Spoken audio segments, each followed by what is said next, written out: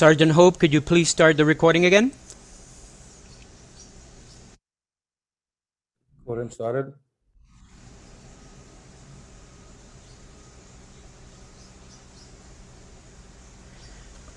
Okay, once again, so I'd like to apologize for... Sergeant Hope, could you please start the recording again?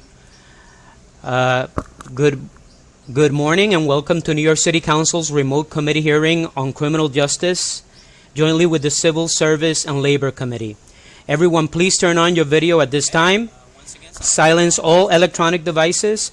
All written testimony can be submitted to testimony@council.nyc.gov. Thank you. Chairman, we're ready to begin. Thank you. Good morning, everyone. Thank you for being here today. We have a lot of... Good morning, everyone, and thank you for being here. I'm City Council Member Keith Powers, Chair of the Criminal Justice Committee here in the City Council. I want to thank so many people for joining us today for a joint oversight hearing on the condition of our city's jails. We are joined here today by Chair Danique Miller, who is Chair of the Committee on Civil Service and Labor, and many colleagues. Yes, I apologize, but I'm the one starting the meeting, so...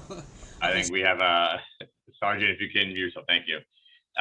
And we are joined by many folks here today. I want to just acknowledge a number of my colleagues who are here for both committees.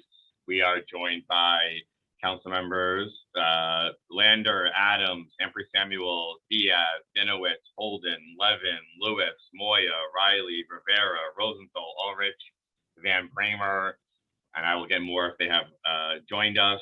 We're also joined by our public advocate. We're also joined by our district attorney from the Bronx, Darcel Clark.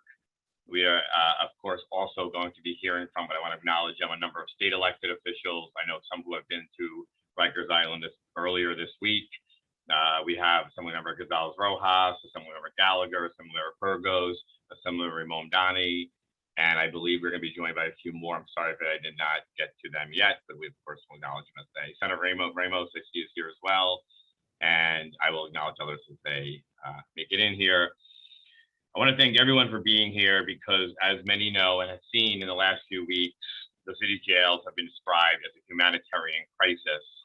We have seen the condition of our city's jails deteriorate over the last several months to the point where it's no longer a safe environment for those in custody or those who work in the jails. We've had one staffer come forward recently to sound the alarm on the collapse of basic jail operations. But if you look at the numbers, you can see it very clearly. Situations that were already problematic are going up drastically. We have assaults are up, both on staff and on those in custody.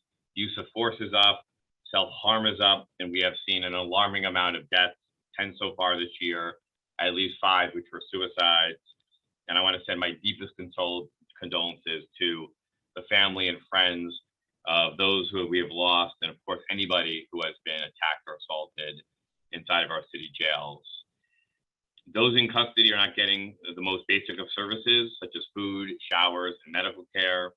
And I want to be quite clear, and I want this to be on the record and clear, that we cannot long let things continue to spiral out of control. And this hearing, and this is a moment we are sounding the alarm about the state of our city jails. We are calling this hearing to highlight those conditions, to hear from the administration on their plans, some which they have announced yesterday, but to think short and long term about how to get out of the situation, to advocate for better solutions, and to end this downward spiral that we have seen over the last year and a half. One major issue is that DOC has been grappling with is a severe staffing shortage, despite having one of the most robust staff to detainee ratios in the nation. We have seen staff calling in record numbers, or some simply not showing up at all. We also, of course, then see folks working double and triple shifts. That means often working 24 hours without food, water, or bathroom breaks. And I have to be the first, as we all know, it's unacceptable for somebody to be expected to work a triple shift inside of our city jails. We've heard about housing units going completely unstaffed. All these scenarios create life-threatening conditions for those in custody and for those in custody and the staff working there. We are going to be hearing today from DOC, and I see we're also joined by our first deputy mayor, Dean Fullahan. about the specific initiatives undertaken so far to address this crisis, the mayor's plan that he announced yesterday, and what steps they will be taking. We'll also ask what immediate steps need to be taken to prevent any more harm to people working inside of our jails and people in custody. And I just want to, this isn't in my script, but I just want to say one additional item, which is that whether you are in custody, whether you are working there, if you're a doctor, if you're wearing a uniform, this crisis affects everyone. Everybody should be concerned about this. I know there's lots of folks here who are persuaded by different arguments or different politics in this Zoom here right now, but what we are facing is a crisis, and anybody who's in custody, anybody who's going to work there is facing the same safety and security issues at this particular moment. I think the administration could be doing more to look at 6A releases and other ways to lower the population there. They're, of course, taking steps to correct some of the staffing issues. We're going to discuss all those issues today, but I'm very appreciative of everybody who's taking time here today. We have over 100 panelists today. So I want to say thank you to them. And I just one programming note that we are going to hear from a lot of folks today. So we are going to be very strict with timing.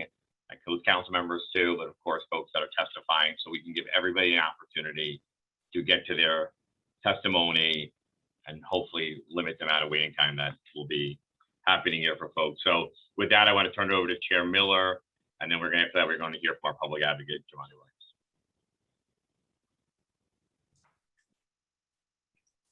Good morning, and thank you, Mr. Chair. Good morning, I'm Councilmember Adenique Miller, and I'm the Chair of the Committee on Civil Service and Labor. I'd like to thank everyone who is joining us this morning and those who are participating in today's hearing. Thank you, Chair Powers, for your insight and your leadership and your sincere commitment to a safer and more productive and humane jails. And thank you for having this Committee on Civil Service and Labor and allowing us to join you this morning and bring a voice from labor and a broader to address the broader holistically those impacts that we've seen over the past few months on Rikers Island. I'd like to thank the members of the Committee on Civil Service and Labor that have joined us today, all of which are in attendance today, and which shows how just very important this is. But let me be clear that the current state of city jails is unacceptable and it must be addressed. This is complex and it is multifaceted, and labor relations are no doubt a component. As this City Council delves into today's testimony, I want to ensure that the work that we do is grounded in facts and the questions are grounded in facts. First, both incarcerated folk and corrections officers and other employees of DOC are entrapped by these conditions on Rikers Island. Solutions require investment in both parties because the safety and the well-being are codependent. Commissioner Schiraldi, in a recent briefing to the Black, Latino, Asian Caucus, offered a compelling antidote about surprise and camaraderie between and cooperation between the COs and the incarcerated individuals. It is important that we do not accept a reductive, skewed understanding of this dynamic of the two, difficult as it may be. Secondly, we must ensure that we are asking proper questions about the workplace safety and standards as it relates to delivery of services. It is imperative that the council receives clarity and of definition so that we can accurately understand the context and the scale of the problem. Third, as the Chair of Civil Service and Labor, I must emphasize collective bargaining. I represent the 27th Council District, which has the largest population of municipal employees in the city. As a former municipal employee myself, we recognize, and I think that we are all in agreement that this system is broken and has to be fixed. But the workplace conditions are also broken. Scheduled to testify today is organized labor representing not just the corrections officers, but civilian employees and also captains who work to support the capacity alongside incarcerated individuals. We can all agree that double and triple shifts without meal breaks is inhumane. Some COs exhausted after 24-hour shifts have gotten into their cars and had crashes while driving home. Others have resorted to sleeping in their cars until their next shift. As the pandemic continues to rage, 9 have died and over 1,400 have been infected. Given the correctional officers are a majority of people of color and women, I would be remiss if I did not mention the disturbing trends of sexual assault, harassment against female corrections officers. Such a tremendous physical and psychological toll, whether it be from sleep deprivation, lack of nutrition, or threats of safety, will inevitably affect the availability of officers. Our civil service system is rooted in the promise of merit and fitness. We must ask, what effect are these terrible conditions having on the delivery of services, namely the abilities of the corrections officers to oversee the service of the incarcerated folks in a seamless and humane way. When workers are forced to work double and triple shifts without consideration for workplace standards, seniority, compensation, we undermine the workplace and break the promise of civil service. How does this impact the ability of Corrections Department to manage its workforce and provide services? Questions that must be asked. At today's hearing, the committee are eager to hear DOC's plan to remedy the crisis conditions in city's jails. Among them, things the committees want to hear are greater detail about DOC's plan to address staffing crisis, as well as the time frame for which these changes will be implemented and the resources that have been identified to move forward with this plan.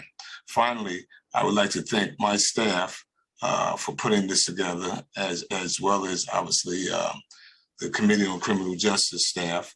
And I am thankful for the opportunity to co-host this afternoon. Once again, thank you to my chair. And I will turn it over to my co-host and then back to the public advocate. Thank you. Thank you, Chair Miller. Thank you and your committee for being here as well today with so many labor issues that these agencies are facing right now. We're going to hear now and call up our public advocate, Jimani Williams, to give an opening statement. Thank you so much. As mentioned, my name is Jimani Williams. I'm a public advocate for the city of New York. Thank you, Chair Powers and Miller, both for holding this hearing, and Chair Powers for always highlighting the issues that have been going on here, and Chair Miller for always highlighting the issues that have to do with labor. 2 days ago, I was one of the elected officials, some of whom you will hear from today, to tour Rikers Island, and honestly, no words can describe the inhumane conditions, the trauma and pain that I saw. I visited there this past May. It was bad then. The precipitous drop-off to the humanitarian crisis that I saw is simply stunning, especially for a city that prides itself on how it tries to do its best for New Yorkers, how that city can literally leave detained people along with vulnerable staff to fend for themselves in an environment that seems created to breed violent situations. These conditions are so bad that I thought there would be an Attica-style uprising. I'm surprised there hasn't been. And in fact, it seemed that one might happen while we were there. I don't think anybody there, working or housed, feels or is safe. And based on what I saw and what we saw, I can understand why people feel that way. We have people detained for some of the smallest of infractions. People are detained for very long periods for something like a fist fight, something simple as technical parole violations, and made to sit across from garbage, rotten food, feces, urine, people using shared bags as toilets with limited access to water, showers, or meals. People on Rikers Island are not afforded recreational time to get fresh air, much less access to phones or transportation to take them to their court dates. Everybody on the island is on edge. There are people who have made weapons for self-defense or protection. One of those weapons fell out of someone's pockets while we were touring. That person had to be apprehended. We've seen people with swollen hands who reported that they had fractured arms, who denied medical attention, spoke to someone who was living with HIV, said that they were denied their medication for at least 7 days. There were multiple people with mental health issues that did not have their medications well. We saw one trans prisoner who was moved from the women's housing unit to the men's and was suffering tremendously. People were seen lying on the concrete. We heard stories of people going hours without food unless they begged for it. We were treating those with mental health conditions who probably shouldn't be there in the first place. We saw several people who were housed in showers. Some of the showers had the ability to lay down, some didn't. We saw two people who were in those showers that could not sit or stand, or lay down. I was told one was there for a few days. He was naked. I was not sure if it was urine or water that was dripping from him as he stared off into space. They were standing there alone. We failed correction officers as well, who was mentioned have been working triple shifts. I have officers who have told me they have worked quadruple shifts, and they are facing other conditions that have only eroded morale.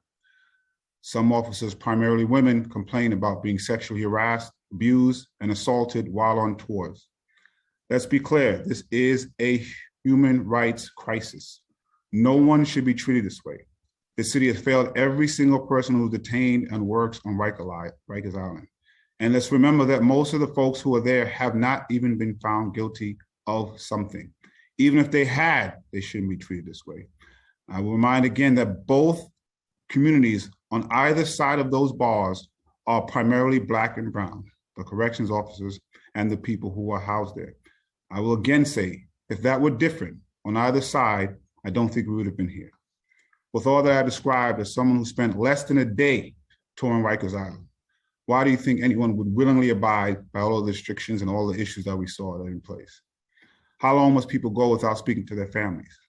I spent a few hours calling the people that I was able to get their numbers to let their loved ones know that they were at least physically, for the moment, okay. How long must people go without meals? How do they not have a demand to demand this numerous times? How long must people feel that they are constantly susceptible to violence, sometimes with no recourse? Let us be clear, this administration was warned for months that this would happen, and for years that this is where we were heading. This administration has known for months of the problems correction officers experienced and seemed to wait until we got here.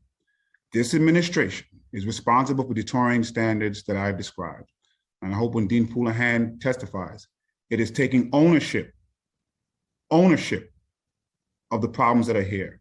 I will say we all have to take some ownership for not listening to the cries of both COBA and the people who are advocating for folks who are housed there. But number one in that would be this mayor and this administration. The families of Layleen Polanco, Khalif Browder, Isaias Johnson, Brandon Rodriguez, and so many others have told us time and time again that the city failed their loved ones, and this continues to happen. 5 people on Rikers Island have died by suicide over the last 9 months, and astoundingly, from April to June of this year, the Department of Corrections recorded 539 incidents of incarcerated people hurting themselves, pushing the rate up to 95 such incidents every 1,000 detainees, the highest in the last 5 years. There have been multiple incidents of correction officers being hurt very badly. Further, poor staff management and old administration policies have only led to the detriment of detained individuals and corrections officers. The health and the wellness of incarcerated people cannot be fully actualized when there are missed appointments, little to no recreation time, and physical and sexual violence pervasive within these jails. Last week, my colleagues and I met with DOC Commissioner Shirali to discuss how all actors can play a part in rehumanizing everyone who lives and works on Rikers Island. The proposed improvements are needed and overdue, and they're a great midterm plan, but we must do more right now while we work to close Rikers Island once and for all. Everyone, and I mean everyone, elected officials, district attorneys, judges, the mayor and the governor must act right now. It's time to move beyond myths and blaming, like bail reform is the cause of increasing crime. Judges must be trained and learn how to administer the new bail laws. Judges must schedule more cases on the daily court calendar and accept more writs of release. I know people are afraid of coming back to work. That includes some of the judges, but we cannot continue to protect them and have their concerns heard while the rest of the city suffers because of it. It is time, judges, to come back to work and start hearing these cases and calendaring them. The governor must sign the Less is More Act and release everyone on technical parole immediately. We must ensure the supervised release of women and people who are on low-level offenses and continue to shut Rikers once and for all. We can all work together, and we absolutely must. I look forward to hearing all the steps DOC has in place to urgently improve the conditions of the island and what steps DOC has already taken to alleviate these conditions. DOC must also make good faith efforts to show staff that they are concerned about their security, and the staff must return to work. I do understand that over a term, it is difficult to go to Rikers as many times as people may say you should. But to the mayor, over the past year, I have to say it is appalling that after all of the things that you have heard, after reports from a federal monitor, after reports of what we say we heard, there's still a refusal to visit Rikers Island. You must see for yourself what is happening. And I call on the governor to do the same. Until we can figure this out, we must remember that everyone on Rikers Island deserves to be treated with dignity and respect. Thank you, Chair Powers and Miller, for this time. Thank you to the public advocate for your words, and I agree with so much of what you just said, including, I think, a duty for all of us to be at Rikers Island to see those conditions and to witness it personally. I want to just put, before we hear from testimony from the administration, I want to just have our City Council's committee get up to do some of the protocols and swearing in of folks here from the administration. Thank you. I'm Agatha Mavropoulos, counsel to the City Council's Committee on Criminal Justice. Before we begin, I want to remind everyone that you will be on mute until you are called on to testify. When it is your turn to testify, you will receive a prompt to unmute. Please listen for your name to be called, as I will periodically announce who the next panelists will be. We will first hear testimony from the first deputy mayor and the Department of Correction, followed by a period of question and answer from the committee members to the administration. We will then hear testimony from members of the Board of Correction, followed by a period of question and answer from committee members. After that, we will hear from the Bronx District Attorney, followed by a period of question and answer from the committee members. We will then hear from various elected officials, representatives from relevant unions, and the public. During the hearing, if council members would like to ask a question, please use the Zoom raise hand function, and I will call on you in the order. Committee members will be limited to 2 minutes, including responses. I will now administer the oath to all members of the administration. After I say the oath, please wait for me to call your name and respond one by one. Please raise your right hand. Do you affirm to tell the truth, the whole truth, and nothing but the truth before these committees and to respond honestly to council member questions? First Deputy Mayor Dean Fulihan.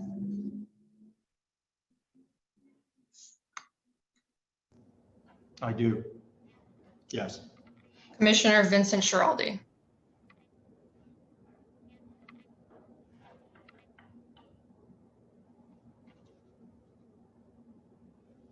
I do. Thank you. First Deputy Commissioner Stanley Richards.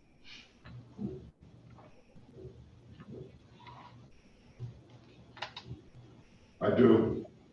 Thank you. Chief of Department Kenneth Stukes. I do. Chief of Staff Dana Wax. I do. Deputy General Counsel Melissa Gilliam.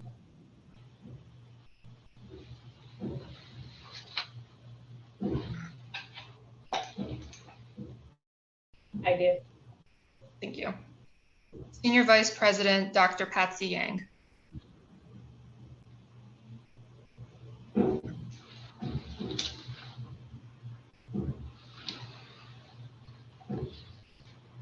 you find out which council member was?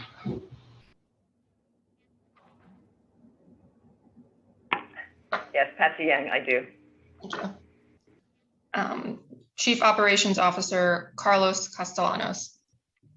I do. Director Jeanette Merrill. I do. Director Marcos Soler. So there's 3.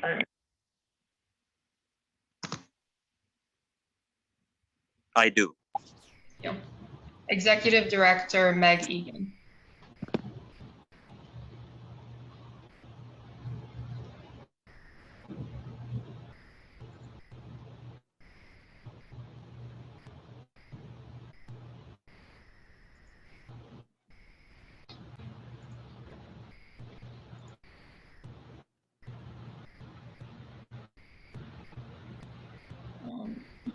Not hearing from Meg Egan. I Board think member, she just left and she's on the next panel, so I think, right, she's in the panel after this one anyway. okay. Oh, found her. Sorry, excuse me, I was not unmuted. Thank you. And board member, Dr. Robert Cohen.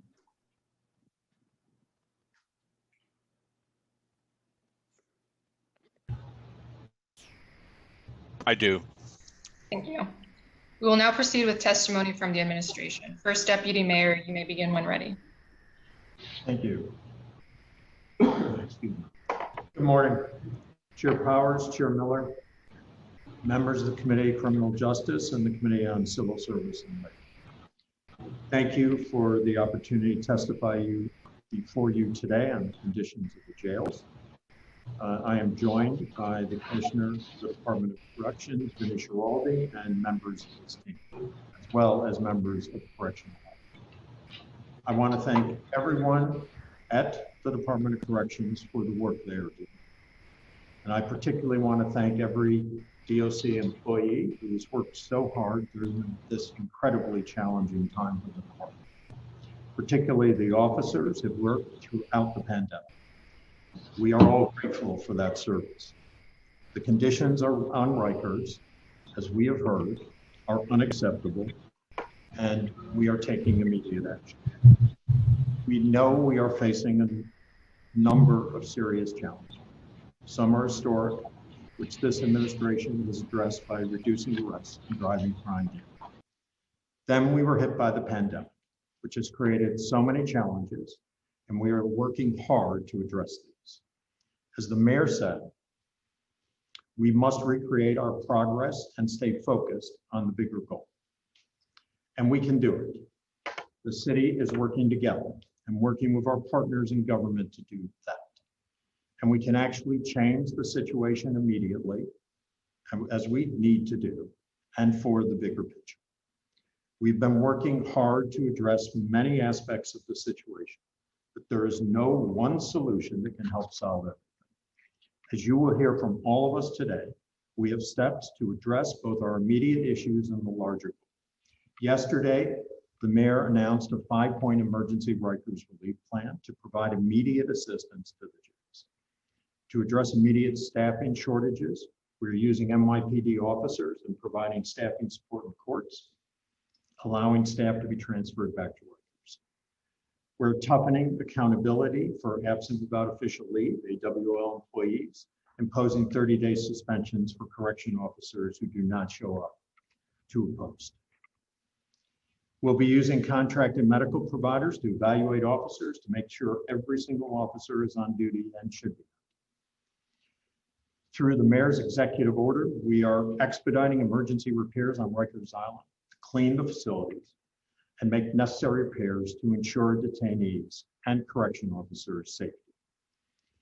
Finally, we are opening 2 new clinic spaces at the recommendation of Correctional Health to ensure that all detainees are processed in under 24 hours.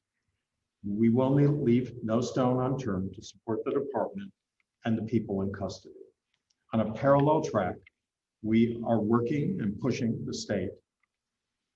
The first and most immediate step must be the signing of the Less is More Act into law. We are encouraged by conversations with the governor and lieutenant governor and are hopeful and appreciate the willingness to be active partners in the process. We are working with the state to speed up transfer of the sentences to state custody. Additionally, there are over 1,500 people who have been at Rikers awaiting trial for over a year. And we need the entire criminal justice system to speed up these cases immediately. We are calling on judges also to use supervised release for nonviolent offenders instead of using pretrial detention in the city jails. New York City led the way in ending mass incarceration. We drove incarceration rates to the lowest level it had been since the 1940s while keeping crime at record lows. We have an immense challenge ahead, but we cannot lose sight of our first and foremost goal of getting off Rikers Island permanently and creating a correctional system that is fundamentally smaller, safer, and fairer. With that, I'm going to turn it over to Commissioner Schiraldi and then happy to answer your questions today. Thank you.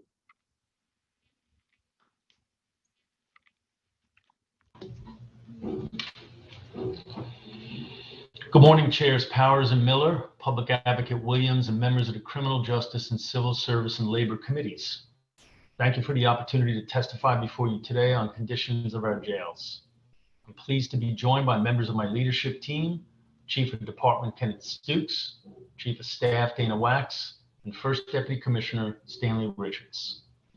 In my first 3 months as Commissioner, I've been impressed by the dedication of my staff, especially the officers who continue to come to work despite the incredible challenges we're facing that many of you have outlined. Because so much has been said and will be said during the course of this hearing about officers AWOLing and calling in sick, I'd like to mention that during the depths of this pandemic, there were 403 officers who didn't miss a single day of work.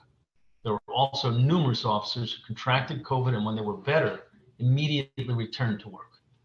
These officers are my heroes. I don't think anyone says that enough. They're right out there on the front lines, confronting some of our city's most dire social problems and caring for our most vulnerable citizens. And I can't say enough about how proud I am of the officers who come back day in and day out, despite some really grueling conditions. So I'm here today to tell you all what is happening in the jails and what we need to do to make it better. I'm also here to make a promise to my staff that I'm going to do everything I can to make it safer for them to come to work every day, and to go home to their families safe and sound. I'm proud of the plan we've put together, working jointly with City Hall, but I'm absolutely not satisfied with conditions in our jails. And I'm not going to be satisfied until we get the violence in our jails down and make our jails a better place to work and to be incarcerated. My standard of care is for our jails to be a place where I'd feel good about my son or daughter working there, or feel that if my son or daughter were incarcerated there, they'd be happy and I could sleep easy. We're not there yet, but that's my goal, and I think any other standard's unacceptable. The three primary issues facing the department right now are safety, adequate staffing, and population reduction. These three issues are, of course, intimately interconnected. First, I'll talk about staffing.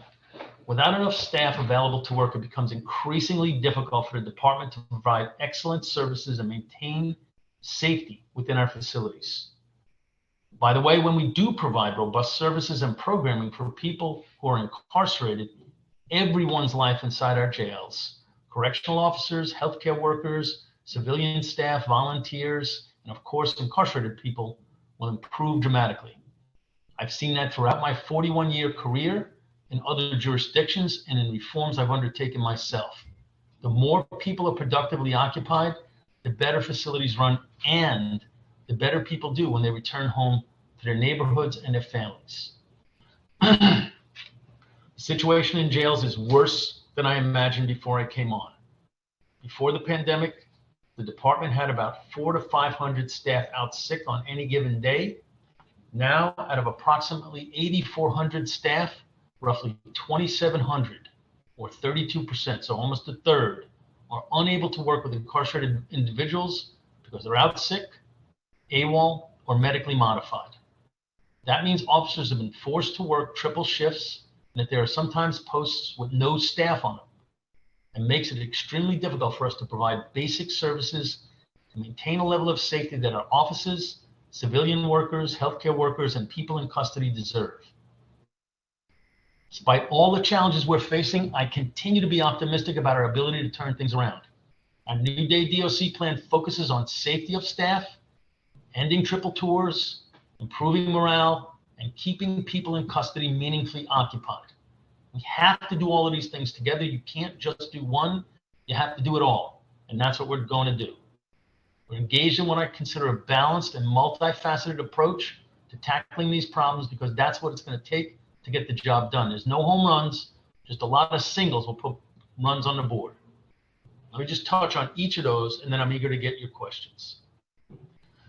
First, staffing. In terms of resolving our staffing issues, in addition to the previous 400 new staff City Hall committed to hiring before I started, we now plan on hiring an additional 200 increasing our commitment to a total of 600 new correction officers to fill in the gaps in our ranks and contribute to the overall safety of our facilities.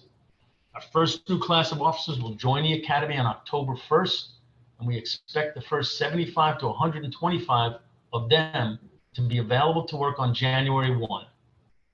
On top of these new 600 officers, we're also making efforts to bring back DOC staff in good standing who have retired or resigned within the last 4 years.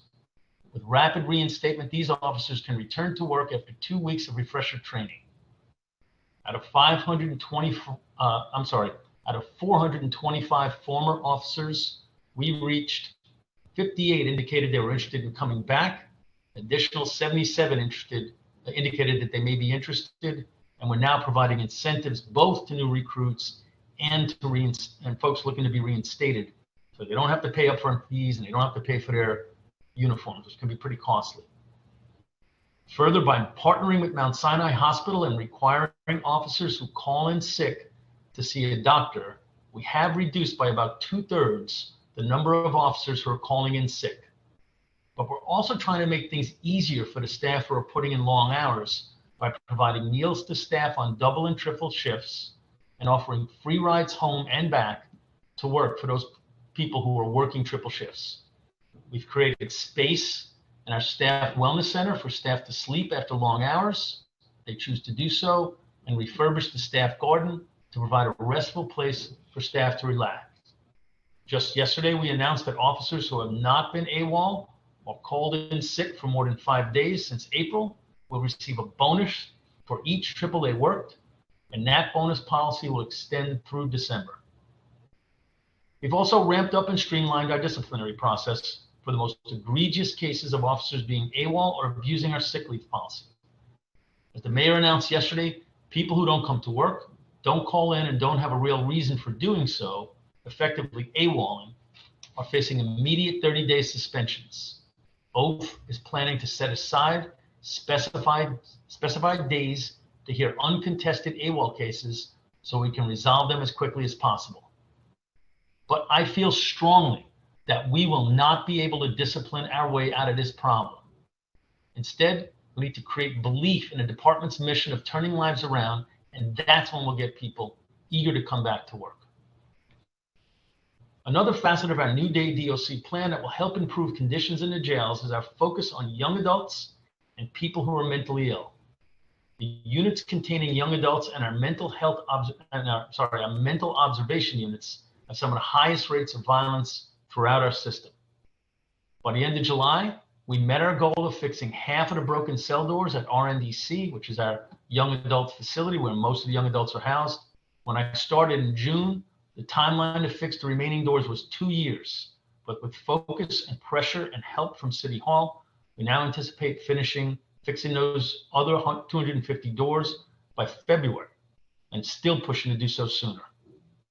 We're also working strategically to safely reorganize housing across the department in order to minimize conflict and reduce the presence of gang activity. It's been a big issue in our discussions with our labor unions. Yesterday, for example, we began the first in a 6-week series of gang interventions with credible messengers from King of Kings and Exodus, with some of the key gang-affiliated youth in custody as part of our efforts to quell gang activity and increase the peace.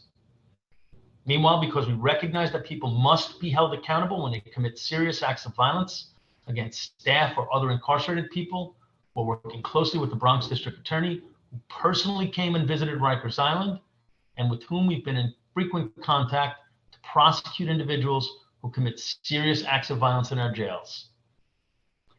However, we also understand that when conditions in our facilities improve, incarcerated individuals' morale improves, their behavior improves, and violence decreases. Primary focus of New Day DOC is increasing programming, and there are a few reasons for that. First, it's just the right thing to do. You should not deprive people of their liberty and force them to sit around idly. Pure and simple, even if it did nothing else. But second, most of the people who enter our custody are going right back to their communities. It's our duty to ensure that they're better off when they come out than when they came in.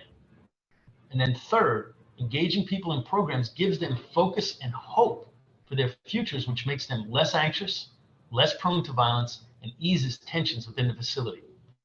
And as I said earlier, that makes our staff and everyone else in our custody and everyone else who comes into our jails safer. In addition to bringing back to work and targeting the root causes of violence in the jails, we need to reduce the number of people in custody.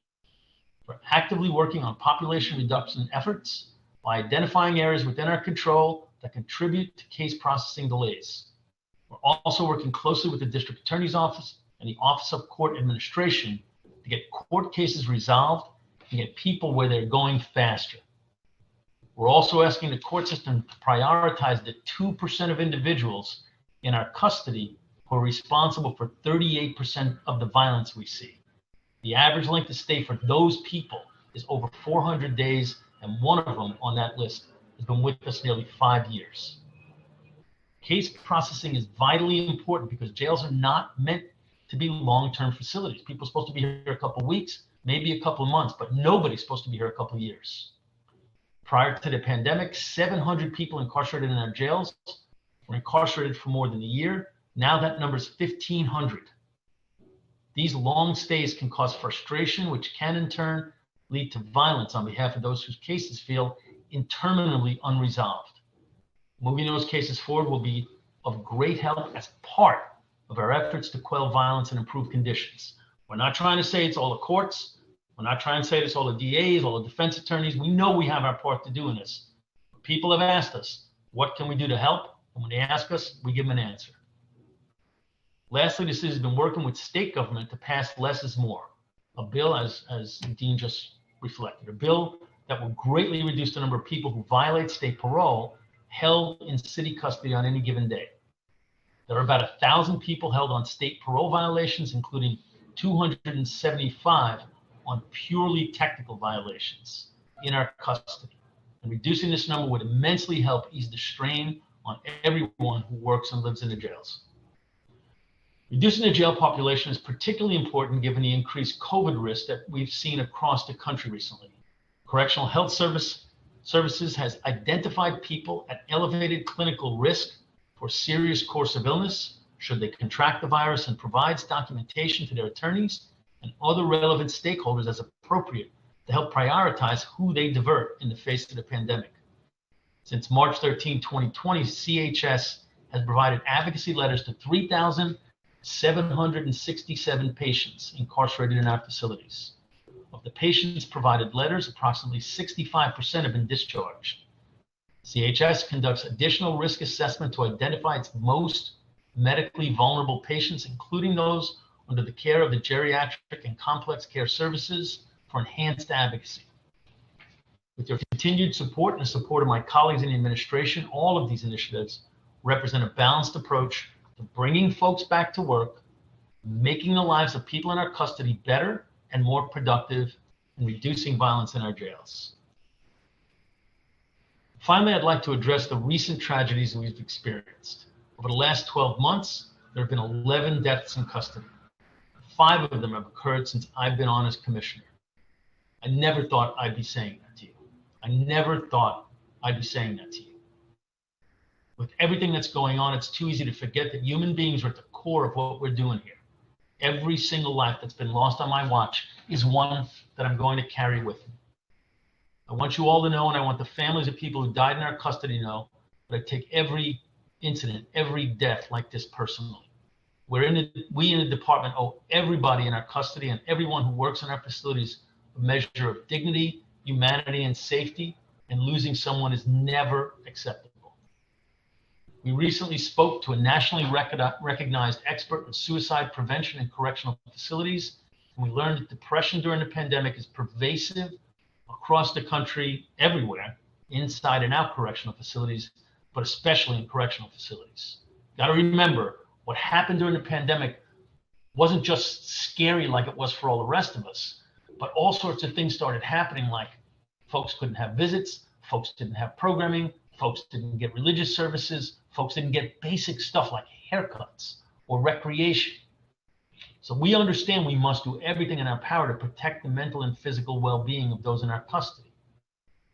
The department recently updated its suicide and self-harm prevention policies to better reflect industry standards and move staff with crucial information regarding suicide factors, the identification of people at risk, and procedures for intervention and responses to threats or acts by people of concern.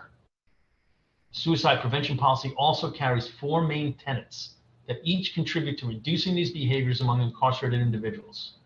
We want to change the perception regarding self-injury. All self-harm actions must be taken seriously. Officers are prohibited from any discussion of quote-unquote manipulative gestures. They're prohibited from having that conversation, and they're required to document what they see in terms of self-injurious behavior. We cannot pretend we're clinicians. We are not. The requirement of one-to-one supervision for suicide watch has been clearly established. We have reinforced the guidance of officers on immediate steps to take if they observe an individual engaged in self-harm. In addition to relying on correction officers to help prevent suicides, we're also restarting the use of observation aids in housing units, which ceased during the pandemic and during the time when so many people committed suicide. These are people in custody who have been trained to identify warning signs in others' behavior and immediately report such behavior to housing unit officers. Underscoring all of these efforts is a robust training plan for staff, which we're ramping up as we bring staff back to work. Finally, the problems we're facing are due to neglect spanning several decades. And as I have said before, I can't fix these problems on my own. Me and my staff can't fix them on our own. No DOC commissioner can. But I strongly believe that the city of New York can fix this. I need the support of every elected official in the city to take whatever measures are necessary to help us fix these problems. The fact that the first deputy mayor is here today with us says a lot about the commitment the city's making to getting the job done. So despite everything, I'm optimistic we can still get there. The department remains committed to ensuring the safety of our staff and everyone incarcerated in our facilities. However, like a lot of you, I'm not satisfied where we are right now. We have much more to do, but we have a plan, and with your help, our plan is going to work. I'm asking you to keep supporting us in what we're doing, and also to keep the spotlight on what's going on in our jails. Keep holding us accountable, because that forces us to keep getting better. That's you doing your job to make me better at doing my job, and I appreciate all of it. My colleagues and I are happy to answer any questions you might have.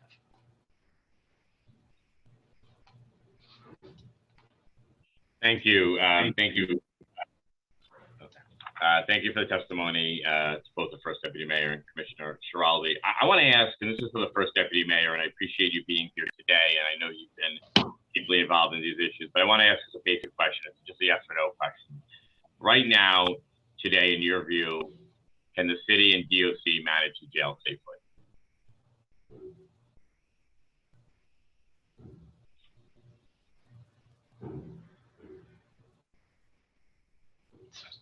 So can somebody unmute the First Deputy Mayor, please? Sorry, can you hear me? We can now, yes. Okay, I apologize. Yes, we can manage this. Everything the commissioner just outlined, which are the acknowledgement of the problems and the serious problems.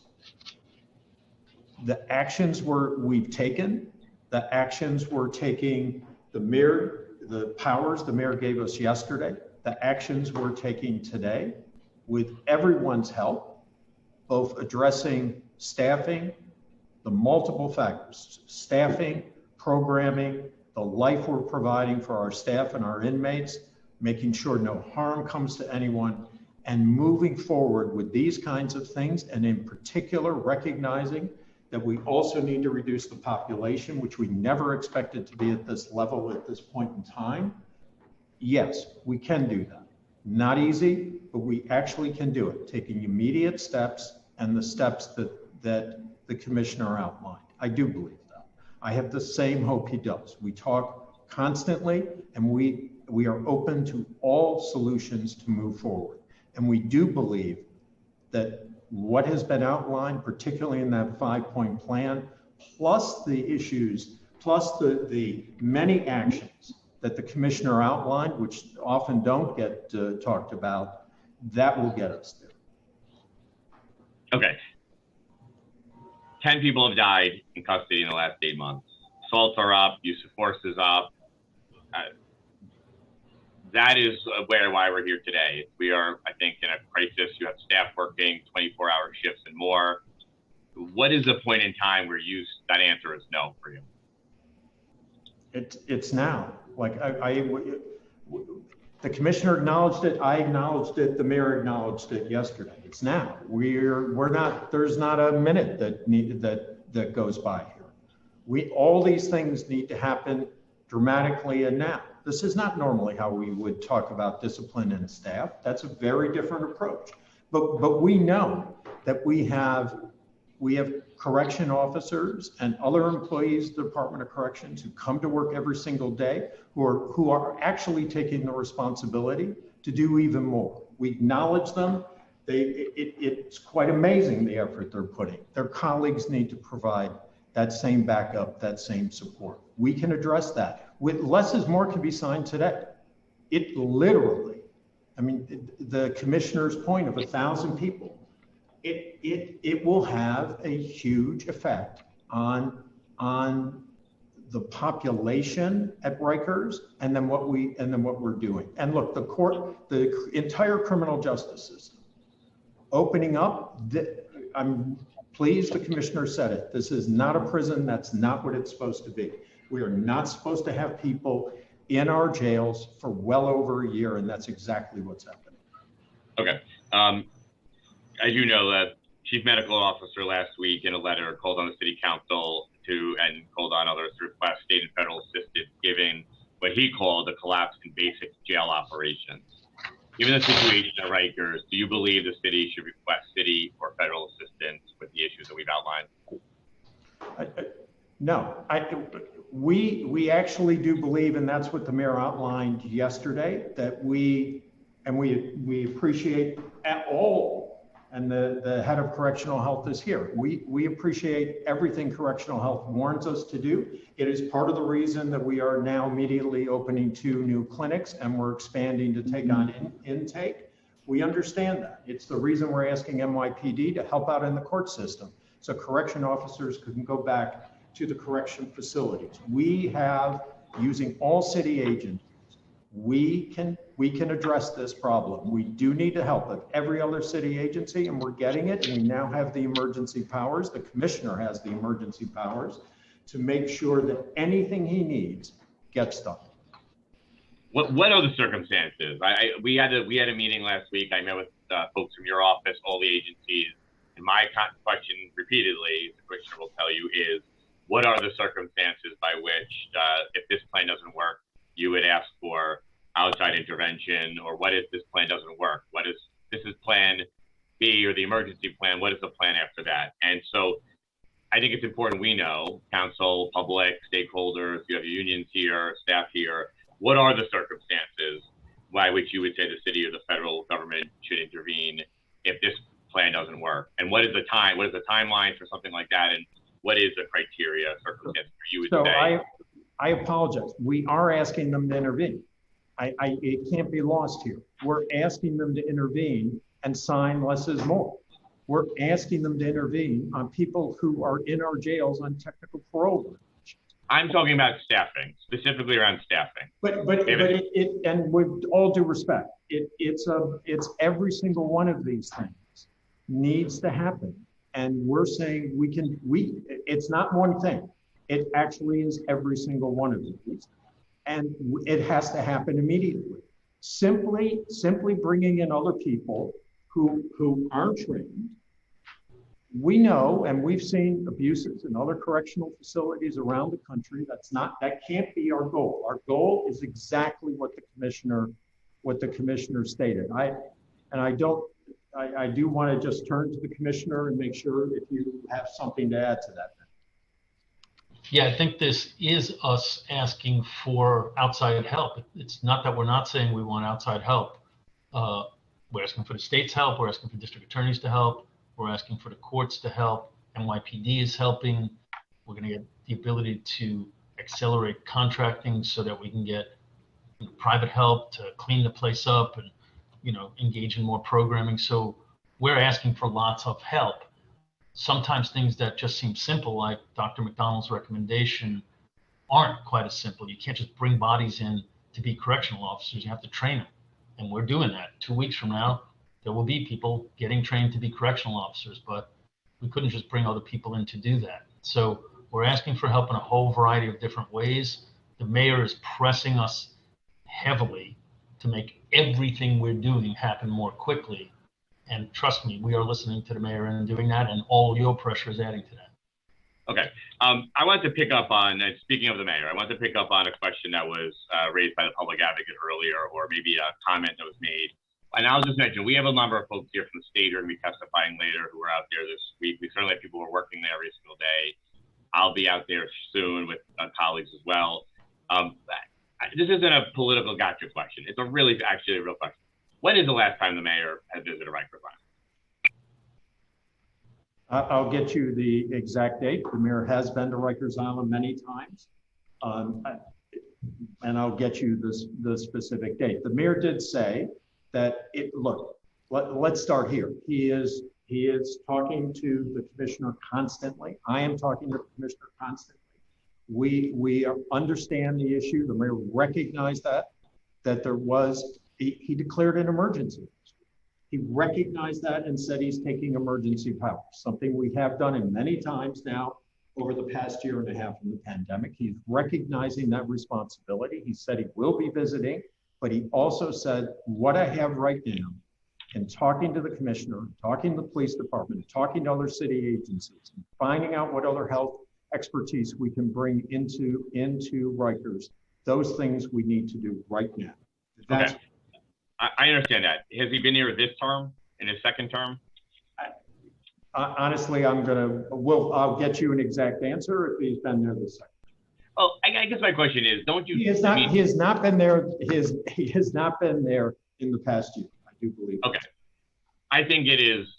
This is the moment for folks to be. I mean, I think you understand my question. I think that understanding the urgency of the moment does maybe include being there on the ground, walking through those things, seeing what staff is going through, seeing what the conditions are in the units, seeing what people are going through. The basic sort of seeing it can be extremely helpful to having anybody understand it. I'm not trying to score cheap political points, making that point. I'm making a factual point, which is I think folks going there, going to intake, which we know is a problem right now, seeing the problems around staffing, seeing potentially unstaffed units, I think is part of that equation. And I do think it's important that he does go there and see it himself. I do want to respond. You know, the commissioner moved his offices onto Rikers Island. It was a major piece. He does tours every other day. He reports constantly. He spent hours last night talking about this with the mayor. The mayor is hearing this firsthand. He's not hearing firsthand. He's not just reading about it. He is hearing directly from somebody we have an immense amount of confidence in, which is the commissioner and the team that the commissioners put together. So the mayor's hearing that absolutely constantly, and he did say he will be visiting, but right now the issue is immediate dramatic action of all aspects of the city government working together to make sure that we address these issues. Okay, I won't harp on that point, but I think you understand what the point I am making is. I want to talk about, we talked a lot about there's kind of sort of crises converging on each other. You have the staffing issues that you are trying to resolve at the same time. The population has gone up. Both the commissioner and yourself in the testimony have talked about the Less is More Act, talked about other measures to help lower the population, to help make it, obviously that helps with the staffing issues and helps with COVID and a number of issues. But there's one that's directly in your power. Those are 6A releases. You had the commissioner during the first wave of the pandemic, the prior commissioner, exercised the power conferred by correctional law 6A to grant work release to people serving jail sentences. That was a meaningful reduction in the jail population to address the COVID crisis and the public health crisis that was being faced at that moment. And considering the current conditions that we're talking about right now, why hasn't, maybe Commissioner Sherrill, do you want to start? Why hasn't the department acted to grant work releases to people who are serving jail sentences? I'll start. And let's remember that when that happened, what you're referring to is also pre-trial release. And there were a significant number at the height of the pandemic. What we are saying, and I don't want to lose track of this, is that there are significant ways to reduce the Rikers population. It's not success. It is actually talking about less is more, and it's getting the court system to function. Those are the places we want to focus on, and that's the effort we want to, that's where we need to put our efforts. Those are immediate, those can happen. The process you talked about actually took a long time. It took weeks and weeks of review involving NYPD and others. What we are saying is we know things that can happen immediately and they need to happen. How many people are in on, how many people would be released based on less is more being signed in our city jail population? Why don't I, we have our director of the mayor's office of criminal justice who will do this more accurately than I will. So if you don't mind, Marcus, would you mind addressing that, please? Hopefully we have him. Yeah, he's here. We'll go on mute him.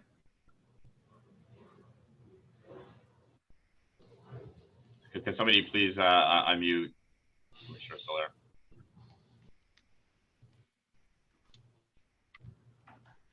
Oh, okay. Thank you so much. No, sorry. We're waiting for the mock J commissioner. Okay. I have a few more questions. I believe I'm on mute now. Sorry, Yeah. they were not letting me unmute. Sorry.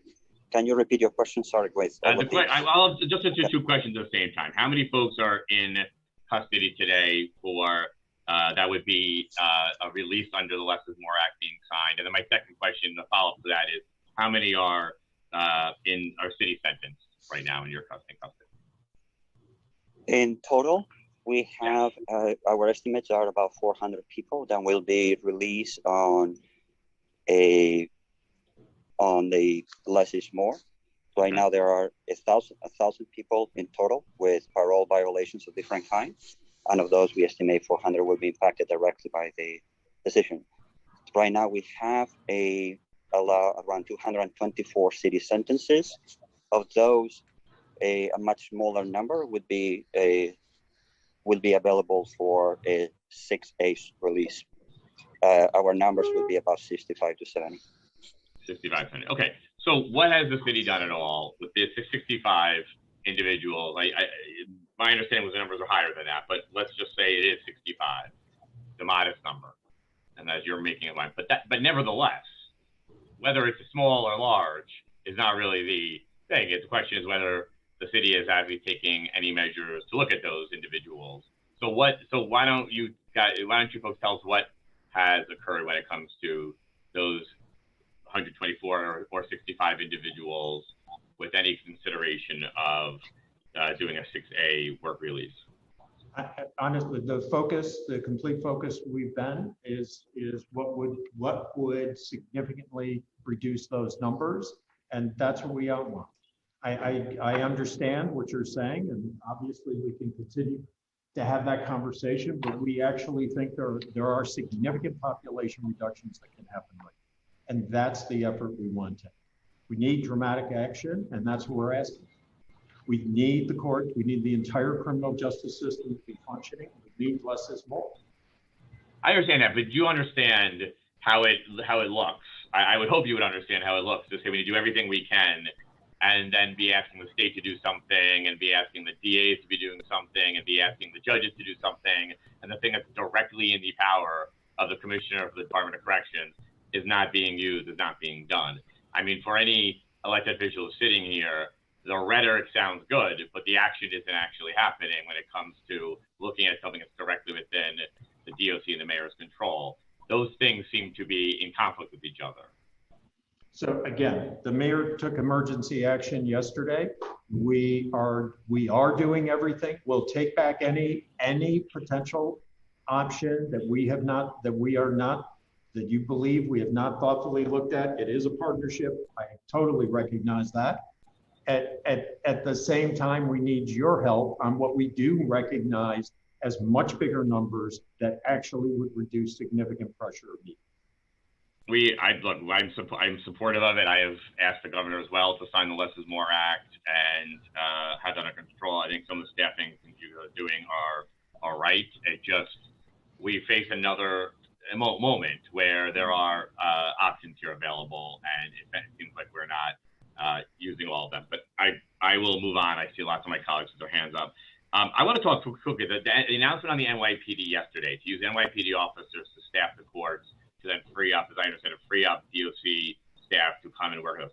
How many staff are we talking about that will make available? How many NYPD staff will be going into the courts to replace DOC staff? So we're working on that right as we speak. I know the NYPD and Department of Corrections are viewing the courts, I believe, as we're speaking right now, but I'll hand it over to the commissioner. Yeah, that's exactly right. I don't know if it's exactly as we're speaking, but the chief of department, Chief Stukes, will be touring with high-ranking NYPD officials to sort of kick the tires on what's going on in our court so they can better assess how many staff we need and how many they can provide. And as soon as we have those numbers, we'll get them to you. But I mean, how many DOC staff are working in the courts today? Different ports have different numbers. It ranges from about 160 to the smaller courts to nearly 300 for the larger courts. Of your staff that are working there? DOC staff at all levels. And you will be replacing all of them with NYPD staff? No. No, we'll be getting a number back from NYPD as to what they can do and what makes sense. I'm not saying we're replacing all of them. Okay, staying on the staffing issue, there have been numerous reports of units within facilities that are understaffed and in some cases completely unstaffed. How many units across all facilities today are unstaffed and how many are understaffed? Too many of both. We will get you the number. Are there units that are unstaffed today? Yes. Do you have an understanding what that number is? No, I'll get it to you. Okay. It's a different number every day. Which facilities are the most understaffed currently? I got to get you all those numbers, but it changes every day depending on how many people AWOL, how many people call in sick. Okay. Is the department tracking the number of officers who are working double and triple shifts? Yes. Can you share us with that number? Again, we'll get them to you, but it's too many. Shouldn't be anybody. It shouldn't be any, and we understand the staffing issues, but obviously, when do we expect to end the triple shifts in jails? Before I answer that question, I wonder if my chief of staff, Dana Wax, has a better answer on the data part of it. And then while she's looking that up, sorry. Good morning, Chair Powers. What I can tell you, and the commissioner is absolutely right. Hey Dana, it's very hard to hear you. You might want to pull that little device a little closer to yourself. Is this better? Yes. Great. Okay, good morning, Chair Powers. The commissioner is absolutely right. We do track this on a daily basis, but per the commissioner's point, we get information about the previous day each new day. So I'm going to give you yesterday's information. And of course, I will follow up with you after today's hearing so that you have today's information as well. Yesterday,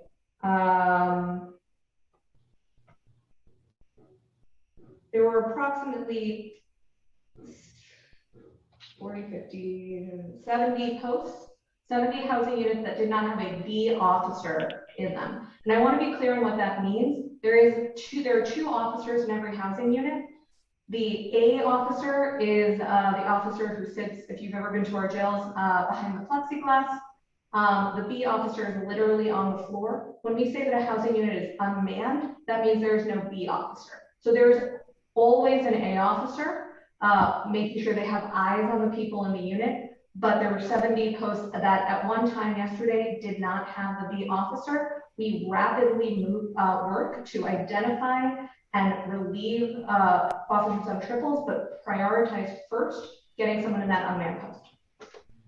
Okay, 70. Okay, and you can share us the other data too. Wow. Okay, I have a lot of questions. I do want to just move it over to Chair Miller and then my colleagues because I know a lot of them are here waiting patiently, and a lot have called me in the last few weeks and visited to talk about it. So I want to go to them. I will just say we're here for urgency. I do think the mayor should go out and visit Rikers Island. I think he should walk inside the facilities. And I think in addition to emergency plan, I really want to thank everyone for their putting out a plan. And I know that Commissioner Schiraldi and his team are working quite hard, First Deputy Mayor's office, and of course all the staff that are there working triples and stuff. But to see it is to understand it better. The 68 releases seems like low-hanging opportunity to help one of your goals here in addition to everything else. I may come back with more questions, but I do want to be respectful of a lot of folks' time who have different questions and concerns. So I'm going to head over to Chair Miller, and then I see we have a lot of folks here with their hands up, and then I'll come back after that to follow my questions. Good morning again. Thank you so much, Chair Powers, and to everyone listening. So I want to focus a little bit about some of the new policies that are being instituted or were announced. Not sure if they're being instituted, and which is part of the line of question as well. And how much of Commissioner Schiraldi and First Deputy Mayor, how much of the new policy has been instituted, and what portion, if any of it, was subject to collective bargaining, and what role did your labor partners play in these new policies? Specifically,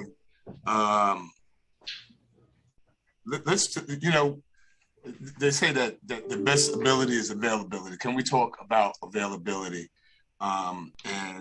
And what we're seeing now, so obviously we have now the advent of double and triple tours, but quite frankly, this is not really a new phenomenon, right? This is something that is going on for a number of years now.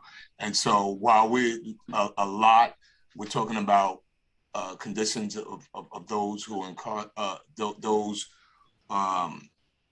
incarcerated, conditions of the correction officers and the rest of the staff there. But could we talk a little bit about the management of the staff and availability? I know that Commissioner, you just came in and there was a turnover, but you've inherited a workforce that quite frankly was in disarray.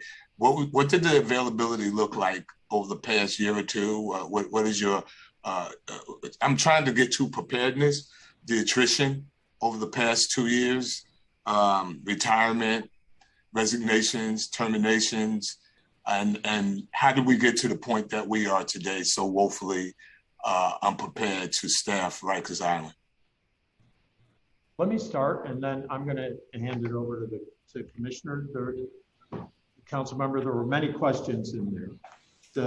We have both, I have, and I know our Office of Labor Relations, our Commissioner of Labor Relations, and Commissioner Schiraldi have regular conversations with the unions about how we address these issues. Doesn't mean we agree all the time, but we've had conversations, some things we agree on. The measures that we took yesterday are not collective bargaining.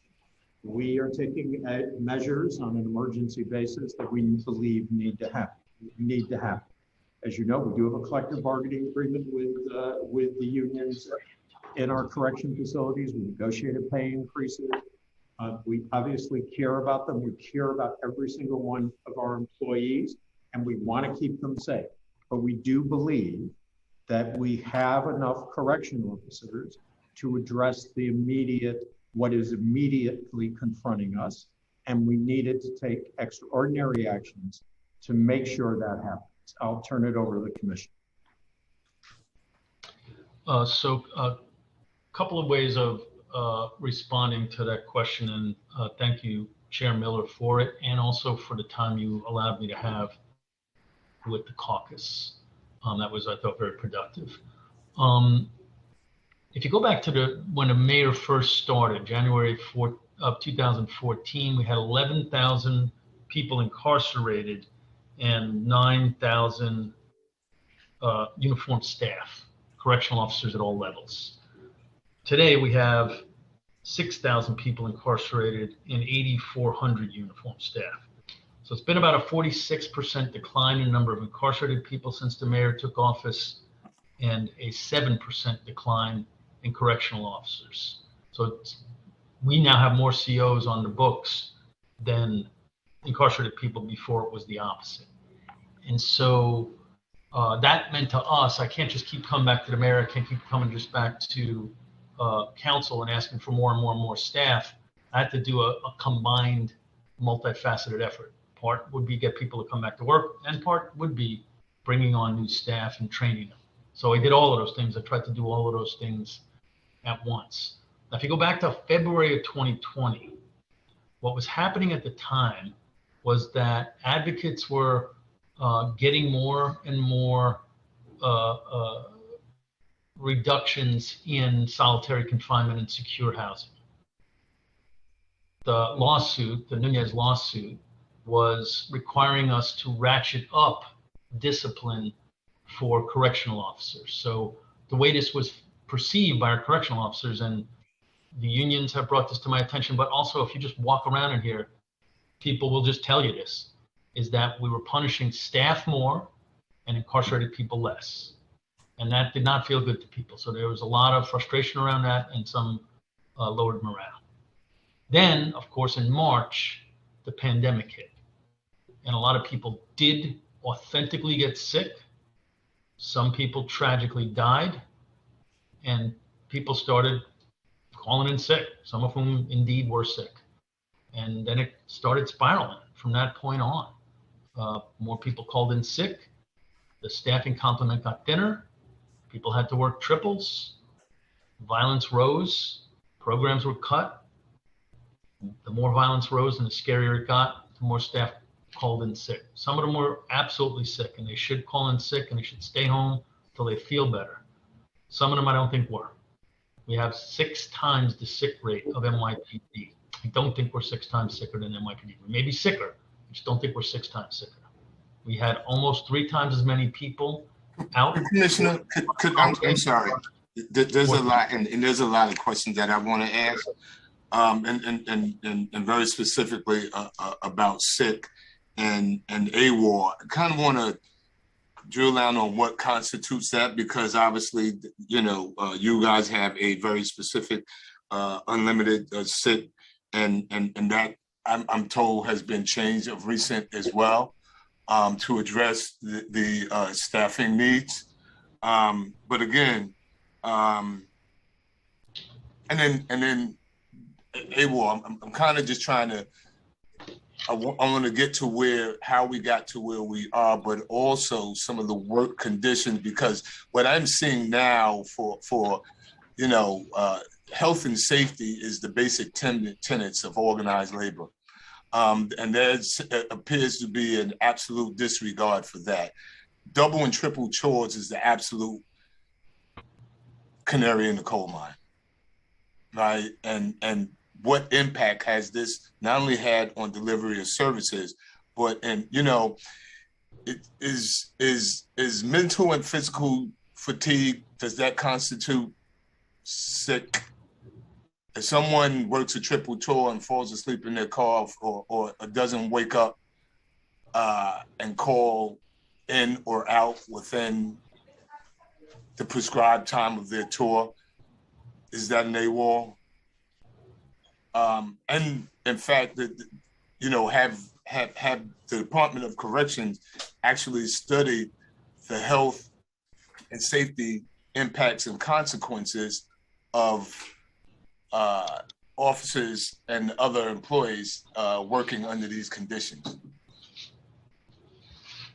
Because we're comparing them to, you know, apples to oranges, the police and other municipal employees.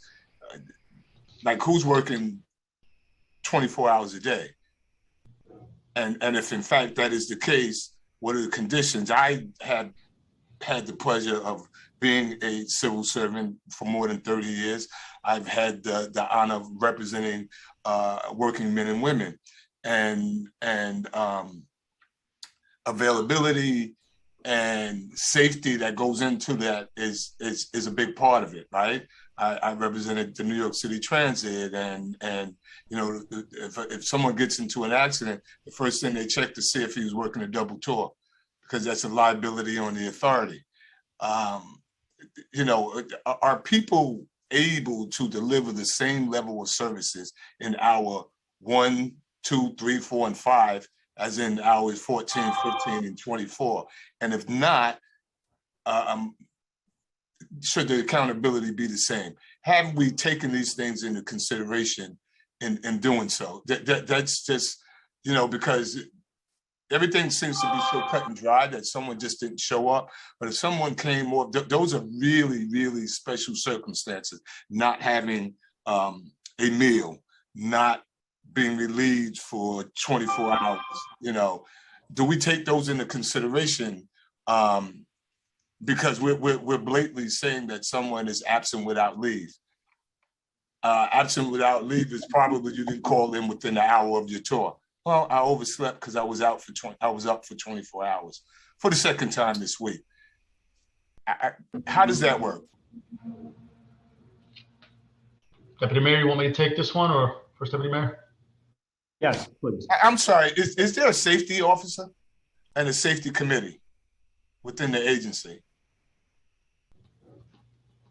Chief Stukes, do you want to handle that question?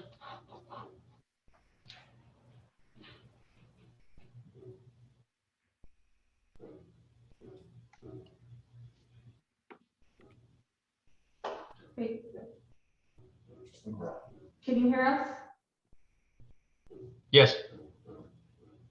Yes, good morning all.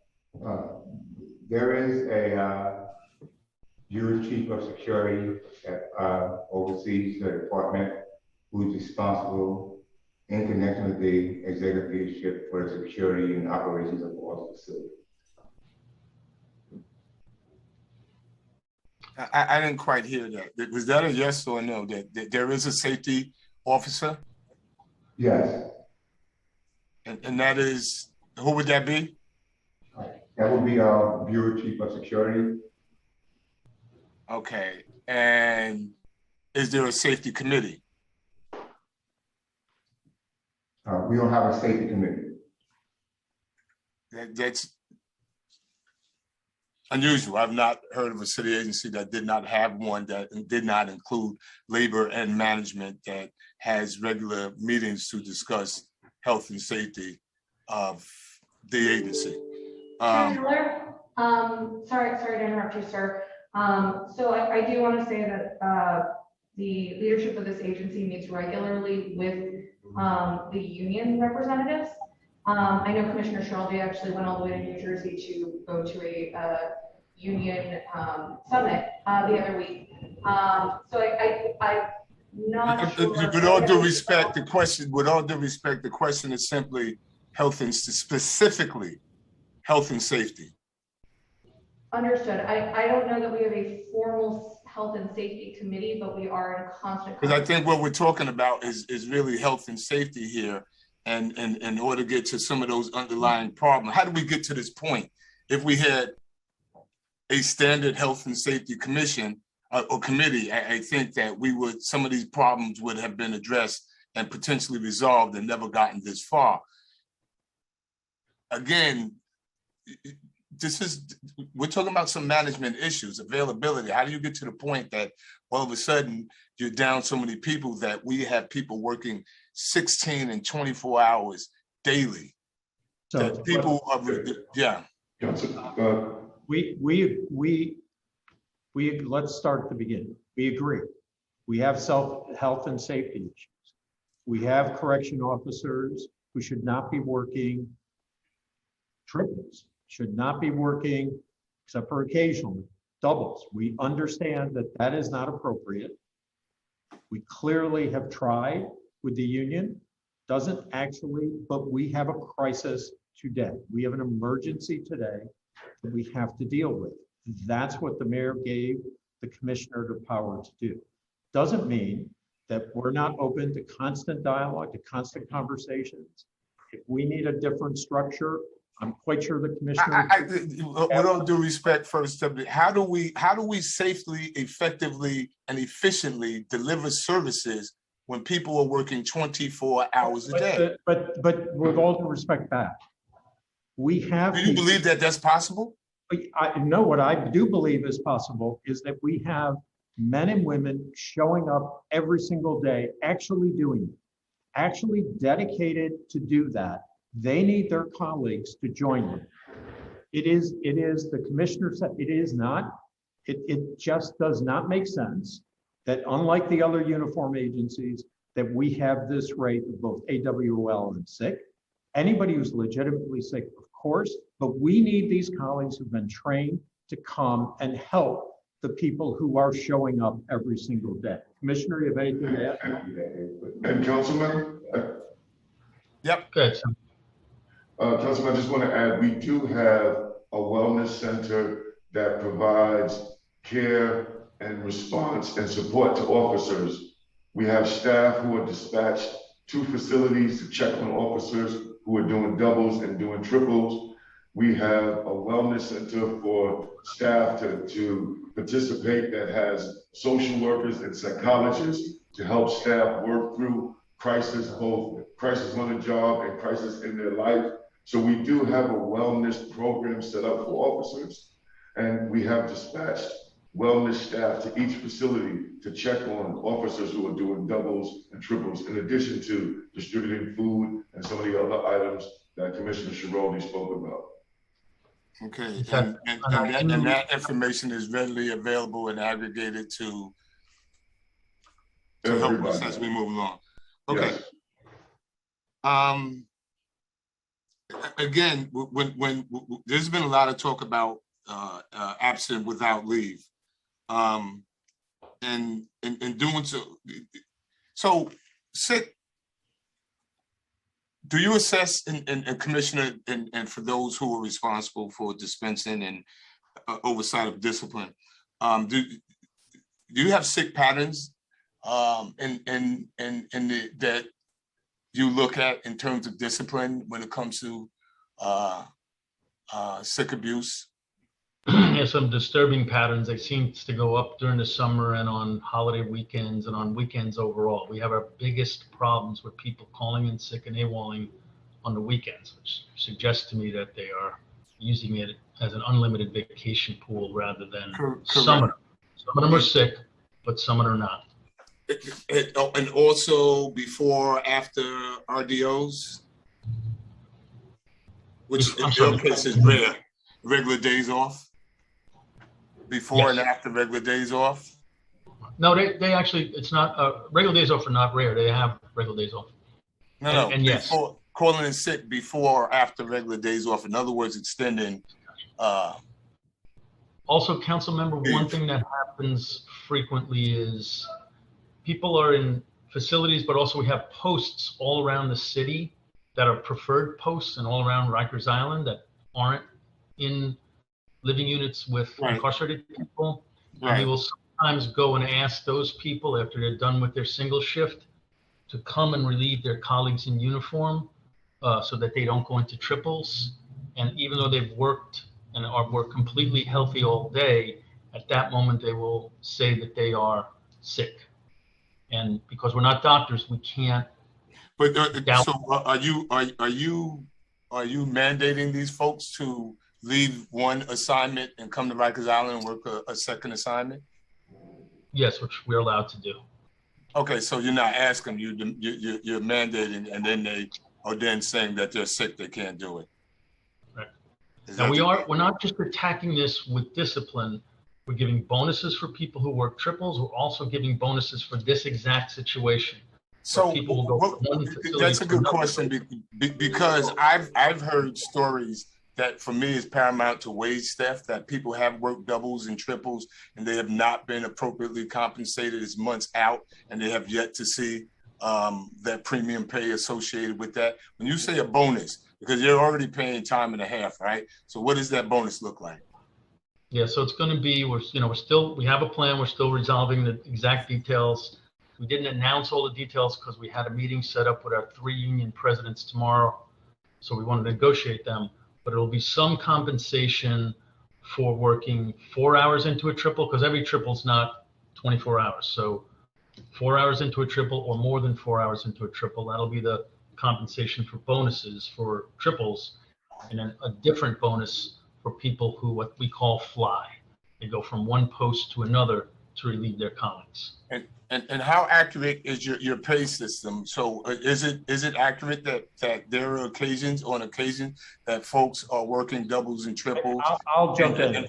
And working through their meal and not being compensated for months? I'll jump in. Every time we have heard this, we have acted through our Office of Labor Relations has actually taken this over and gone through every single case, and we don't believe that's the case. Any time that happens, and I'll speak on behalf of the commissioner and our OLR commissioner who's not here, we will address it immediately. Any name of anybody who that happens to, we will take care of immediately. Of course, we're going to pay. We understand what. So, with all due respect, the first deputy mayor, this is all politics is local. This is really local. Are people getting paid after they work? We believe they are. We believe in a timely fashion. Yes, we believe. My answer is yes. If you know of any case where that's not happening, we will address it. Okay, I have seen grievances. Again, we have gone through these. If we have missed anything, we will make sure that happens. Okay. I want to go back though. Your questions are all appropriate and they're right to ask. And the commissioner and I talk about this every single day. We do care about those people who are showing up every day and that we're asking an extra burden. We are asking everyone to participate in this because we know we have enough staff to address this problem. If we can address the staff problem, if we can reduce the population with the other measures in the emergency actions that the mayor gave the commissioner yesterday, we can actually achieve this immediately. We share your concern. We share your concern about every single one of our workers. So we hate these triples. And studying that, how many people have been AWOL or sick after working a triple? If you document that. I don't have that data. I don't have that data, but I will get it to you. But we hate these triples, and that's why we developed the plan we have to extinguish them. I've looked these folks in the eyes when they're on triples, and it's heartbreaking. And they're hardworking folks. I hate them, and that's why we're trying to do all these different things, not one thing, but a whole bunch of different things. I know sometimes it feels like we're just picking on staff. We are not just picking on staff. We're trying to help them out. We're trying to compensate them properly for when they do this, but we're also trying to extinguish these triples because I hate them. And finally, what was your last scheduled exam prior to the one that's coming up? I think it was 2.5 years ago. I think our last academy was 2.5 years ago. Does anybody, Chief Stooks, do you have a answer to that question?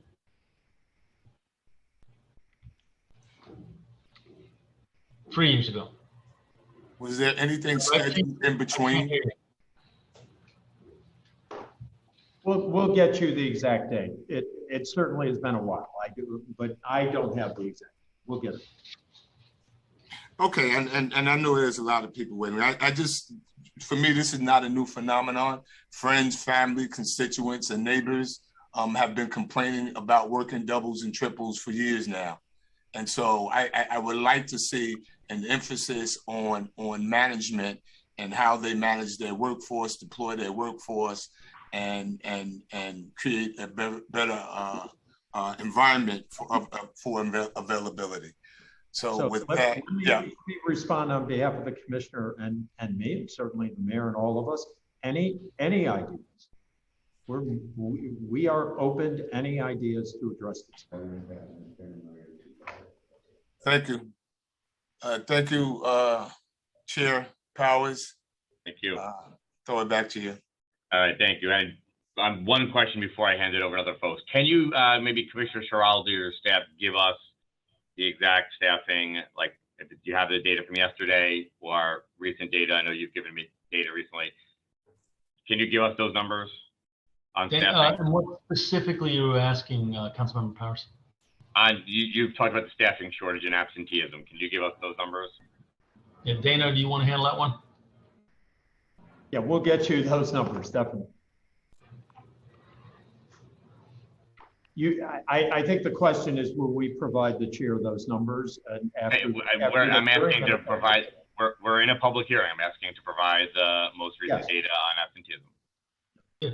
Dana, you've got the data in front of you. Sure, Chair Powers. So of the 8,000, this is yesterday's data, of the 8,370 uniform members of service, 1,789 of them were out sick yesterday.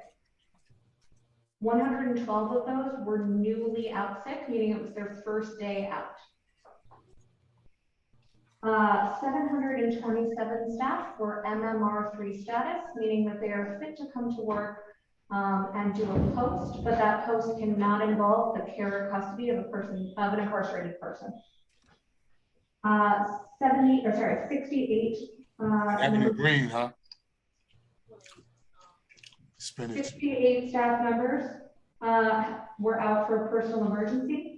93 were out on AWOL, meaning they did not let us know they were not coming in that day. 27 were out for an FMLA related reason. Okay, thank you. We'll hand it over to members now. Thanks. Thank you. I will now call on council members in the order that they have used the Zoom raise hand function. If you would like to ask a question and you've not yet used the Zoom raise hand function, please do so now.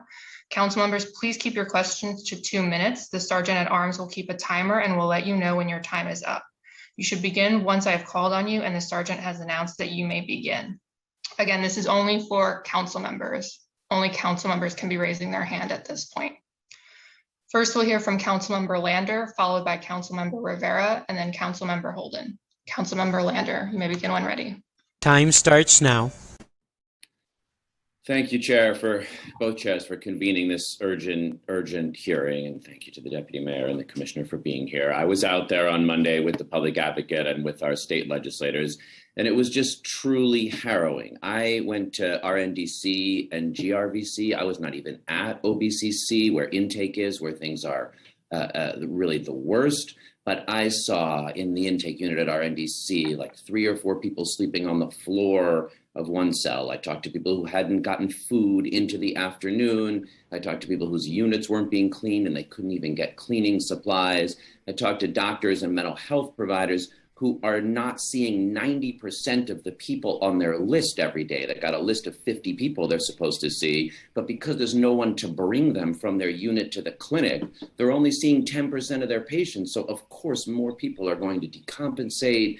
Deputy Mayor, well, there's really 2 levels of emergency here. Rikers is a long-term emergency, and that's why we committed to close it. But seeing that instead of continuing to bring down the numbers, which were when you got there at 12,000 and then got down to 7,200 and then to 4,000, that they're back at 6,000 is an emergency. But the short-term emergency created by all these unmanned posts. Deputy Mayor, I know you answered yes to the chair that you believe you're providing safety, but you just are not providing safety when people are locked in suicide watch units without staff to observe, when they're locked in showers.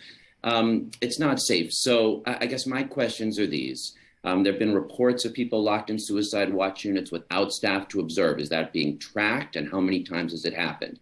We saw people locked in showers. Is that being tracked, and how many times has it happened? And then finally, will you give detailed reports on all of the 2020 and 2021 deaths in custody, what units and circumstances, and what led to those deaths, so that we can make sure nothing like that happens again?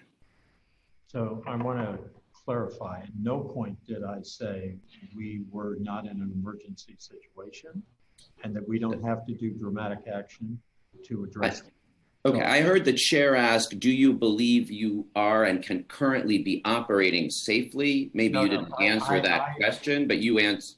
I was answering, do I believe with the powers that the mayor gave us that we can get there without the additional national and state help? And I answered that yes, we actually do need state help.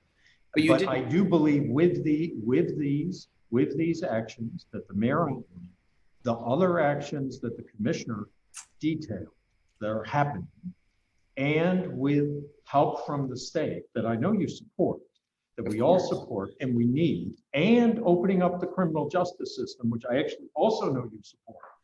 All those measures, that's what I was answering. At no point, please, at no point am I saying that and nor did the commissioner, that we are fine today. We know we're not. We can do these actions immediately and move forward. That was the point I was making. Commissioner, do you want to add to this? I want to totally acknowledge your Public Advocate Williams and the two chairs' concerns about safety. I am concerned about the safety of people who live and people who work in our jails. We have a plan that's going to reduce the population, increase the number of staff we have, and increase programmings, clean the place, and make it safer. But if you ask me today, and I thought I heard the first deputy mayor say this as well, we're both concerned about safety. Yes. Okay, but I just want to be clarified. Then what we're saying is it's not safe today. And while there is a longer term plan in place, we don't have a timeline for when we will be operating at safety. And when Ross McDonald says it's not safe, and I just want to praise him here, like he rang an alarm bell because his patients are not safe. And his job as a doctor, and I'm glad to hear more from CHS on this, is to say we are not currently operating these facilities in a way that can guarantee the safety and in some cases the very lives of people, you know, whose are entrusted to us. And every day we aren't doing that is not okay. And so a long-term plan was not enough. Like when outside help is being asked for, what I saw, what I understand Dr. McDonald to be calling for is something that moves faster just to guarantee basic life safety, to get people to doctors, to make sure people are getting their medicine, to get intake done in 24 hours so people aren't going without mental health screenings, not to have people on suicide watch without staff, not to have people locked in showers. And we can't wait for a new class or for reductions over time.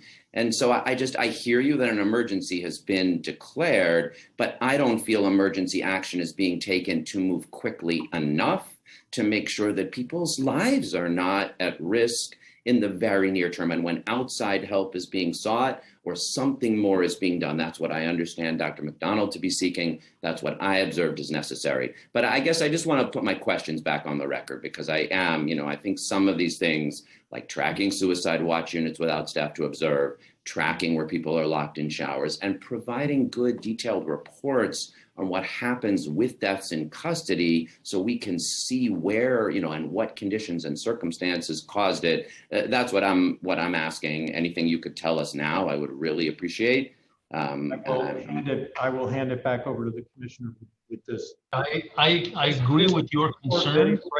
And I know you're both concerned. I don't want this to be about whether you individually. I think very highly of both of you individually, and I know that you share these concerns. But that just doesn't mean that we're taking sufficiently urgent action to make it safe. You're right.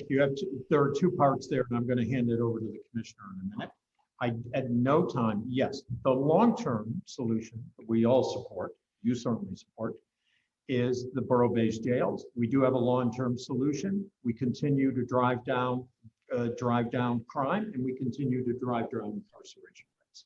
But incarceration is going up. It's not being driven down. It's back up to 6,000. To your immediate, you separate. My time is up. I should put my questions on the record and let my colleagues ask theirs. I mean, can you answer the questions that I asked? No, of course. On the immediate, we do believe the emergency, and I'm going to answer it. You just let me finish. Okay. We do believe the emergency pieces that the mayor put in place yesterday allow us to take immediate action. On the very specific things of what we're tracking or not, let me turn to the commissioner. So I agree with your concerns and with Dr. McDonald's concerns, who I have a tremendous amount of respect for. And if you would talk to any of the elected officials I briefed between when I started and today, you'll hear that I've been very blunt about my concerns, and I've raised many of the same concerns that Ross has. So yes, he's issued a clarion call, but the caucus I briefed of Chairman Miller's, I said very much the same things. I'm nothing if I'm not blunt about this stuff. I think that what this package and the packages stuff we've been doing, I don't think it's accurate to consider it a long-term plan. There's short, medium, and long-term things in there. We're tracking every single bit of it. So today, if people who were in one facility would go to work in another facility, we wouldn't have triples. Today, if a portion of those people, not even all of them, were out sick, came to work, and if folks calling an AWOL, we wouldn't have a triple problem. I'm not waiting for that to happen, but I am encouraging that to happen both through incentives and through discipline. Okay, I'm sorry, but suicide watch without staffing, people being locked in showers, and reports on deaths in custody. Can I get answers on those things? Yeah, well, so the staffing does affect all of those things, Councilmember Lander. I don't understand what you're, whoops. I can't hear you. You've been muted, but can you answer the questions? Sorry, Councilor Lander, I think we have to. Yeah, and the question being, what are we doing on those three specific things today? So it was suicide. I'm sorry, I didn't catch the other two. All right, could you unmute Councilor Orlando so we can get his final question out? Sorry. Thank you, Chair. I'm sorry. Yeah, I was asking what data is available to you and what will you make available to us on where there is people on suicide watch units without staffing to observe, how many people are locked and have been locked in showers this year, and when can we expect reports on deaths and detailed reports on deaths in custody from last year and this year? And I'll go back on mute. Thank you, Chair. Okay, great. So the suicide and locked-in data we will get you this week. The reports on deaths in custody, generally that's done by CHS. They do post-death reports and analyses, and so does the Board of Correction. So I'm going to have to turn that over to both Dr. Yang and also Meg Egan, because they're the ones. This way there's oversight being done of us rather than us inspecting ourselves. So I would turn it over to both of them to report out on when they're going to be issuing those reports.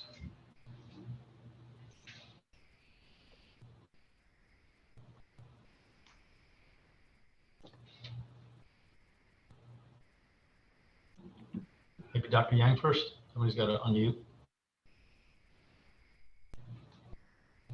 Yes, hi.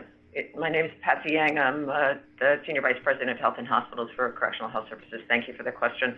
The cause of death and the reports of death actually come from, thank you, Commissioner, from the Office of the Chief Medical Examiner in the City of New York. No worries there. Yeah. And then I go ahead. Sorry. And the board, right? Yeah, I'm Meg Egan with the Board of Corrections. The board actually conducts death reviews of all deaths in custody, and we have a pretty robust process to do a preliminary report and then a longer-term investigation. I want to give kudos to our Deputy General Counsel, Kate McMahon, who leads that investigation work. They take a while. We do, as I said, we do a robust investigation, and so when we finish those reports, we try to make our recommendations public. So I can't necessarily give you a timeline on these cases, but I assure you that we are investigating each and every one of them.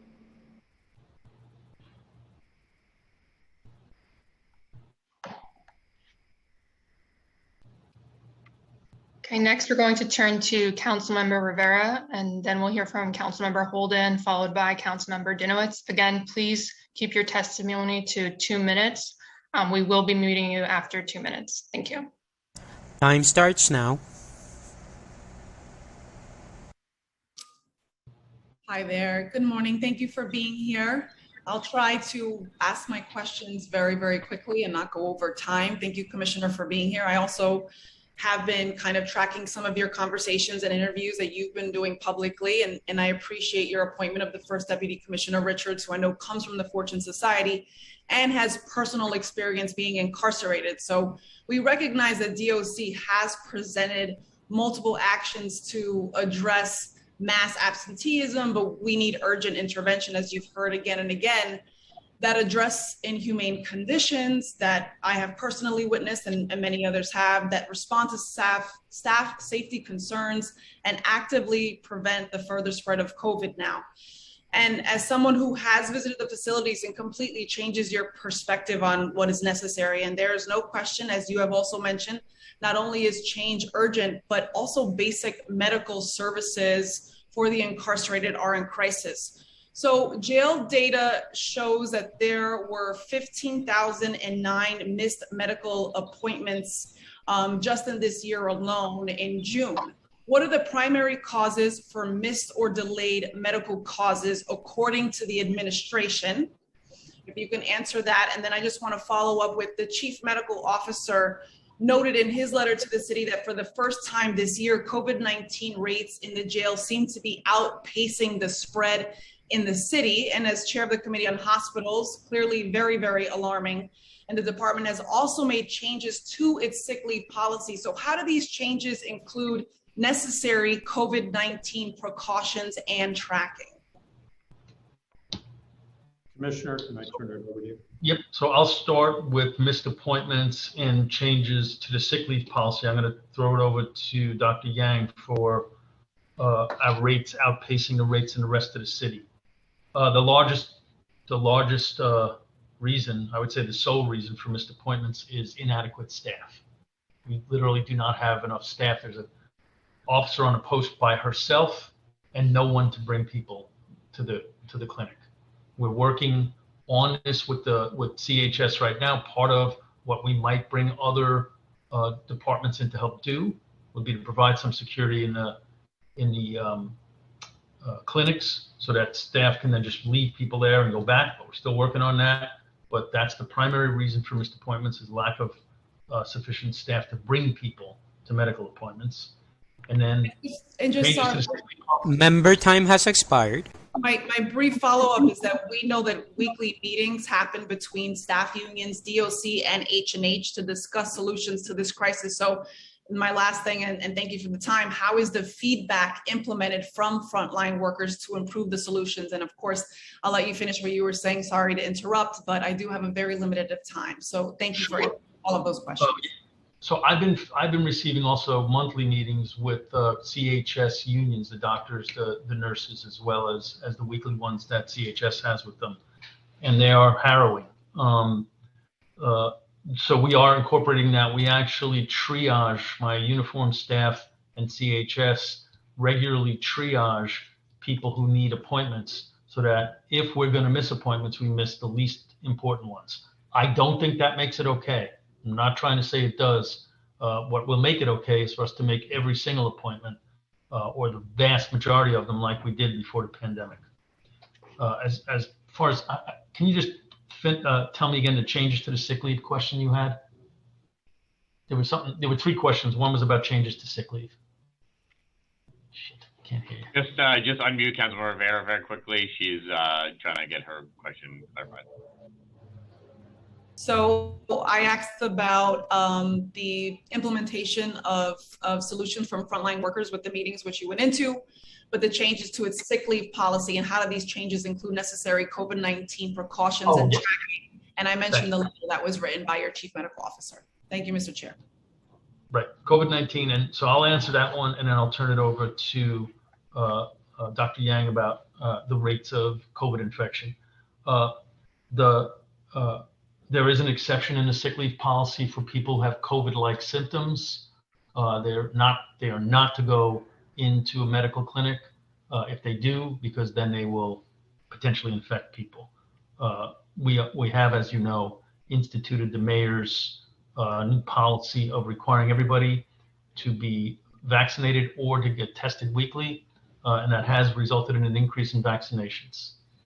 Now I'll turn it over to Dr. Yang regarding. Yeah, I'm gonna, may I jump in for just a minute and then turn over? One of the direct results and the CHS recommendation was to open 2 clinics, which we're about to do, and to spread out intake, but I'll turn it over to CHS. Hi, thank you. It's Patsy Yang again. Thank you, Councilwoman. The We continue to prioritize services for our highest risk patients, and we work closely with the Department of Corrections to make sure that those patients and we are connected. In terms of COVID, our protocols basically have not changed since last year. They continue to rely on containment, which consists of testing and vaccination most recently, certainly as soon as it became available this year, as well as quarantine and isolation housing. Each of those, of course, also rely upon the Department of Corrections staffing and their ability to manage appropriately patient movement and quarantine and isolation. We do continue to work with the department on that. As the First Deputy Mayor just noted, the opening of the 2 clinics and the EMTC facility will be of great assistance to us. It allows us a better space in which to handle not only intake, but also to take care of patients who need care other than their new admission processing, which includes some of the prioritized service that I mentioned a little bit earlier. The rate, I will say that early on in 2020, when the pandemic just hit, the rate of positive results in the jails among our patient population was higher than that of the city. We enjoyed a reversal at some point in later 2020, but that regrettably has reversed again. We have always said, and I think everybody here is gathered in recognition of the fact that carceral congregate settings are not a good place and a healthy place to be, period, much less in a time of pandemic.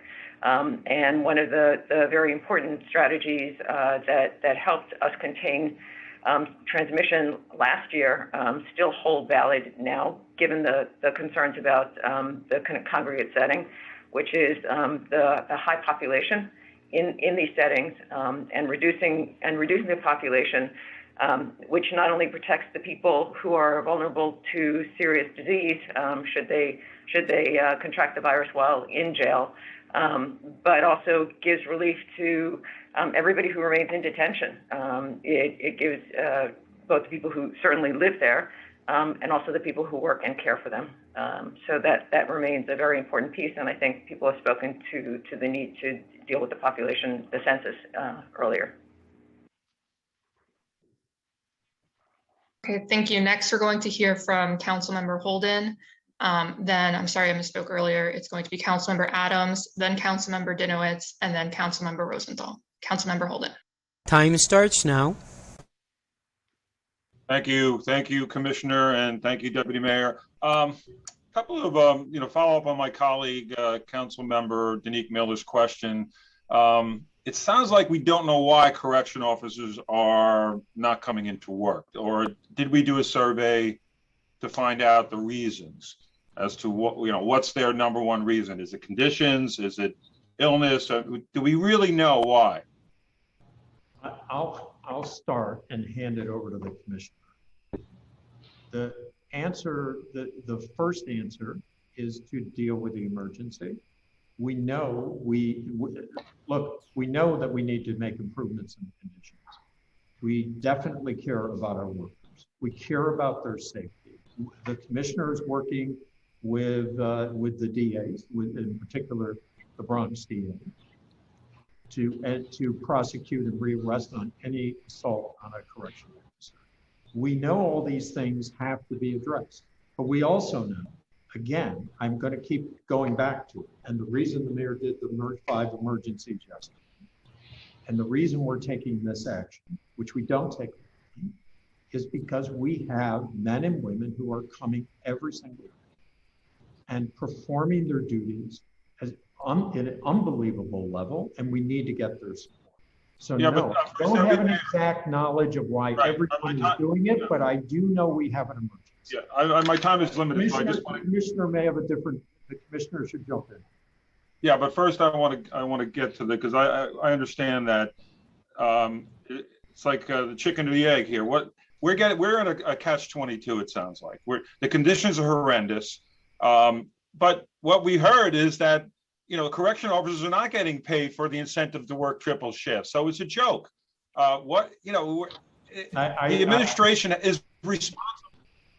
The administration is responsible for not having a class for 3 years and even having a training center that's subpar. If it's in my district, and I visited that. And First Deputy Mayor, what did you notice when you visited Rikers Island recently? Member time has expired. I want to go back, and I will hand it off to the commissioner.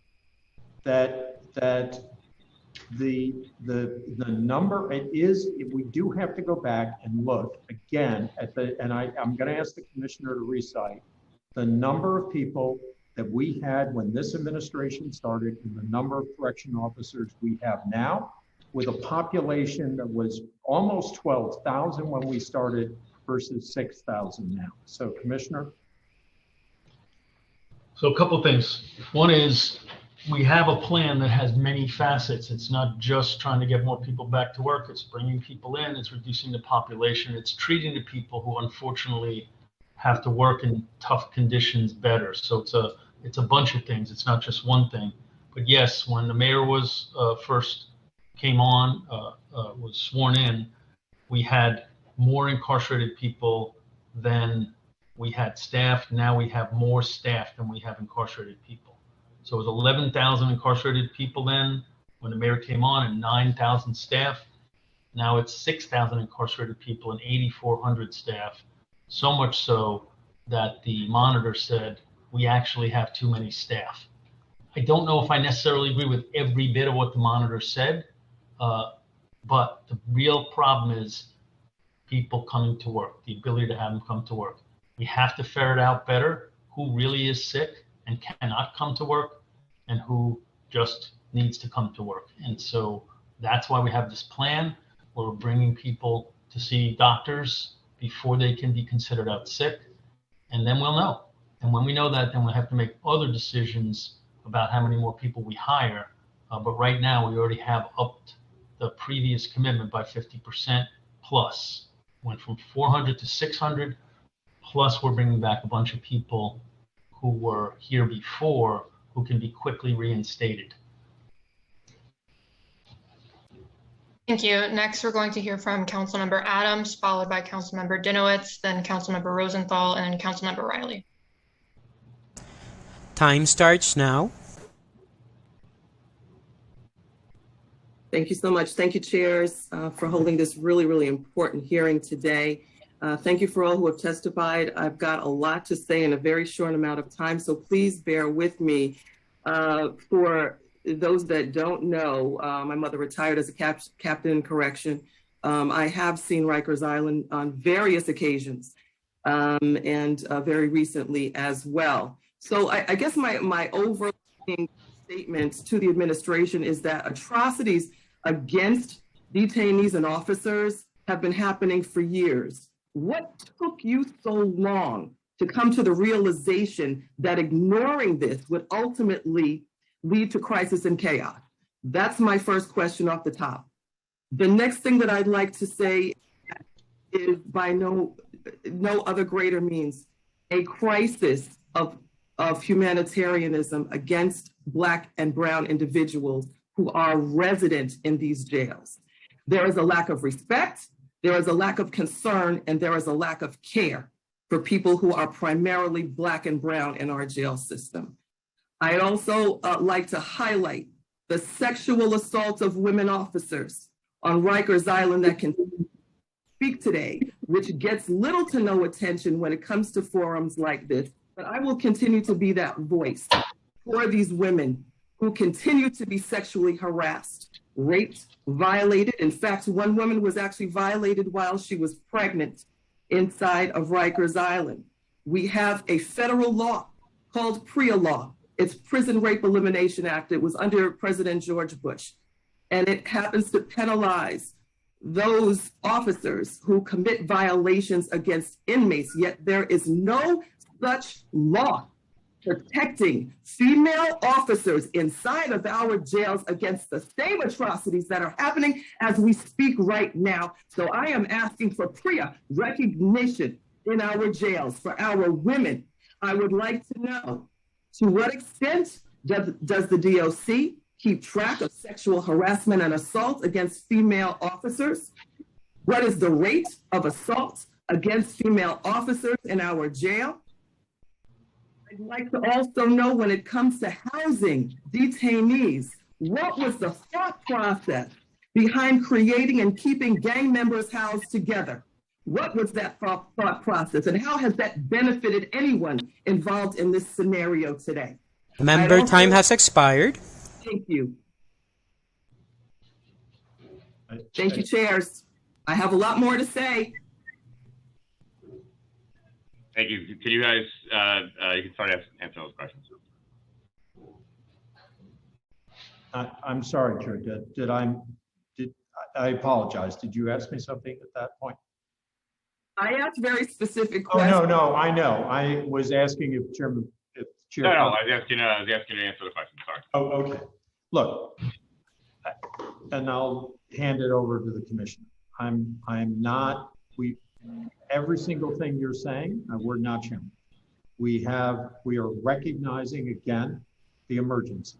We have been trying, and I compliment the commissioner with great faith in, and the team he's put together to address these issues. It needed more, and the mayor acted yesterday with the emergency. That's how we believe we're going to address this. Commissioner, you want to add, please? Yes.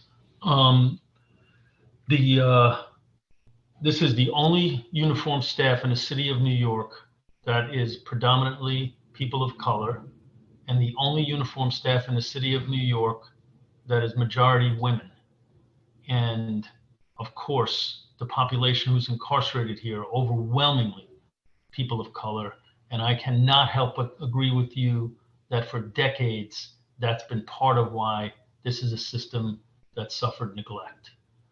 I have personally spoken to the staff members who raise issues around sexual assault, and I'm horrified by the issues they've raised. I've asked my chief of staff, Dana Wax, to specifically meet with them and create a plan to address this issue. I'm going to turn it over to her on that. And then also the detainee questions, the gang question, I'm going to ask Chief Stukes to address that question. But I absolutely am concerned about the issues you raised, Councilmember Adams. Commissioner, before we go, I just have to get this in there because I have to compliment you and your heart for this work. I don't be it known on the record that your predecessor as a woman left you a deplorable legacy in correction. I feel like you and I have had these discussions, council member, and I value them tremendously. I hate this hearing, not because you guys are telling falsehoods, but because you're telling the truth. This is extremely painful to sit through as a person who spent his entire career trying to fix the garbage that mass incarceration has left us with. I appreciate you guys kicking me around on it. You should kick me around on it. And I don't know what else to say about that, but I'm going to turn it over to Chief of Staff Dana Wax and to Chief Stukes on the gang issue. First, Dana on the sexual assaults. Thank you. Good afternoon, Councilmember Adams. First, I want to thank you for bringing this issue to light and for centering the women of this department, and specifically centering and speaking up for the women of color who work in this department. It has not happened in prior years. It should have, and I appreciate your advocacy. As one of the highest ranking female members of this department, it breaks my heart that women here are suffering sexual trauma and the effects of that trauma. And I am dedicated to seeing that end, and I'm dedicated to working with those women and helping them heal from what they've experienced. We've spoken about this before, but in brief, first let me say that I have met with the highest ranking female COVID delegates roughly every 2 to 3 weeks over the past 3 months. I'm working with them and the Office to End Gender-Based Violence to develop a plan to address this issue and to provide services to our members of service. In brief, that involves prosecutions for persons who are assaulting our staff members, We have prosecuted or rearrested, we've rearrested 8 people in custody this year alone, one of them for a felony. We are also in the process of finalizing dedicated trauma services with some of our city's top providers, including a warm handoff from 4 DOC staff members to those providers through the Office of Gender-Based Violence. I am also working to get dedicated training to help our leaders across the department have these difficult conversations with staff members. And I'm also working with external providers to work with the young men, in particular in our custody, to help stop this behavior before it starts. Again, I really thank you for bringing light to this issue, and I hope that we can continue to partner on this in the months to come. We have no choice but to partner. Thank you, Dana. My final comment will be that my fear is that some of those who are out right now considered AWOL who have been traumatized because of their experiences of sexual assault within the walls of the jail. Thank you for your testimony today. Thank you, chairs. Thank you, council member. Thank you. I appreciate your highlighting those concerns, which are so important here. Next, we'll hear from Councilmember Dinowitz, then Councilmember Rosenthal, Riley, and Darma Diaz. Time starts now.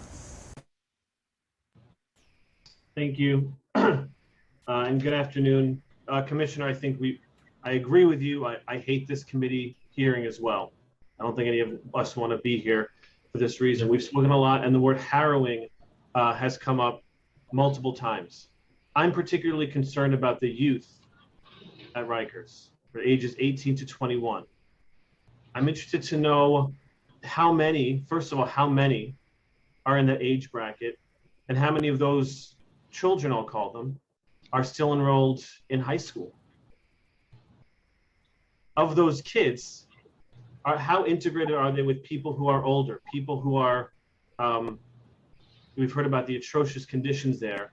Are our youth facing those atrocious conditions as well? Because it pains me, to think that our youth who may or may not have made one single mistake are now, because of where they are, going to be set on a terrible path for the rest of their life. Thank you. I don't know if you know this about me, but the first time I worked in government was to run the juvenile justice system in Washington, D.C. And so I am deeply concerned about the young people in our system.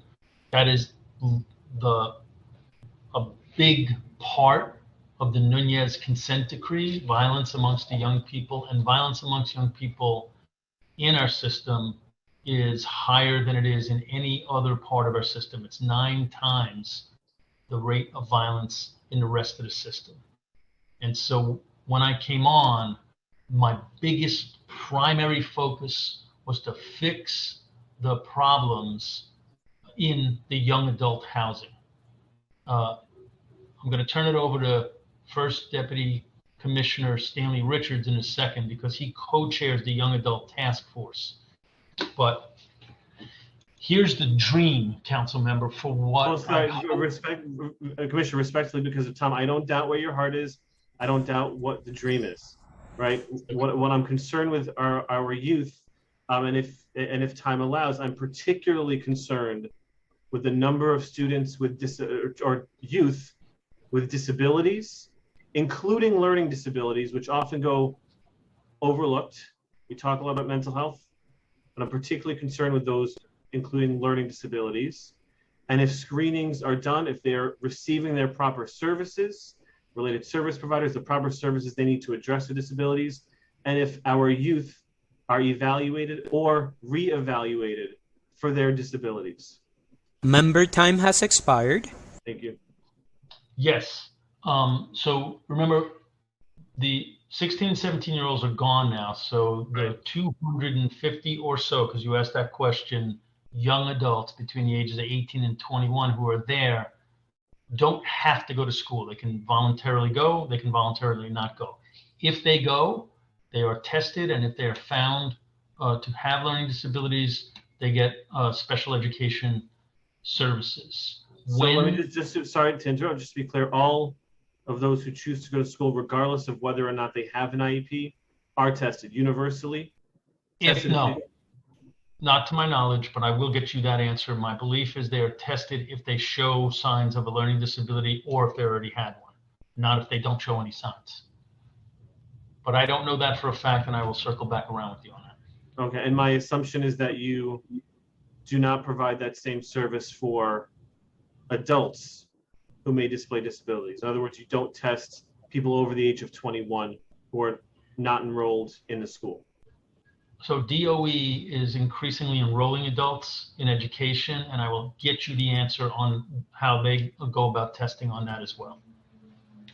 Thank you. So I don't want to be too much over my time. I respect your time and all of my colleagues and all the advocates here today. But so to be clear, those enrolled in school may or may not be screened or rescreened, but there's no universal mandate or push to have every inmate or detainee screened for learning disabilities, emotional disturbances, correct? Not to my knowledge. And the housing of the youth, they're housed with everyone aged 21 or older, over 21, or they're also housed in these same areas where it was described in vivid details of fecal matter and attempted suicide. They're all housed together. They're housed in separate facilities, 18 to 21, except in some rare special circumstances where there's only very few of them. And what is, I have 250 youth, how many is very few? Stanley, do you have the circumstances under which kids or young people are co-located? Yes. I don't know if we have the number. We'll get you the number, but I want Stanley to, because he's more on top of this than I am, to give you the reasons. Thank you, Council Member, for your question. There are circumstances in which we commingle young adults. One of those circumstances is medical. If there's a medical reason, we will commingle. If there's a mental health reason, we will commingle. And if there's a restrictive housing reason, we will commingle. But the majority of our young folks are housed in RNDC and are not commingled with folks over 21. And we've established, as Commissioner Schiraldi said, the Young Adult Task Force to really focus on young adults. We've just instituted our Young Adult Summit. We brought in Kings of Kings and Exodus. We re-engaged our 7 contracted providers, and they have now been assigned to each of our young adults housing units. We've expedited volunteer IDs so that volunteers don't need escorts to go to the housing area to be able to provide services. So we're doing what we need to do to lean in to work with young people, in addition to building out by young people, for young people, model housing that we hope to institute throughout all of our young adult units.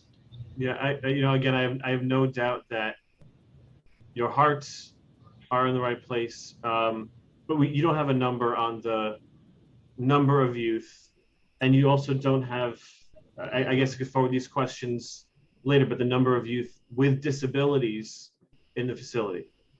You don't have. Thank you. Sorry. We will get you all of those numbers, and I just want to say it's not just our hearts are in the right place.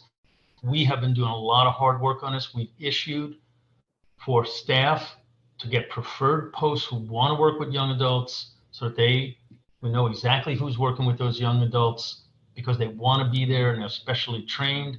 And then all of those programs that Stanley just mentioned, that's more than just our hearts. That's actual stuff that we're doing to ameliorate the negativity in the young adult and also increase the positive programming engagement the young adults are involved in. So it's a not just a planning process, but a deep working process that we've engaged in.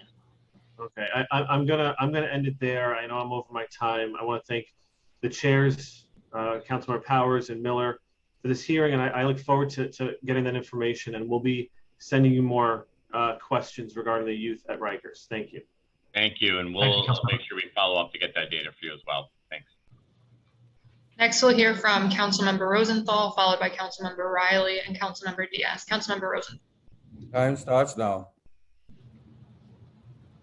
Thank you very much. Thank you, chairs, for holding the hearing. Thank you so much, Commissioner, First Deputy Mayor, and all your staff. I appreciate your being here to account for the inhumane conditions in our jail system. And I appreciate the plan that you set forward yesterday. Very quickly, one piece that is missing from your plan is what you're doing to expedite building 4 new humane jails. You have 3.5 months left. There's a lot you can do with procurement, design, and construction, and laying the groundwork for those 4 jails. And I think that is starkly missing from your plan, because you can be doing that now. And First Deputy Mayor Houlihan, that might involve, strongly encouraging DDC to move quickly and finding out from them what resources they need in order to get it done. So I'll look forward to hearing back from you on that. What I'd like to ask right now is doubling down on Councilmember Adams' point about sexual assaults, which for some reason the women seem to know about and ask about this issue. So I would like to know what resources have been made available to the survivors of sexual assault. How many people do you know of have been sexually assaulted this year? How many people have been referred to resources? And let's start there. And Deputy Mayor Houlihan, I'd love to hear if you know this information. I'm going to hand it over to the commissioner I have to. On the first piece, if there's something you think we're not doing on borough, I just want to. Yeah, I'm happy to meet with you on the first piece, but the problem is that you don't know the answer to the question on sexual assault. It tells me that you have not asked the question yourself. I'm sorry. Now, if that's not true, please. I respect you greatly, but there is a reason to have a commissioner who has the facts, and I'm going to turn it over to him to answer. We are talking about all these issues constantly. And rape is not first and foremost, and that's my concern. I appreciate you and I respect you, you know that. Member time has expired. So, Vinny, I apologize, Commissioner, if you want to address that, and then I will quickly address the borough-based. I will get you a number on how many people have been sexually assaulted. People don't have to tell us when they're sexually assaulted. So what's tended to happen is that people have raised it, particularly COBA delegates have raised it very specifically. Commissioner, it's, of course, no one wants to talk about rape because this society has made women the bad person. And we know that the perpetrators are the one at fault. So of course you don't know the exact number. Of course others have raised it. That is a common thing that people who should be accountable say, but I'm asking you specifically, how many people have reported that they've been sexually assaulted? You tell me any number you want in the last month, in the last 6 months, since you've been here, the year prior, I don't care. But what I want to know is that you've asked that question to your staff and that you have a number firmly fixed in your head. And so I want to know how many people have been raped. You don't know that? How many people have said it's a problem? You don't know that? How many people have been referred, actually been referred to resources? And to hear that you're reinventing the wheel and working with the Office to End Gender-Based Violence about what to do. I mean, let me just flip my screen for 1 second. Honestly, here's what you do. Refer them to people who know what they're doing in terms of providing trauma-informed care. So, hearing that you're now creating a plan is just painful. But do you have any of this information at hand, or do you want to refer me to your chief of staff? I'm going to refer you to my chief of staff. I'm also going to get you the information. And we have also, just separate and apart from the questions you're asking, met with the sex crimes unit of the Bronx District Attorney's Office to prosecute these cases. I know that's not everything. How many cases have you brought to them? We'll get you that data. Dana, do you want to answer the council members' questions? Sure. So, Councilmember, first, again, thank you, Councilmember Adams as well. We must center the women of this department, and you have, Councilmember Rosenthal, has been a champion for women across the city, and I really appreciate you bringing your attention to the women of the Department of Correction. Since Councilmember Adams began her line of questioning on this, I've been in touch with our head of investigation. We are working on that data. I don't have those data points in front of me right now, but we will have them by today or tomorrow. I want to let you know that sexual assault is a logbook, or sexual assault, abuse, misconduct. It's a logbook entry, so we do track it. It's recorded and tracked every day. I don't have an aggregate count to give you. With regards to the dedicated trauma services, again, I can't agree with you enough. And so what we do have right now on island available for people today is what the Wellness Center, and those staff have been trained in trauma support care from the Mayor's Office to End Gender-Based Violence. We also have reintroduced the Employee Assistance Program. Now that's not enough, and I'm not satisfied, which is why in the past month or so, I've been working with the Mayor's Office to End Gender-Based Violence to provide dedicated clinical trauma-informed care to our staff. And that's going to be made available within the next week or two. And I'm happy offline to give you the names of those support services. And so when you pull up your dashboard, how many people have said they've been sexually assaulted? So that's the number that I would get you by the end of So you today. don't have a dashboard that tracks it, but you track it every day. So what I can actually, I'm glad you raised that point, and that is the same point that's been raised to me by COBA in my routine conversations with them, and we will be adding that stat to our teams meetings, which are essentially DOC CompStat meetings, because it needs to be raised publicly and tracked constantly and publicly. Thank you. I appreciate that very much. And you and I also go way back, and I'm happy you're in the position you're in, because I know how amazing you are. So thank you. But for the record, we had an entire hearing about that, and we're lied to, because we were told that all of this was already being tracked, that it was already on a dashboard, that there was already a robust system, that everybody had been trained and all cases were being investigated. So, and then the PREA report came out saying that the jail system passed all PREA standards 100%. And it is on all of us to have not challenged that report, because of course it was a lie. So I feel now, Commissioner, with you there, and Dana, with you there, I think we will start to get answers. So thank you for that. Thank you, Council Member. Thank you. Next, we're going to hear from Council Member Riley. I just, because the council member did have questions on borough-based jails. Marcos, do you want to just give us an update? Absolutely. Thank you, council member, for your question. As you know, we here at MACJ and other partner agencies, we remain focused on the ultimate plan of closing Rikers. That has not changed. As you know, procurement is underway in all 4 sites of the borough facilities, and will allow that happen soon. We already have broken in Queens beginning in June, construction of the parking and community space, and we'll go along with the site where people, detention and staff will have access to better programming. On July 1st, we made an initial down payment on the commitment to close Riker, transferring jurisdiction of a shutter facility to DCAS.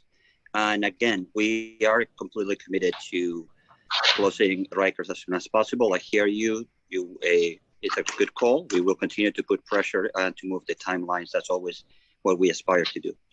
I think what I was hoping to see was a strategic plan, maybe sharing your screen where you could show us your roadmap for closing and building. So I have that, and I will be happy. I'll have that, and I will be happy to share that with you. Thank you so much. Thank you, chairs. Really Thanks, appreciate Councilor. the opportunity. Appreciate it. We'll follow up on Thank that you. plan as well. Thank you. Now we will hear from Councilmember Riley, followed by Councilmember Diaz, and then Councilmember Lewis. Councilmember Riley. Time starts now.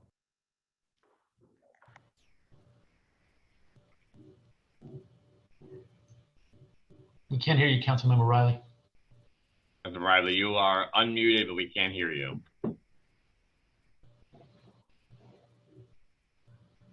No. Well, yeah, we'll go to the next one and we'll come back. I think that's what you're indicating, and I'm good. Otherwise, we'll come right back to you so you can figure that. Okay, we'll go to Councilmember Diaz next then. Time starts now. Good afternoon. Can you hear me? I'm not sure. It's telling me that I'm not unmuted. We hear you. I want to start by thanking Councilwoman Adams for being hard and asking the hard questions, and also Councilman Rosenthal to sticking to the fact that women are being sexually abused. As of May, we have 81 women on record that have been abused, and that's documented. So why, 81 is a big number. Over the summer, I did meet with officers, female officers that work in Rikers, and I'm going to stand by their numbers. I think they're fictitious. I like to go back to original conversation in reference to when the federal government went in and made the assessment.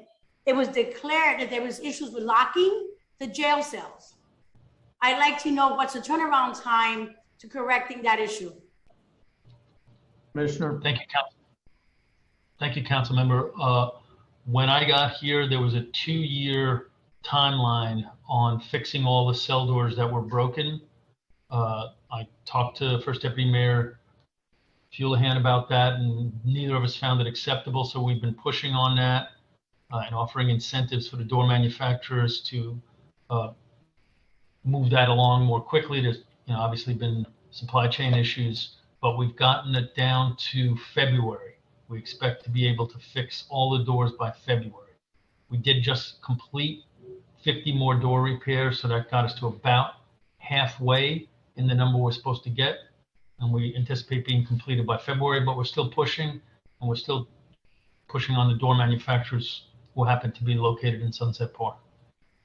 How feasible is it to relocate inmates to areas that could both protect the inmates and the staff until this issue is rectified in February?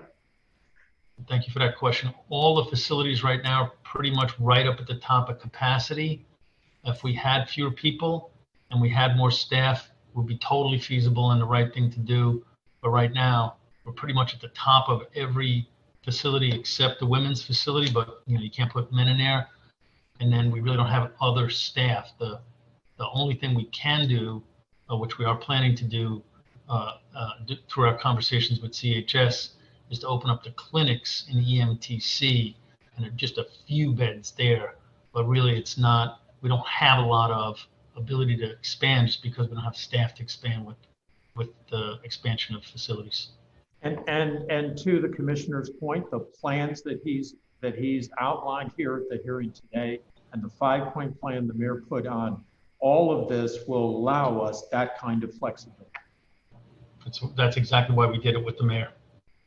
Okay, then my last is more of a statement. Number expired. May I please just make a statement? Yep, go ahead. I hear numbers, 2 shifts, which is 16 hours, 3 shifts, 24 hours.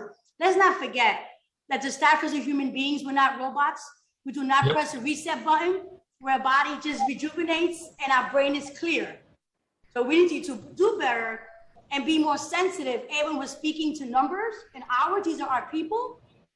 So not only are our behaviors impacting our staff, but also the inmates. And we want to make sure that we have a clear and fair path for everyone.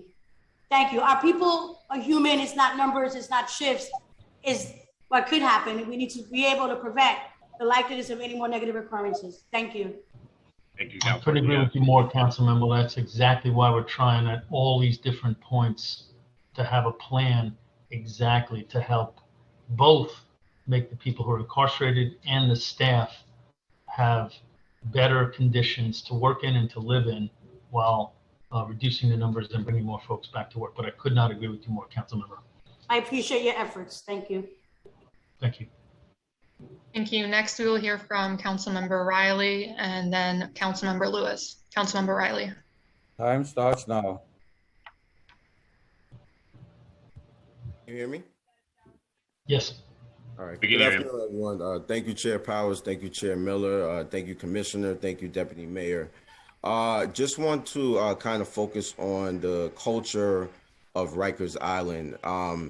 Within the inmates, I have spoken to some people who were incarcerated in Rikers, and they're saying kind of the inmates are kind of running everything in there due to the lack of staffing.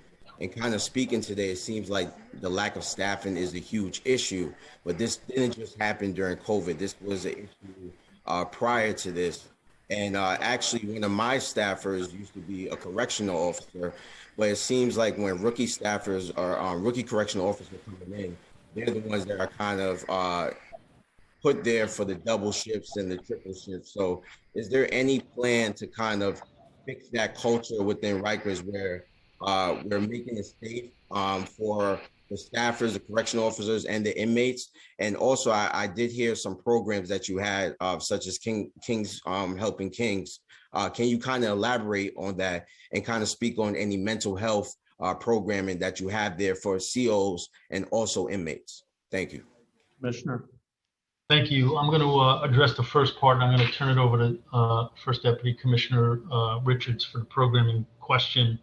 You know, it's really been fascinating and troubling to walk around the living units, and I've been to every facility, every different shift, the midnight shift, and every command that we have, just talking to staff and talking to incarcerated people. And for people who haven't been working inside, it's not surprising, but for people outside, it is a little surprising that sometimes I'll talk to the incarcerated people and they'll say, can you send her home? She's been here 20 hours and she's tired. Yeah. Talking about their CO. And when I say to the CO, I talk to them, they say, can you get these guys their rec? Can you get them commissary? They're frustrated and tensions are rising. So it's actually heartening in some respect thing to see that even in when people themselves are having issues, they are caring in some respects for the others. So yes, the lack of staffing is causing, as you asked, lack of services on more occasions than I'd like to have happen, services to the people who are incarcerated. And I'll turn it over to First Deputy Commissioner Richards, who can answer the questions about programming. Yes, thank you, Councilmember Riley. King of Kings is a credible messenger provider, along with Exodus, that created a sort of gang mediation program. It's the foundation of what we're doing with some of our young adults. As Commissioner Schiraldi said, young adults and people in our mental observation units are the two populations with the highest incidences in the department. So what Kings of Kings is doing is a 6 weeks ongoing intervention, working with some of the most influential gang leaders in our facilities to create the kind of space for them to mediate without violence so that they could manage their differences by seeing each other. And we have our officers who work with young adults part of that. Because what we've been saying is we need to see our officers and we need to see incarcerated people. And when we begin to center all of our work on their humanity, we can begin to lift them up and create the conditions where violence isn't the tool people use to manage the conflict that they have in our institutions. We've also re-engaged our providers, expedited their contracts so that providers can come back in. We have assigned providers specifically skilled in working with young adults in RMDC. They have been assigned to units. We have 27 correction counselors assigned to those units so we can provide crisis intervention, social services, and every one of those providers, including DOC staff, can make a mental health referral if one of our young people is distressed and need mental health care. Thank you, Mr. Richards. And just for the sake of time, are any of those programs actually helping them with the workforce also?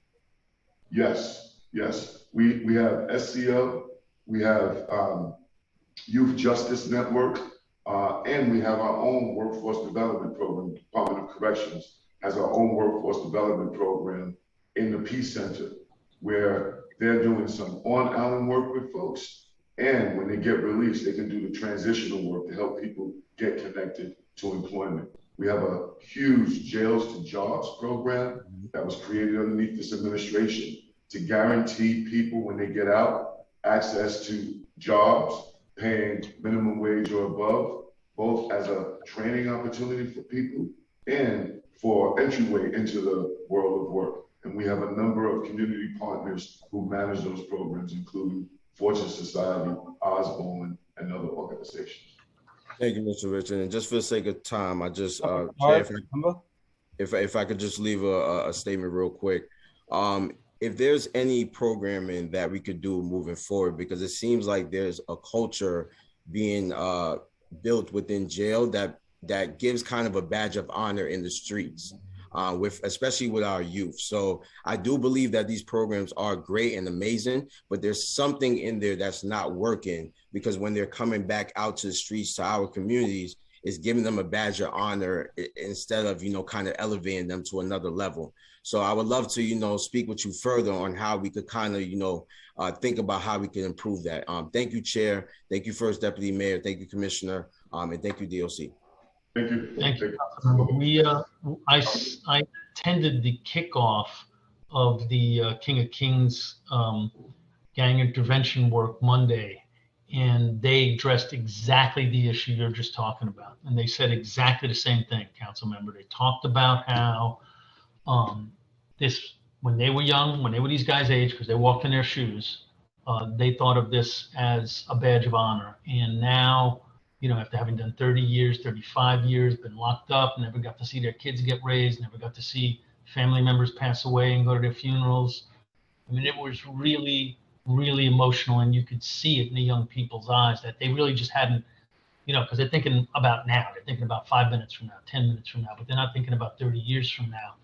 It was really, really impressive, and now both them and Exodus will be their launching efforts to quell some of the gang tensions, while at the same time, First Deputy Commissioner Richards and the task force that's been established, which includes unions, uniformed staff, advocates, formerly incarcerated people, will create the kind of environment for these young people where they're not looking for those kinds of badges, where instead they're incentivized to finish their education, they're incentivized to get job skills, they're incentivized to get counseling, so that it's both peaceful inside, but as you talk about, more importantly, when they go back home. Thank you. Now we will turn to Councilmember Lewis. Time starts now.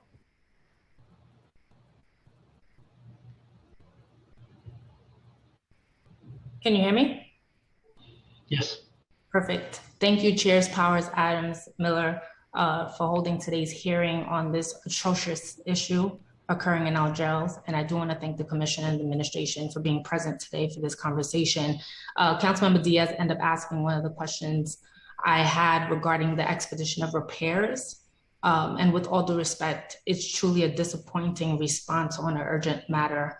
So I hope that we can get something a little bit better later. But in addition, I'm also frustrated that even after last week's briefing with the BLAC, that the Department of Corrections still fails to provide the number of cases of female officers that reported violations, and that's still not available, and that's really, really disappointing. But I wanted to ask, regarding the intake process, how soon can these intakes be expedited? And regarding the NYPD now coming in, will they be trained to deal with this population, and when will the NYPD be deployed to Rikers? Thank you. I'll start and hand it over to the Commissioner. The NYPD is looking at the facilities right now with the Department of Corrections. And thank you. Yes, everybody needs to be trained. It's very important. So they do have their own training. And remember, this is at the courts where the NYPD has had experience in the past. So we're not talking about at Rikers, we're talking about in the court facilities. Vinny, Commissioner, can I turn it back to you. Thank you, council member. As far as the intake question you raised, we anticipate opening the new intake facility in EMTC as well as a second clinic there with CHS next week. All right. Thank you, First Deputy Mayor and Commissioner. Thank you. Yeah, so within days. Thank you, Councilmember Lewis. We have more questions. We were going to send them to the First Deputy Mayor and agencies in respect for time, because how many people are here waiting for us. I think you've heard a lot of the priorities here today from folks in the council when it comes to the population and lowering that population, the staffing issues, the security, the conditions of the cells, and much more. And we're going to hear obviously from the public, so we'd appreciate folks to be here from your respective teams to hear those questions and testimony as well. And we'll be, of course, following up, hopefully having a conversation soon to follow up on all the concerns from council members and from the public. So thank you for your testimony, and thank you for being here today, First Deputy Mayor, Commissioner, and all your staff. Chair Powers. Yes. Oh, sorry. Yes. Chair Miller. Yes. Yeah. I'm sorry. Before they leave, there were a number of questions, but specifically on the housing and how congregate housing happens in terms of gangs. There was a question that wasn't answered on that. Commissioner, can you speak to that? Yes. Is that still happening? And why? Yes, thank you, Councilmember. We do not have an official policy of housing gang members together. However, there are times when our units are disproportionately housing one or another gang member, gang group. We are in the process of breaking those up, but we cannot just break them up and send them out there until we have proper number of programs and proper number of staff. If we do, there will be violence that is worse than what we have now. So I do not like having having houses with a dominant number of gang members in them, but we have to carefully break them up. We cannot do so in a manner that jeopardizes public safety. And then finally, there was the question on compensation, particularly around overtime.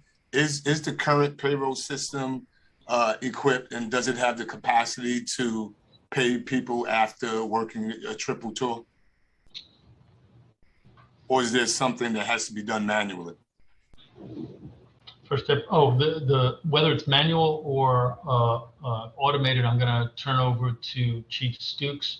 But I do want to reiterate what the First Deputy Mayor said, which is we've heard this, and we're not denying that it might be so, but we've yet to get evidence of it in a specific way that allows us to pay somebody. So we're always open to anybody telling us, I worked overtime on such and such a date and I didn't get it, but we have asked for that and not received it. So I'll turn over the automation question and whether it's done by hand or not to Chief Stukes, because he's much more familiar with that than I am. Yes, Chief Stukes stepped out of the room for a minute, but our current members of services time process is a manual system. At one point, we did have the hand scanners for electronic timekeeping. During COVID, we had to pull those back. When we came on board, we are looking at reinstating that or another kind of technology to track time, but their time is tracked manually. We have timekeepers who manage their time and process the payroll. Okay, thank you. Thank you. Thank you, Chair Powers. Thank you, Deputy Mayor. Thank you, Commissioner, and the rest of your team for giving us a great deal of your time this morning, this afternoon. We look forward to the follow-ups. Thank you. Thank you, Chairperson. Thank you. Thank you, Chairpersons, and members of my staff will stay on to hear this and report back to me on any issues that are of concern. But appreciate it. Thank you. Thank you. I think we're moving now to our next group, and we're going to try to keep this moving because I know a lot of folks want to testify, and we have elected officials and union representatives, and of course other folks from the public here. So thank you to all, and I'll head back over to staff. Thank you. We will now move on to the Board of Correction. First, we will hear from Executive Director Margaret Egan, followed by Board Member Bobby Cohen.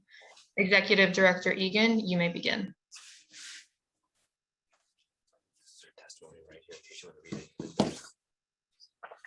Thank you. Good afternoon, Chair Powers, Chair Miller, and members of the committees on criminal justice and labor. I'm Margaret Egan. I'm the Executive Director of the New York City Board of Correction. I am joined today by Board Member Dr. Robert Cohen. Board Chair Jennifer Jones-Austin is unable to join us today and sends her regards. I would first want to thank you for inviting me to share my testimony on the state of the city's jails. As you know, the New York City Board of Correction is an independent oversight and regulatory agency charged with ensuring that the Department of Correction and Correctional Health Services meet the board's minimum standards, which cover areas inclusive of the entire experience of persons in custody, including, among other conditions, access to counsel, family visits, religious exercise, and the provision of health and mental health services. Despite the challenges of COVID-19, the Board of Correction has continued its active oversight through monitoring conditions of the city's jails, processing complaints by people in custody and their families, and through rulemaking. Just this summer, the board passed a historic rules package eliminating the use of punitive segregation or solitary confinement and mandating a new progressive discipline system called the Risk Management Accountability System, and this is based on the presumption that safety of all people in custody and staff is paramount, that people need human contact and programming, and that any stay in restrictive housing should be brief, constructive, and based on clear rules and process to ensure forward movement. The Board of Correction has unique insight into the state of the jails, and what we currently see is a system in crisis on multiple levels, endangering the safety of people in custody and staff. Most recently, the board issued a public statement decrying the sharp spike in suicides and the incidence of self-harm in the jails, and calling on criminal justice stakeholders to meet this crisis through urgent efforts to reduce the jail population. It is the board's belief that without these steps, the problems that I will describe today, staff shortages, extended stays in inhumane conditions, and lack of access to mandated services such as basic health and mental health care, will only worsen, and the correctional system will experience a rapid increase in serious injury and death. Throughout the pandemic, the board has continued to monitor conditions in the jails. When COVID-19 hit New York City in March of 2020, the board adopted its oversight model and prioritized monitoring the Department of Correction and Correctional Health Services evolving COVID-19 response. In May of 2020, the board began targeted on-site inspections strategically supplement the remote oversight work that we began doing.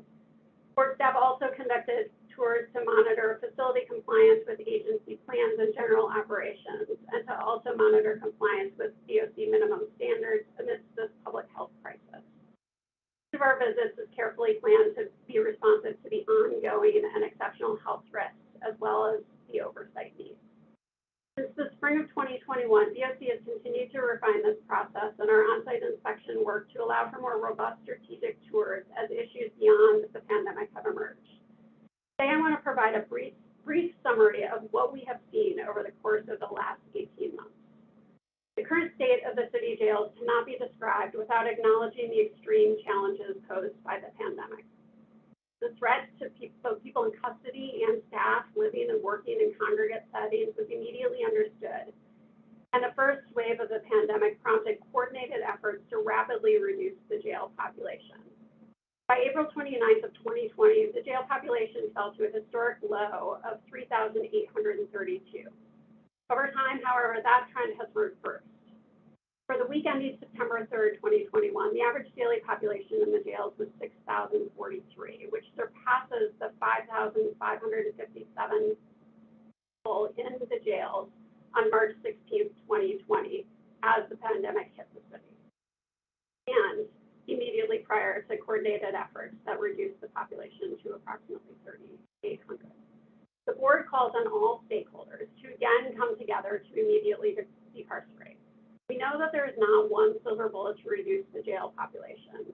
Instead, it must be a multi-pronged approach that utilizes all options, judges, DAs, and the defense bar should evaluate those held pre-trial for a safe return to the community through release on recognizance and supervised release. For those individuals who have been held for over 1 year, these stakeholders should review cases for an appropriate disposition. The Commissioner of the Department of Corrections should continue to review and release those held on city sentences. And finally, the New York State Department of Correction and Community Supervision should stop detaining individuals on technical parole violations and review those currently held for release from jail. Not one of these is the only option, and all must be utilized immediately. The increased population and DOC staffing shortages add to the already difficult challenges presented by the pandemic and have exacerbated unsafe and unsanitary conditions. If the population continues to steadily rise, persons in custody and those who work and protect and work with them are in an impossible situation, and these troubling conditions will persevere. Our observations over the last several months have revealed 4 key takeaways. And while these patterns and trends are not necessarily new, again, they have been intensified by the pandemic. Steadily rising jail population, and more specifically, the staffing crisis that it has engendered. DOC staff have not seen improvement in any of these areas in any facility. First, there are severe prolonged staffing shortages. DOC has reported that upwards of 35% of staff are unavailable to work with people in custody on any given day. While all areas of the jails are impacted by these current staffing shortages, board staff observed inadequate staffing ratios in restricted housing units like ESH and Secure. Staff also state that there should be 4 uniformed staff assigned to ESH level 1 units. So board staff have observed 2 ESH units with only 1 officer on post during 2 tours in July and August. Board staff spoke with uniformed staff and learned that staff are obviously experiencing low morale and exhaustion from working triple and quadruple tours and fear for their safety in current conditions. According to DOC data from January 1 to September 1, assaults on staff without serious injury or use of force have increased 53%, from 726 in 2020 to 1,112 in 2021. Were 5 incidents categorized as serious injury to staff in the same period. Additionally, our analysis of the incident reports shows a 530% increase in still fires when compared to the first 8 months of 2020 with the first 8 months of 2021. During that time period in 2020, there were 179 incidents categorized as still fires, and in 2021, there were 1,178. While these fires are not always life-threatening, they present a safety issue for people in custody and staff and are clearly a sign of distress contributing to the chaos present in some units. These incidents make the jails less safe for persons in custody as well as staff. They also lead to massive disruptions to normal process, including access to services like medical and mental health care, because they divert staff, which is already spread thin. When far too few staff are added to a steadily increasing jail population, now above pre-COVID levels, the inevitable result is violence between staff and persons in custody, as well as between persons in custody. Staffing shortages and the increasing jail population are also the result of delays moving people out of intake. Every person entering the New York City jail system must first go through intake, where an initial determination about housing, medical, and mental health care are made. Intake spaces are also used to send people to court and process their return from court, as well as process transfers of people from other jails in the system. It is important to note that intake facilities are not designed for extended stays. For example, they do not have beds. A person staying overnight in intake has a choice between a stone floor or a bench. Because of the pandemic, DOC has made several changes to the physical location of the new admission process so that it is shifted among the following facilities this year: EMTC, OBCC, BCBC, and AMKC. Despite the changes in location, the same concerns persist. People in custody are spending extended periods of time in intake with limited or no access to mandated services like showers, medical care, and recreation. Furthermore, staff are not adequately trained to work in the intake areas. During a tour on June 24th, 2021, staff observed the intake bathroom that is used for showers and decontamination of people in custody, instead being used as a holding space for individuals involved in uses of force. The area was filthy. The board has also received several concerns from people in custody, advocates, and family members about their loved ones spending extended amounts of time in intake areas, or as they say, living in intake. The department has reported, as recently as this weekend, a multidisciplinary approach to managing these intake areas. This team is to include security leadership, health affairs leadership, and custody management leadership, and is charged with expeditiously moving people through the intake process. And the board will closely monitor these changes to ascertain their success. Third, there's a lack of access to mandated and other services. In June, DOC began providing some congregate services, such as religious services, barbershop, and in-person visits. Based on recent observations, review of housing area logbooks, and conversations with incarcerated individuals and staff, these and other mandated services are occurring with very limited capacity, or sometimes not at all due to staffing shortages. Fourth, there is a deterioration in the sanitary conditions of the jails. It does not appear that proper sanitation is being maintained in the jails on a consistent basis. During recent tours, board staff observed unsanitary conditions in many housing areas, which were dirty with garbage, ashes, and feces on the floor. Additionally, some housing areas did not have adequate supply of personal hygiene items or were unable to provide access to showers due to staffing shortages. PPE and cleaning supplies were also not available in one unit on a recent tour. These conditions are unsafe for both people who live and work in these units. One heartbreaking result of these overlapping crises has been the sharp increase in self-harm incidents, some resulting in fatalities. It seems undeniable that there is a direct link between the COVID-19 pandemic and a growing mental health crisis. And as an article in the City Illustrated this week reported the incidence of self-harm spiked dramatically after the appearance of COVID-19 in the city, and that increase is persistent. We believe the dramatic increase in self-harm incidents is a direct result of the conditions listed above, and that the surest way to alleviate these conditions is to take immediate steps to reduce the jail population. In addition to advocating for decarceration, the board will continue to conduct our strategic on-site inspections across DOC facilities to measure compliance with board minimum standards, and will continue to work with facility leadership as well as the commissioner and his executive team to highlight concerns observed during tours and aid in addressing them. Thank you for giving me the opportunity to testify today, and I will now take any questions. Thank you. I have a few questions, but I see Councilor Holden has his hand up, so I'm going to let him go first, and then I'll listen to my questions.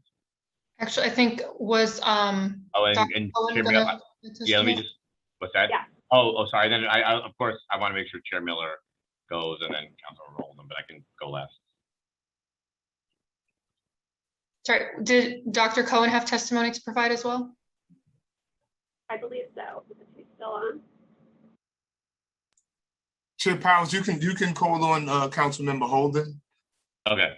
I think we had one more person from the board who wanted to testify, yes. And then we'll to Councilor Holden. Thank you. Dr. Cohen, you're unmuted. You may begin. Thank you very much.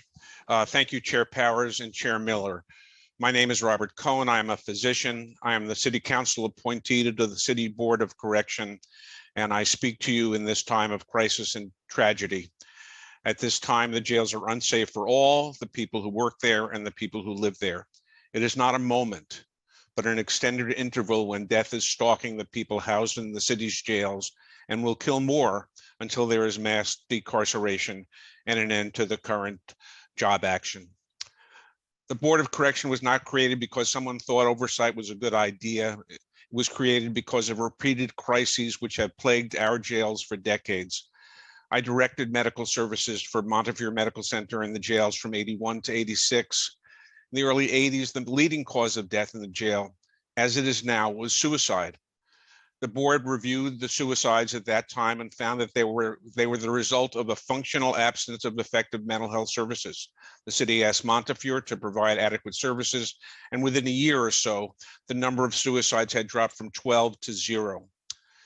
There is an epidemic of suicides in the jail today, and it has the same cause. Severely troubled individuals already identified as mentally ill, receiving inadequate or no access to mental health services, who harm themselves, hang themselves, or kill themselves by twisting their heads into food slots in clinic waiting rooms, as Tomas Carlo Camacho did on March 2nd.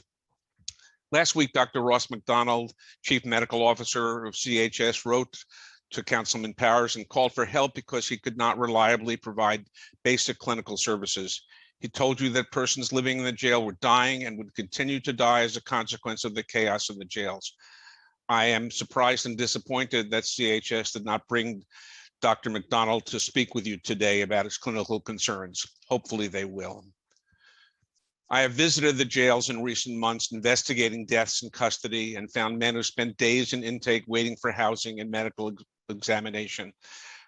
As we heard, board staff visited the jails and found that people do not have access often to basic medical, mental health, and hygiene services, and that medical staff are sometimes afraid to deliver basic medical and mental health services. Dr. McDonald has stated that the current conditions are resulting in a rapid increase in COVID-19 infection rate in the jails, and that previously effective control mechanisms such as isolation and quarantine will not be possible because of the department's dysfunction and overcrowding. The reports of the Board of Correction for the past 50 years have repeatedly described crises in access to medical care, preventable deaths of seriously mentally ill persons, and violence. Years of litigation have confirmed that persons living in the jails are routinely subjected to unprovoked violence by staff. During the 5 years of the Nunia monitorship, the population steadily decreased, while the amount of unprovoked violence increased each year. The 11th Nunez report stated, quote, "The pervasive level of disorder and chaos in the facilities is alarming. The conditions that gave rise to the consent judgment have not been materially ameliorated." The monitor identified the cause of the chaos. First, the poor quality of facility leadership hinders progress and must be addressed for the agency to ever become successful. Then Commissioner Brand resigned the day the 11th Nunez report was released. Yesterday's at the Board of Correction meeting, concerned citizens asked why we were not citing the department for mass violation of our minimum standards. They said the department was not providing minimally required medical care, mental health care. Recreation was not available. There was no access to, or limited access to courts. There was limited access to attorneys, to basic hygiene necessities, and the department was not assuring the safety of incarcerated people. All these are true. The department is and has been for months a dangerous and deadly place to live. It is a dangerous place to work. What can the board do? What can Commissioner Schiraldi do? And what can the mayor do? And what can the city council do? The Board of Correction, because we have unlimited access to the jails, must visit the facilities regularly and report our observations publicly. It is critical that all New Yorkers know what is happening and not happening in the jails today. The board has an obligation to visit each jail, to write up our findings, and to publish them for all to see. I don't know if this is possible, but if it is, this council should require us by legislation to provide this information to the people of New York during this crisis. I've known Vinny Schiraldi for many years. He's an extraordinary leader. The actions he has taken and the programs he has announced, particularly for young adults, are the right ones for the department right now. The mayor should lead the effort to decarcerate. He should immediately release eligible persons into the 6A program, despite Police Commissioner Shea's stated objection. He should call on the governor to sign less is more, work with the parties to increase supervised release, encourage DAs and defenders to review all pre-sentence detainees and identify those for whom alternatives are available and for those who are medically vulnerable and are at risk from COVID, death from COVID. And of course, increase case processing rates and internal processing delays. Esaias Johnson, who died on September 7th, a week ago, was incarcerated on $1 bail. DOC staff failed to take him to a scheduled court hearing that day, and he died in a MKC. The The mayor was the national leader in the movement for decarceration. He Dr. reduced the Cohen, population. do you mind just summarizing at the end? Yeah, Just I do.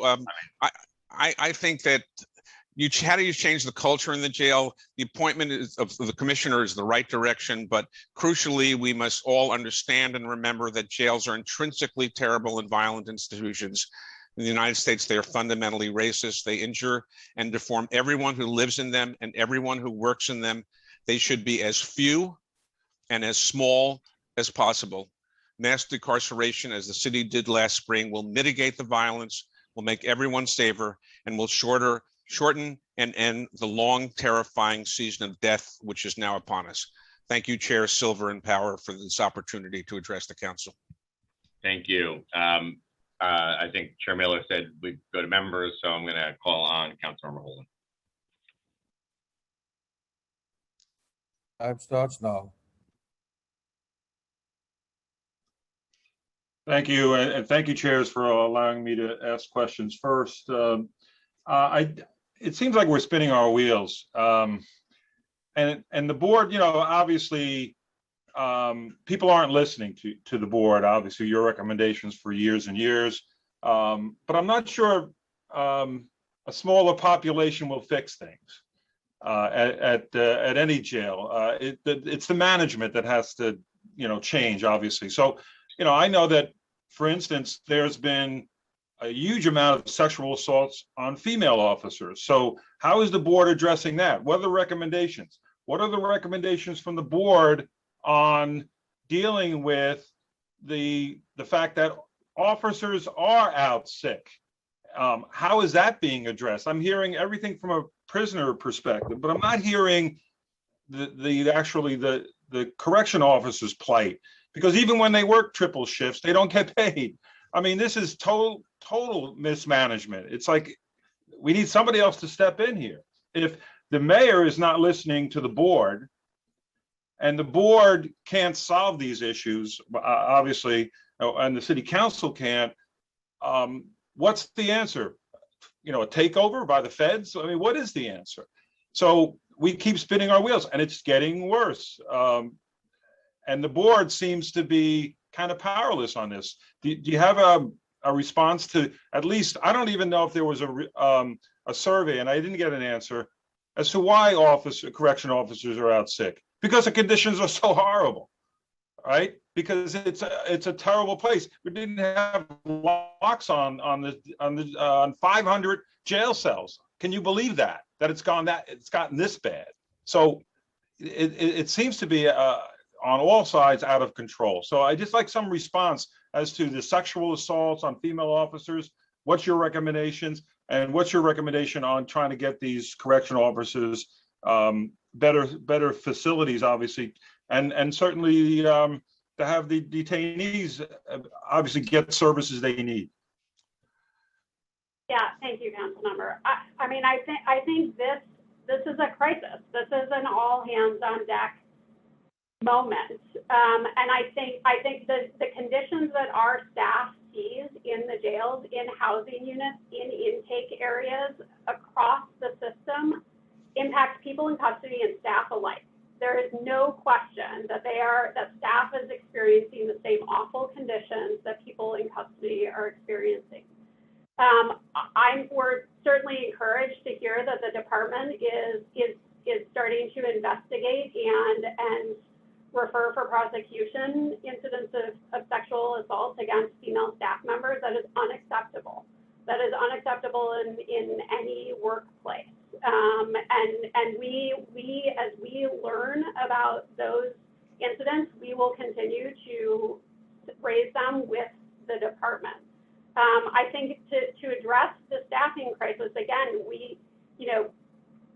and I think Commissioner Schiraldi spoke to this earlier, the conditions are awful for everyone, and I think that people need to feel safe and respected in their place of work, and they will begin coming back to work. And I think taking a multi-pronged approach, addressing the concerns that staff have, and addressing the people who are not coming to work. I mean, that impacts their colleagues. and also addressing the population. With a lower population, the department will have, can have fewer housing areas and can deploy staff more effectively. And so again, I think this is, you know, everything needs to be on the table right now, and everybody needs to do their part in addressing this crisis. I don't think there's one person or one group responsible.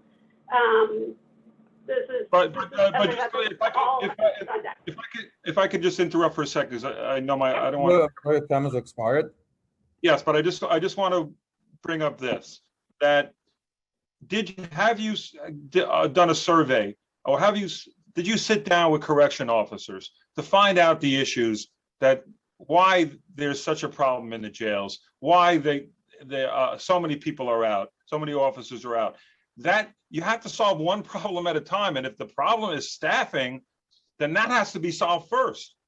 So what recommendation has the board made to get the officers back and to make their lives a little, you know, easier in their jobs? I mean, obviously the mayor has to control a lot of this, but you're the board. What recommendations have you made other than, you know, you have to understand the problem and have to solve that one first, because that seems to kind of, you know, control everything else. There's the staffing. So if we don't have the staffing to deliver services to the detainees, then everything starts to fall apart. So I've walked around with the executive director, President Basio. I've walked around the jails with his executive board, and I've talked to this past summer, and I've talked and with council members as well, and I've talked to the officers for years and years and years.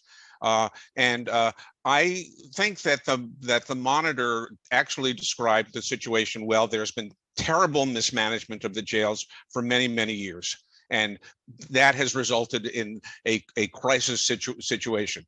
However, Councilman, emergently, until people come back to work because they feel safe enough to come back to work, we must decrease the population, because it's the only way to adequately protect the staff and the people who live in the jails. And that's why I think it's not just spinning our wheels. It's a real solution, and it was the city's direction until they reversed it and increased the population.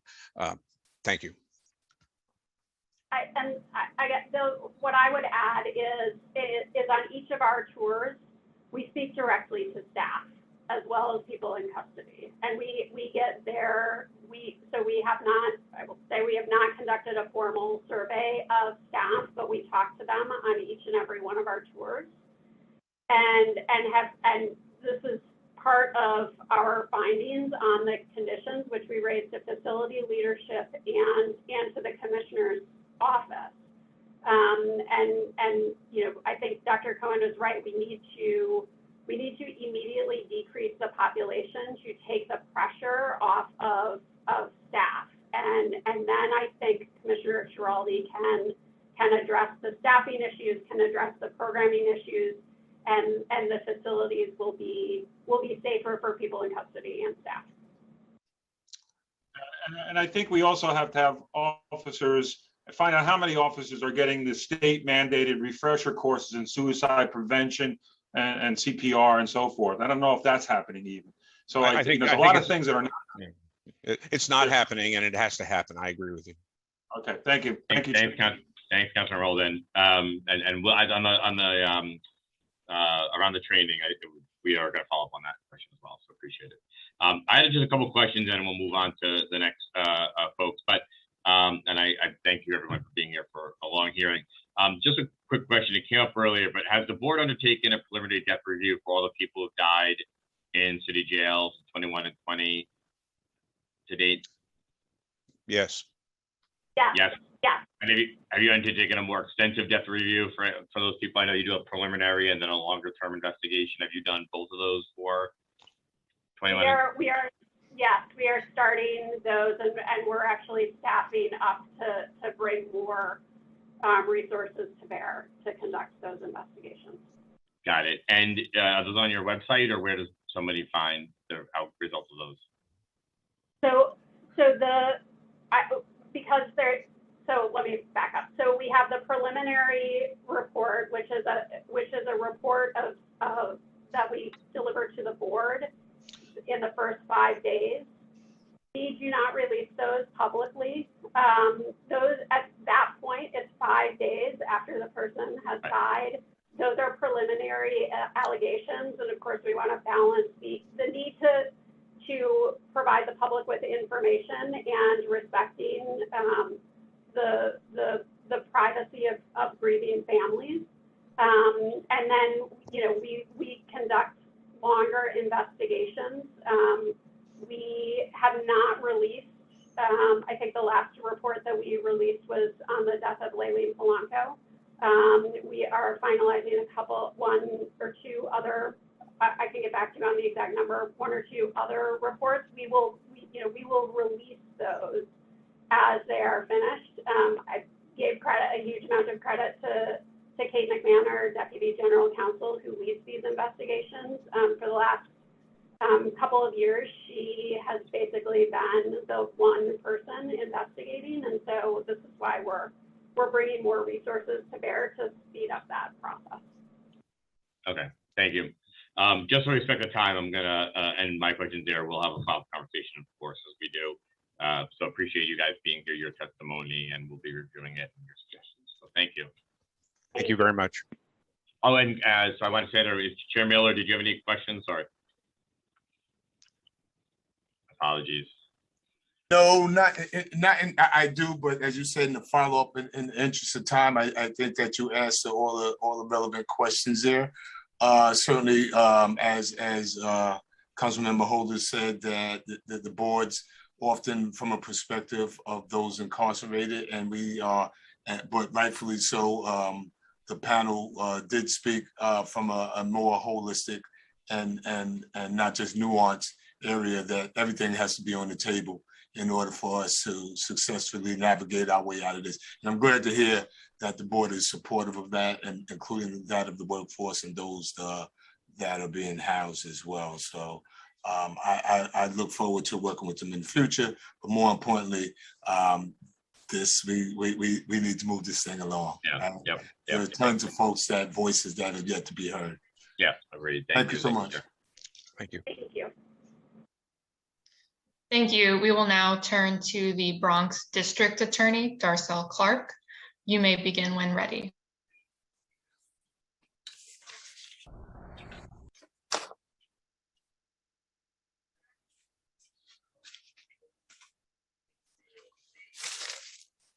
Can you hear me? We can hear you. Thank you for being here. All right, I started off my comments by saying good morning, but it's good afternoon now. It's almost good evening. Yes, well, thank you so much to Council Member Keith Powers, the chair of the Criminal Justice Committee, as well as members of that committee, and to Council Member Danik Miller, chair, and members of the Committee on Civil Service and Labor. I'm here to provide a greater perspective about my office's role in maintaining order and safety at Rikers Island. I want you to know that I have personally visited Rikers Island a few weeks ago to meet with Commissioner Schiraldi and his leadership team. And I also want you to know that I have an office on Rikers Island. When I took office, part of my campaign was that at the time I took office in 2016, there was a backlog of cases. There was violence at Rikers. Nothing was happening. And I vowed to do more about that. So I opened the office on Rikers Island. So I, till this day, have an office open on Rikers Island where I have assistant district attorneys there. I have investigators as well as professional staff. I've also had the opportunity to meet with correction union leadership as well, all, with the goal to talk about the safety and welfare of everyone who has to be on Rikers Island. First, I'd like to tell you about the level of violence that we're seeing, which I don't have to explain to you because it has been made very clear to you, what we're doing to hold people accountable, and the urgency of the situation at hand. Currently, the dangerous environment and staff shortages are impacting the criminal justice system by depriving victims of justice and defenders of their due process and protections for DOC staff. The inhumane conditions are denying those on Rikers Island the basic needs that the city and the nation must provide.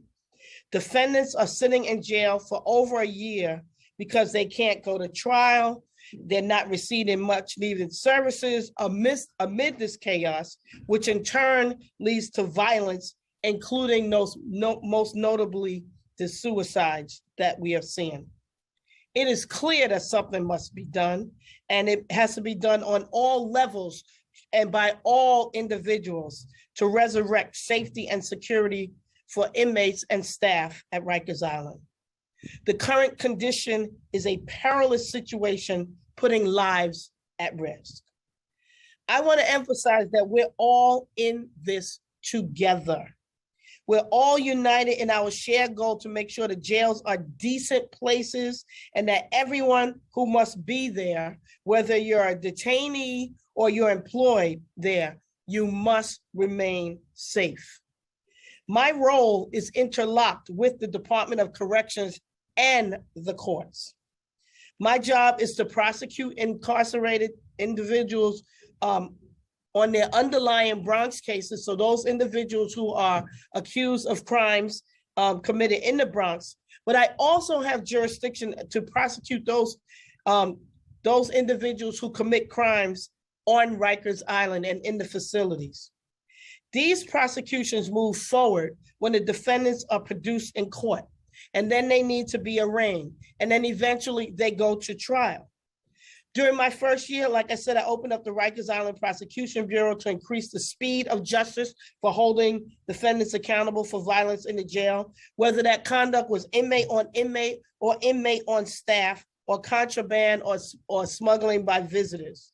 I have a Public Integrity Bureau that handles crimes that are committed by DOC staff. And we have some investigations open into 3 of the pending suicides. Of course, the Attorney General's office now has jurisdiction, so that has changed. So anything that I'm looking at happened prior to the AG taking over. I lobbied the City Council to fund high-tech scanners utilized to intercept razor blades and undetected contraband that was coming in. And I worked with the unions very hard to get that protection for their members as well as for the safety of the detainees. The adjustment in my office's bail policy, along with criminal justice reform, led to fewer defendants incarcerated. Then we worked with the city to address the impact of COVID-19 at Rikers, to address, which led to the release of many defendants as possible who would not pose a substantial risk to public safety.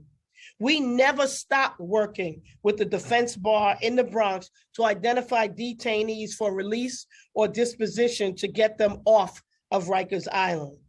The population of the Bronx defendants fell to 700 in the fall of 2020. But as of September 11th, there are over 1,100 Bronx defendants in DOC custody. The population has been steadily increasing since 2020 due to the surge of violence within the Bronx. Defendants at Rikers are largely accused of serious crimes such as murder, attempted murder, shootings, rape, domestic violence, child abuse, etc. While this population is smaller than historical numbers, it will be more, it's a more volatile population. And if conditions persist that are unsanitary, unsafe, and with an inadequate supervision and lacking repercussions for people that commit violence, the situation will become even more dire. Since grand juries reconvened in March of 2021, the Rikers Island Prosecution Bureau has indicted 45 cases involving assaults on staff as well as assaults on detainees. One particularly cruel act occurred when 7 inmates overwhelmed an officer, then stomped and punched another detainee while defendant poured boiling water on the victim, causing skin on the face, head, and arms to burn away. Fortunately, the victim survived, and so did the officer, and they are recovering. We currently have 328 open investigations involving assaults on staff.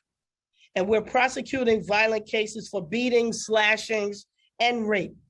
No one, and I repeat, no one should be subject to degradation, harm, or fear if they have to be detained at Rikers or they have to work there. But regardless of how many cases we pursue, we cannot prosecute our way out of this. The district attorney and prosecution should be the last resort and not the first to prevent violence and to keep the jail safe. Mayor de Blasio announced a few measures yesterday, and it's a start. Increasing staffing levels is crucial to stabilizing Rikers. Opening more intake centers is a critical step as well. Previously, there were intake centers in each borough. A month ago, all new intakes were funneled into one intake center at OBBC. And OBBC is not built to handle this influx of that many intake cases, and due to staffing issues and medical clearance and COVID issues, it's just not able to handle that. And there lies the problems that we are seeing right now, the things that those who went to the jail recently saw. Yet and still, new detainees must appear in court within 6 days. And unfortunately, OBCC has not been able to produce defendants for this quick turnaround in many instances. There's homicide cases where defendants are not produced for court appearances. There's defendants that are not produced for all kinds of appearances now because of the staffing issue.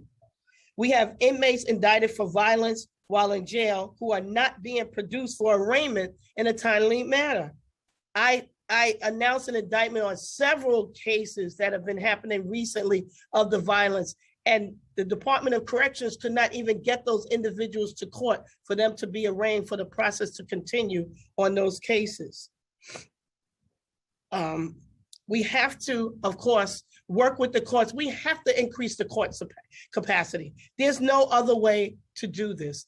We have been held up in processing and going to trial and eventually getting people off island because the courts are not at 100% capacity. Right now, we're only being able to try 3 cases at a time. That's simply not enough. With two backlogs, these trials are very serious. People are being hurt, staff are being hurt, inmates are being hurt. We have to do better, and we can do more. But the courts opening up will actually help this in a number of ways. The less is more legislation, which I have publicly supported, releasing parolees who are jailed for curfew or other administrative violations will help, and they should be released. Less is more should be signed by the governor. I totally support that. And I believe it would be some 400 individuals that would be released right now if less is more was in effect. Also, there's a number of the inmates there who have been convicted and are due to go to state prison, and they are still being held at Rikers Island. But again, because of staffing and other things, have not been sent upstate. If we were able to remove those, that's another, I believe, close to 400 individuals that would be removed from Rikers Island. Anything that we can do to decrease the population is important. And like I said, I am working every day with the Defense Bar. We constantly look through the people that are there to see that those who don't need to be there should be released. Also, there needs to be administrative tools that are swift and certain punishment after a violent incident. DOC and the Board of Corrections must come up with a plan to address these gradual sanctions that would help the officers and give them the tools that they need to maintain order in the jails. Because again, prosecution must be the last resort. I will continue to do all I can to fulfill my duty, but there must be, and we're starting this, an immediate plan involving all stakeholders to restore sustainable conditions at Rikers. Ladies and gentlemen, the situation is urgent, it's life-threatening, and it's unconscionable. We cannot afford to wait for another incident. We must act now. And at this time, I'll take any questions there may be. Thank you, appreciate it. I had a couple questions, you answered some of them, but I was gonna just to turn to Chair Miller as a starting point to get any questions. Appreciate testimony.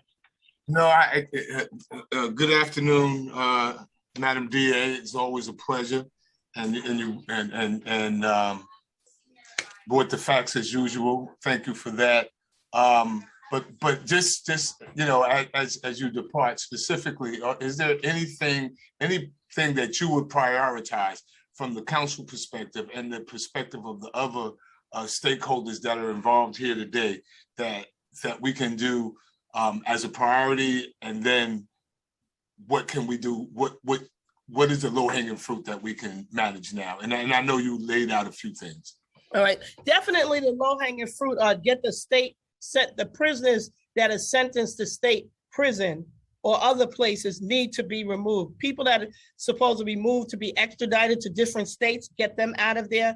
Anybody who has a waiting sentence or been sentenced, have that happen so that they can move on to the state facilities. That should happen. I think that we need to get the courts open. We have to work with the courts. And listen, I've been sitting down with the city, with the Commissioner Schiraldi has sat down with me. We're all in this together. There's a priority list of those individuals that are causing some of the violence. And it's not every detainee. Most of them are decent people that deserve to be treated humanely. And I, as a district attorney, am telling you that they should be treated humanely. Some people may think that the DA doesn't care, that long as they're in jail, I don't care. I don't think that. These are my constituents, just like they're your constituents, and they deserve to be treated with respect, and they deserve to be treated humanely. We need to move the processing, more so that we can get more trials happening, more hearings, so that these people, their cases can be adjudicated, so the detainees, because they haven't been convicted of anything yet, as I think it was mentioned, they haven't been convicted of anything. So they need to have their day in court. The victims need to have their day in court. So the process has to move on in order for us to be able to remove them from Rikers Island. And then we need to equip the staff so that they can be safe. They should not have to depend on the Bronx DA to prosecute somebody who harms them while they're working on their job. This process takes a long time. You see, the detainees are waiting for their day in court. Well, so will the officers and the DOC staff, even when I indict them, because the cases are not being processed fast enough. Look, we're coming out of a horrible pandemic.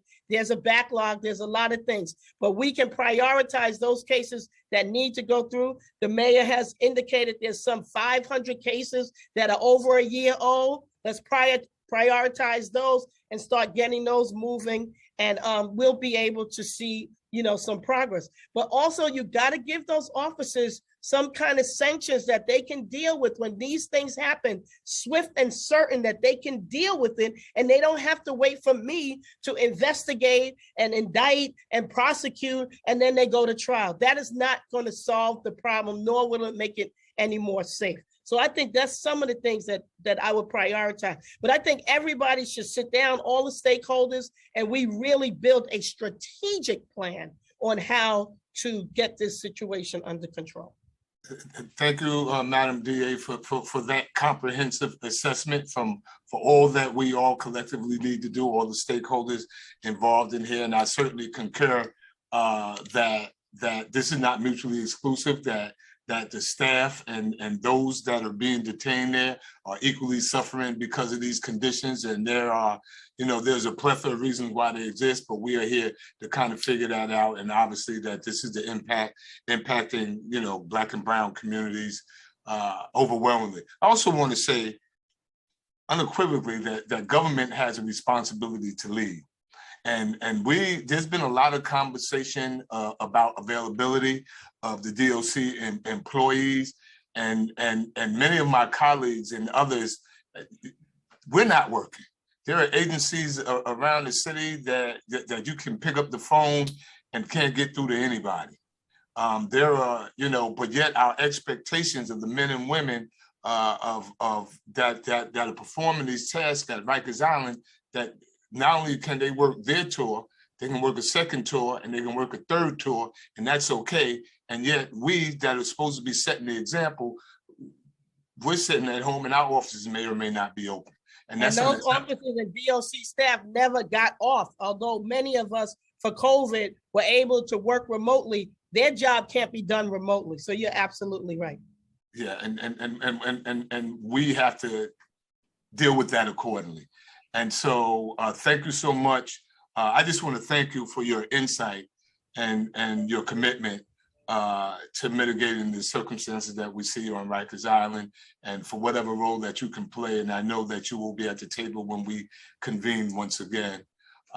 Chair Powers, I'm sure I don't see any. Oh, Councilmember Adams has our Chair of Public Safety has her hand raised. Councilmember. Thank you so much, co-chairs. Thank you, DA Clark, for your testimony thus far. Always good to hear you. You always bring it.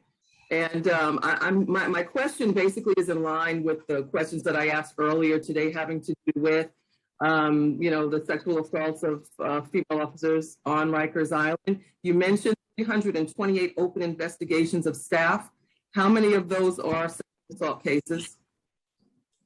I can tell. I have some of the numbers that we've had over the last 3 years as to what we've prosecuted. I have to get back to you on how many of the number of the 328 are sexual assault. Let me check that. But I know that in the recent cases that I indicted, some 37 cases, how many? 3 of them were for sexual assaults or sexual misconduct against staff. So for 2021, I have inmate sexual assault allegations. I've had 2, staff on inmate, none, inmate on staff, 6 of them that we've done so far this year. Last year, inmate on staff, another 6. And in 2019, I don't have that number. So when we get them, we are doing them. We have to investigate. Unfortunately, the pandemic put the stop to a lot of things, because even if we had investigated and it was ready to, let's say, go to a grand jury or whatever, everything was on pause. So now there's such a backlog that DA's offices now, or at least I am, having to prioritize which cases go forward. But I absolutely take serious any sexual assault cases on DOC staff members. I have my Rikers Island Prosecution Bureau does those prosecutions. They confer with my Sex Crimes Bureau as well. And we confer with our Crime Victims Assistance Unit for any member of DOC staff or anyone who needs any type of advocacy or therapy, that we're able to give them the services that they need while we continue to investigate the case. Thank you, DA Clark. My final question, just one more, it has to do with exactly what you said, your history and knowing about these instances. In your estimation, does the occurrence of detainee on officer assault happen more frequently than in the reverse?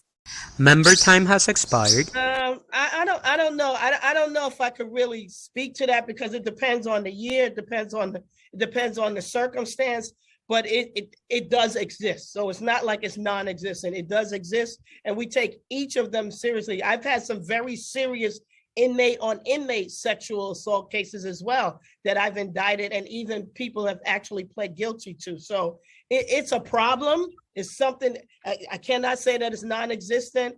I'm not going to say it's an extreme problem. It's something it's a problem. That's a problem, and it's that important. So whether it's 1 or 1 million, it's serious enough that it should be handled, and we're doing all that we can to make sure we pay attention to it, and that members of the Department of Corrections should know that anytime they can reach out to me, because I do take it seriously and will investigate. Thank you, DA Clark. I will go on the record by saying it is an extreme issue. It most certainly is. And again, from my perspective, it's one that does not get nearly as much spotlight and attention as it should. Thank you so much for your testimony today. Thank you. Thank you, District Attorney. Thank you for being with us, and thank you for your patience waiting for us, and appreciate your work. Thank and you. just for time standpoint, we'll keep moving. Thanks so much. Thank you.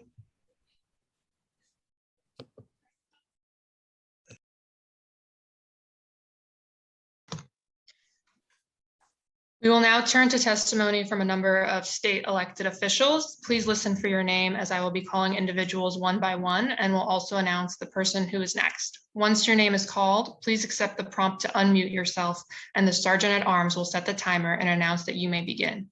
Your testimony will be limited to 2 minutes. I would like to now welcome Assemblymember Kenny Burgess to testify, followed by Senator Alessandra Biaggi, followed by Assemblymember Emily Gallagher. Time starts now. Thank you, Chair Powers and Miller and members of the committee for the opportunity to testify before you today. I'm Assemblyman Kenny Burgos, representing the 85th District in the Bronx, which includes Rikers Island. To call Rikers Island Horror Island is an understatement.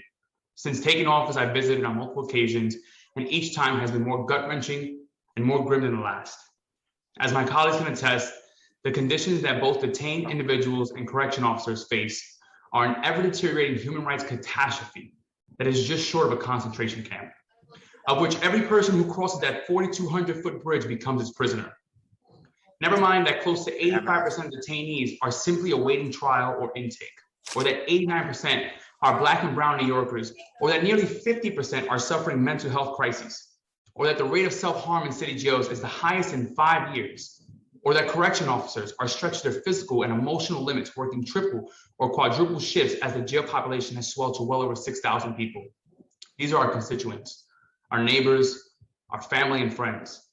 We wouldn't allow animals to live in these conditions, yet we allow human beings to live in abject squalor, many without access to showers, toothbrushes, or toilets, with 25 people to a room, urinating and defecating in bags, no access to air or sunlight, using sandwiches as pillows to eke out some semblance of comfort in this hellish environment. 10 individuals have died already this year on Rikers Island, and what's even more tragic than these deaths is that death itself feels like the only escape from these conditions. This is on us. This is on the leadership of our city and state. This is an administrative policy problem, and it's on us to solve it now.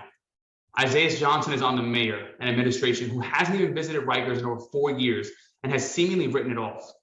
Brandon Rodriguez is on the governor who hasn't signed and implemented the Less is More Act. Thomas Bronson is on you, the city council, who has the power to reshape the city's correctional system.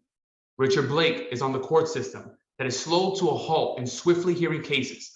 Jose Mejia Martinez is on us, the state legislature, for not doing enough to hold leadership accountable. Thomas Carlo, Javier Velasco, Michael Tyson, Segundo Guayapa, Juan Cruz, Raymond Rivera, Walter Ants, Leilene Polanco, Khalees Browder, and countless others are on all of us until we solve this crisis in our jails once and for all. Time has expired. Incarceration is the only solution to end mass incarceration, and we must act now before we lose another human life. Thank you. Now we will hear from Senator Alessandra Biaggi, followed by Assemblymember Emily Gallagher, followed by Assemblymember Zoran Mamdani. Time starts now.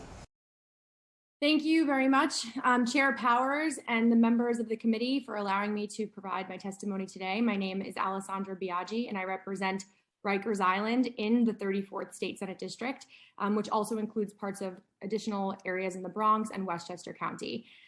My visit to Rikers this past Monday was horrifying beyond the word that I can even share with you now. I've actually really been struggling to find words that I can use to even describe what my eyes saw. I witnessed inhumane conditions that I have never seen before. Never-ending piles of garbage and feces covering the floor.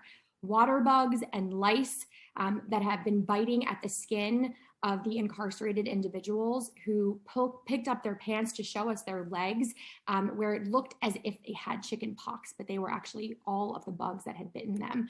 Clorox bleach that had been not only poured on the walls and the floors, but also were on the skin of the incarcerated.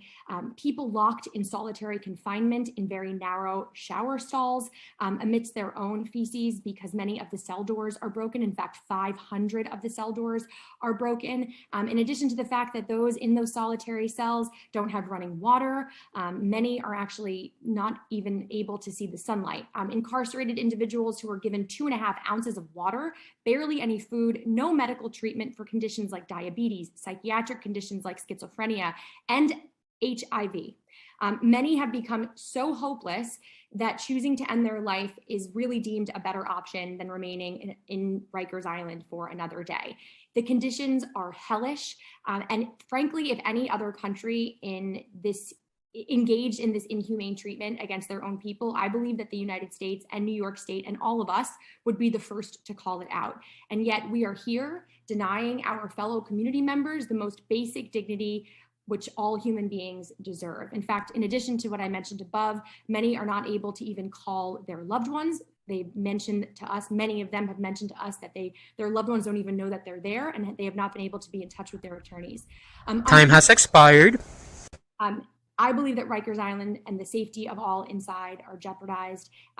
Many constitutional rights are also being violated. There are many things we can do. I will happily reiterate that publicly. Thank you so much for the time today. Thank you, Senator. Thanks for being here and testifying. Yeah.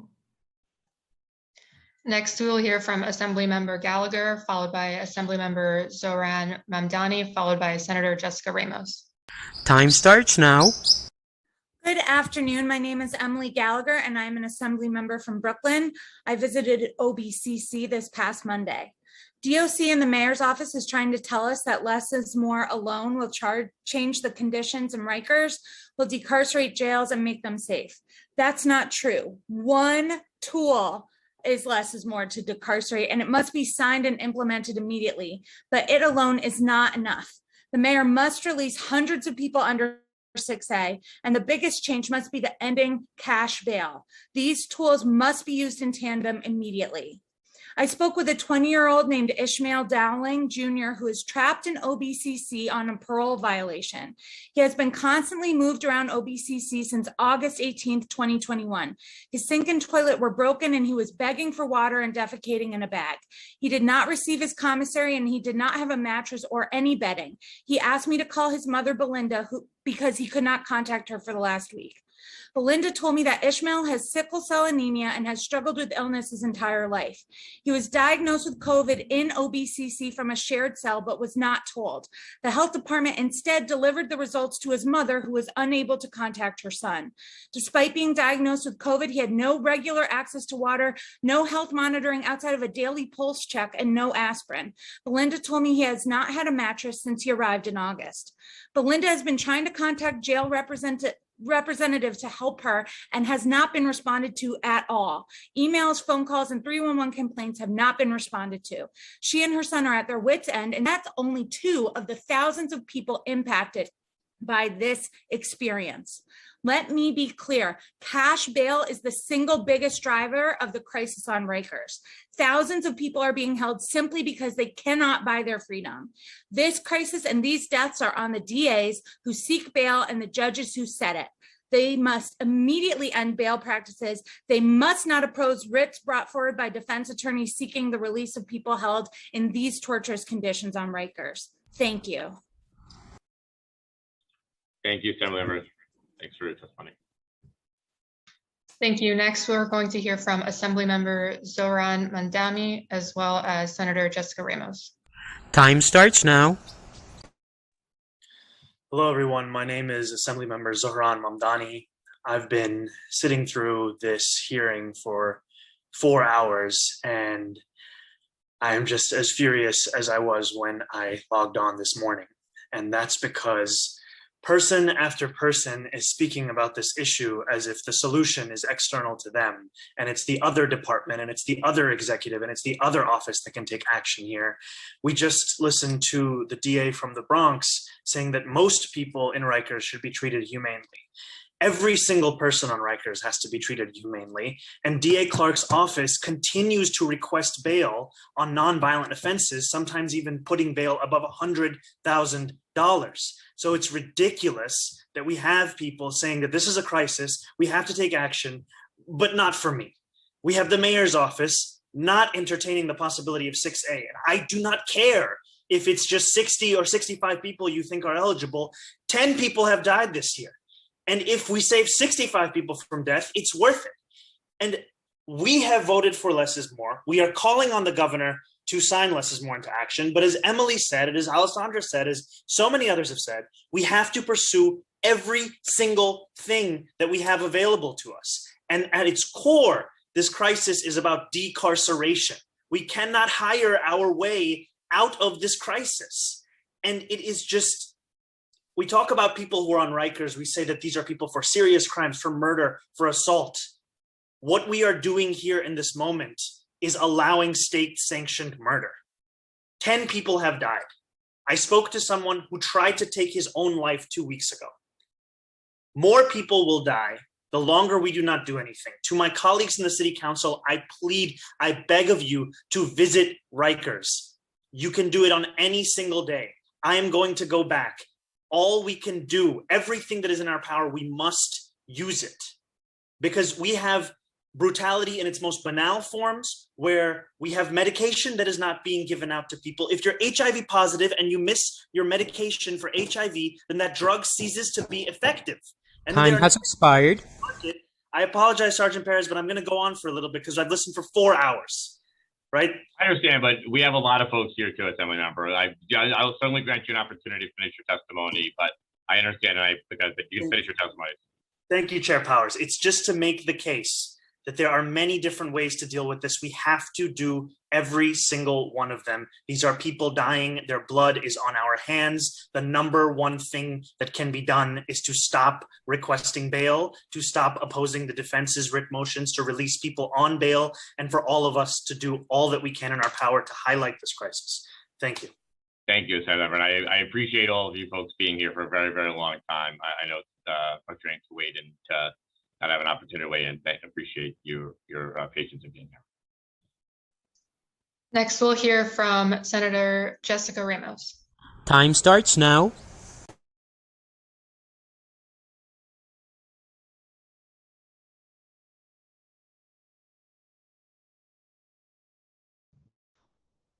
All right. Well, thank you to the chairs and to all of the committee members present. My name is Jessica Ramos. I represent the 13th District in the New York State Senate, which includes Jackson Heights, East Elmhurst, Corona, and parts of Astoria, Elmhurst, and Woodside. You've all been listening our accounts of our visit earlier this week. There's reports of chronic staff absenteeism, incarcerated individuals languishing in intake, self-harm, and more. What we witnessed was really nothing we could have possibly prepared ourselves for. There were about a dozen men that we saw packed into small cells with no beds. They're being deprived of food, water, showers, and medical attention. I met one transgender woman who had been misgendered and assigned to male housing and abused.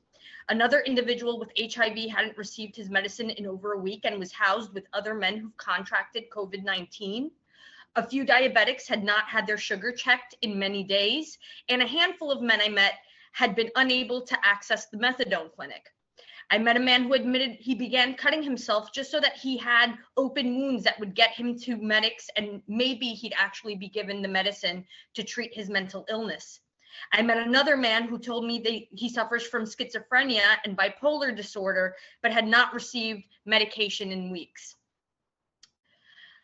Assemblymember Jessica Gonzalez Rojas and I even witnessed a man try to take his own life before our very eyes.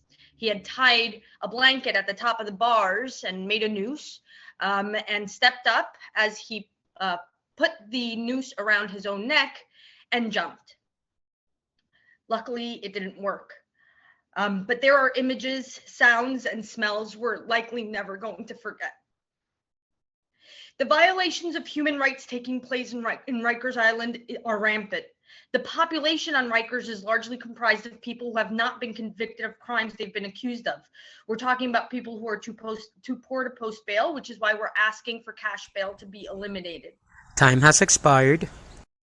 I have a lot more to say, but it's really unconscionable that we're allowing this to happen. I didn't get to this part, but I chair the Labor Committee. I did want to speak up for the correction officers who deserve to work under safe conditions. And I want to pitch, of course, my own bills, both the treatment not jails bill, and I carry the bill in order to do away with triple shifts in our jails. These are things that we must pass immediately, as well as have the governor sign the less is more bill. But please, we have to refuse to be complicit in the system, each and every one of us.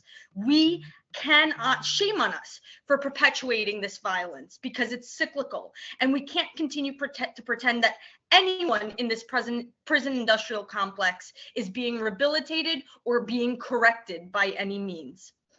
This isn't making any of us any safer. Thank you. Thank you, Senator. Thank you for sharing your stories. I did see your comments, press conference too, about that situation. Appreciate you being here today.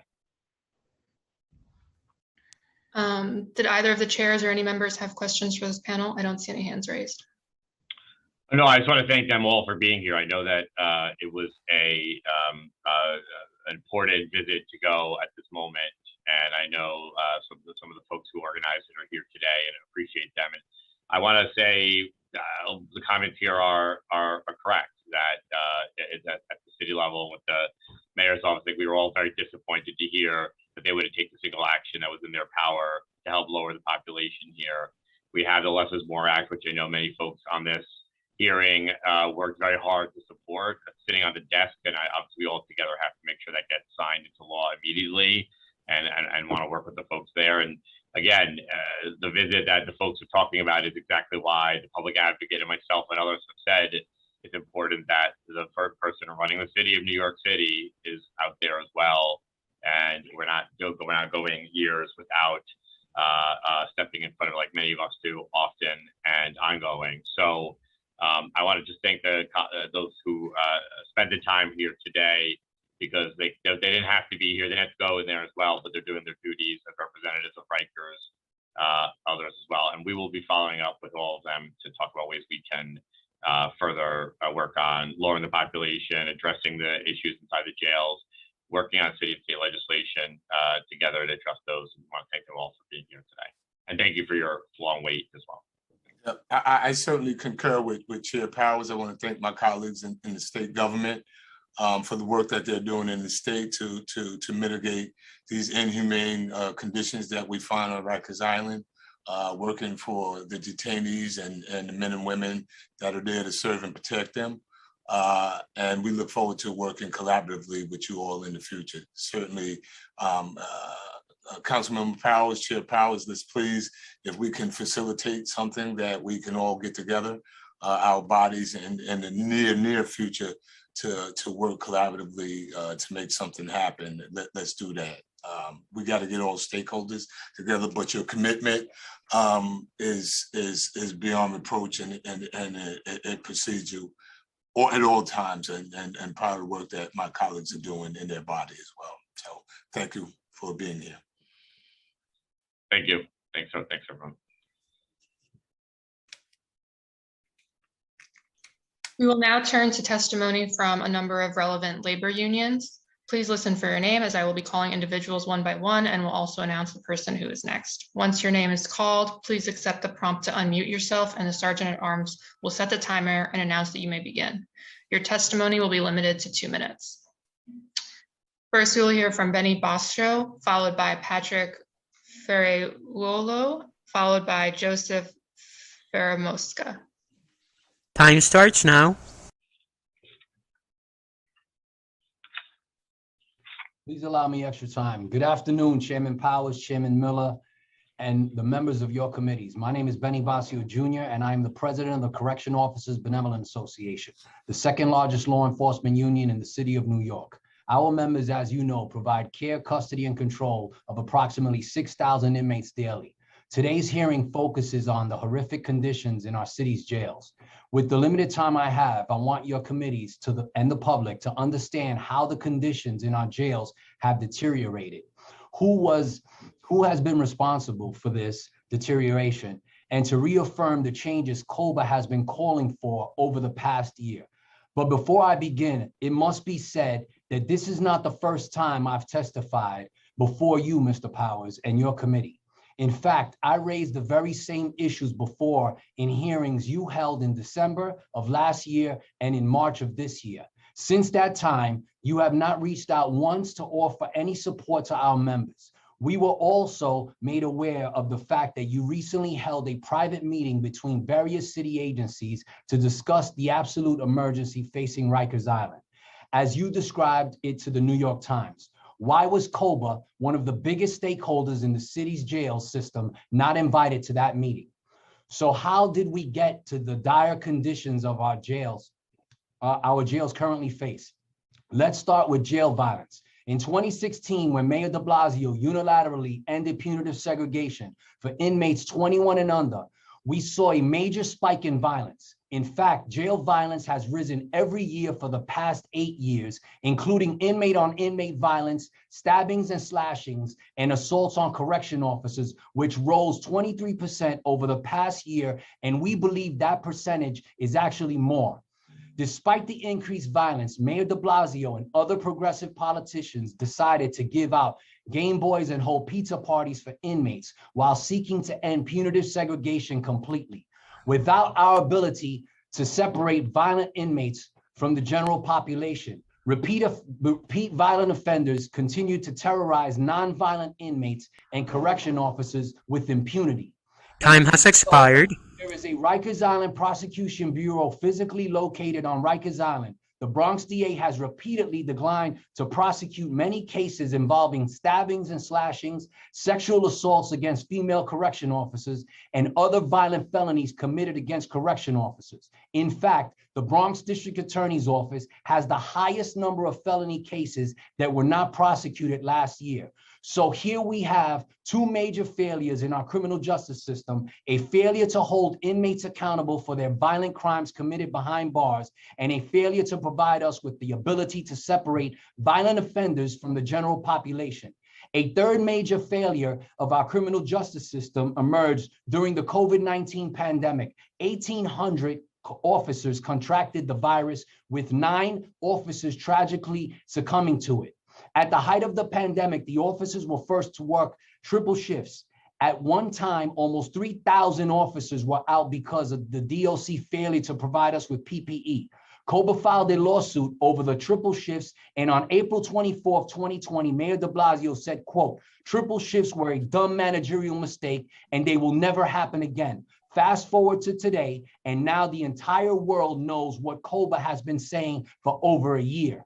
Triple shifts and even quadruple shifts are happening every day. When an officer is on a shift, he or she is not afforded breaks for meal, breaks to use the bathroom, or even breaks to seek medical attention. It's nothing short of inhumane. Since February 2019, Mayor de Blasio and his administration, and even this city council, watched the inmate population rise, the numbers without our workforce dwindle. In fact, just 1 year, the inmate population has nearly doubled from 3,400 to 6,000. Our workforce has shrunk from over 9,000 officers to 7,600 today. Much of that reduction was the result of nearly 1,300 resignations on top of retirements. In my 22 years as a correction officer, I have never seen so many officers leaving their jobs after just a few years because of the horrific conditions in our jails. Time has expired.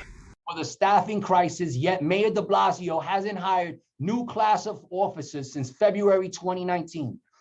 Even with the department's promise to hire 600 more officers this fall, they won't enter the jails until January, likely to lose 600 officers between now and then. If your committees are truly interested in improving the conditions in our jails, then it's time for once to listen to the boots on the ground. Fix the staffing crisis by fixing the humanitarian crisis. Make our jails safer for everyone by holding assaulted inmates accountable for their attacks on our members and other inmates. Demand the Bronx DA's prosecution of felony crimes committed on Rikers Island. Allow us to separate violent offenders from the general population, and demand that either this administration or the next administration hire the 2,000 officers needed to relieve officers working 25 plus hours right now. We didn't create this series of systemic failures that have created these dire conditions, and we damn sure didn't turn a blind eye while they were unfolding. We continue to do our jobs in an impossible environment every day. All we're asking is that you do your jobs and give us the support and resources we need immediately to make our jails safer for everyone. With that said, I'm happy to answer any questions you may have, and I appreciate you giving me the extra time. I'm going to, Councilman, if I may, I got a couple of comments directed at me at the beginning list. I'd like to respond to Mr. Basio. As a starting point, I did have an all-hands-on meeting last week with all the agencies. I didn't invite every stakeholder in the city of New York. This was about getting accountability on the agency's issues. You were talking about staffing, about releases, about all these other issues because of the concerns that have been raised. I take issue to the allegation that we're not inviting you to that meeting because that meeting was for the city agencies that are responsible for the jails and the city council. I do want to go to another issue. You have a 21% sick rate right now, 1,789 members who are called in sick today. Undoubtedly, that is contributing to triple shifts and double shifts. You have opposed the mayor's and the DOC's policy, from what I can tell, to change the way that we handle sick policy. We have 100 individuals today who are AWOL, not showing up to work, 98, according to their stats that they reported earlier. Why would we need to hire more officers when we have 1,789? And they are hiring more officers, put forth. 1,700 individuals, almost 1,800 individuals, 22% of the population of our staff who have not shown up to work and are calling in sick. So let me start here. Do you believe that 1,800 individuals are sick today and calling in sick because they have an illness? Yes. We have correction officers that are suffering from major injuries from these assaults by inmates. We have officers recovering from long-term effects of COVID-19. And to add that, this new sick leave policy isn't working because it's forcing officers to be out sick longer than they need to be. An example of that is a correction officer called in sick for 1 day on September 7th. And they have to report to Mount Sinai, right? But Mount Sinai didn't have an appointment available until September 10th. Now I'm forced to be out more sick days than I intended to be out. So this policy isn't working because Mount Sinai isn't giving us an appointment within 24 hours. So now you lost a correction officer for 4 days. So this is contributing to the sick leave policy. And if you're working 25 plus hours a day without meal breaks, right? Who's expected to be on their best? They're exhausted. Officers are physically and mentally exhausted. Let me ask you a question, Keith Powers. If you were forced to work that many hours without being afforded a meal, would you, and not to add insult to injury, my officers are not getting paid their proper amount of overtime being worked. So this has turned into like modern day slavery. You're forcing me to work 25, 30 hours a day with no breaks. And then when it comes time to pay me for my overtime work, I'm not being paid. So you tell me why officers are not coming to work. You said they're sick. And now I just told you a numerous amount of reasons why my officers are out. Because here's why. Because when we have had conversations about, and we have, with your representatives about triple shifts and double shifts and even quadruple shifts, which are unacceptable. There are people that are calling in sick that seem to be doing it inappropriately and taking advantage of a sick policy and leaving your other members with it working triple shifts. How do you know Nobody should accept that. How do you know that?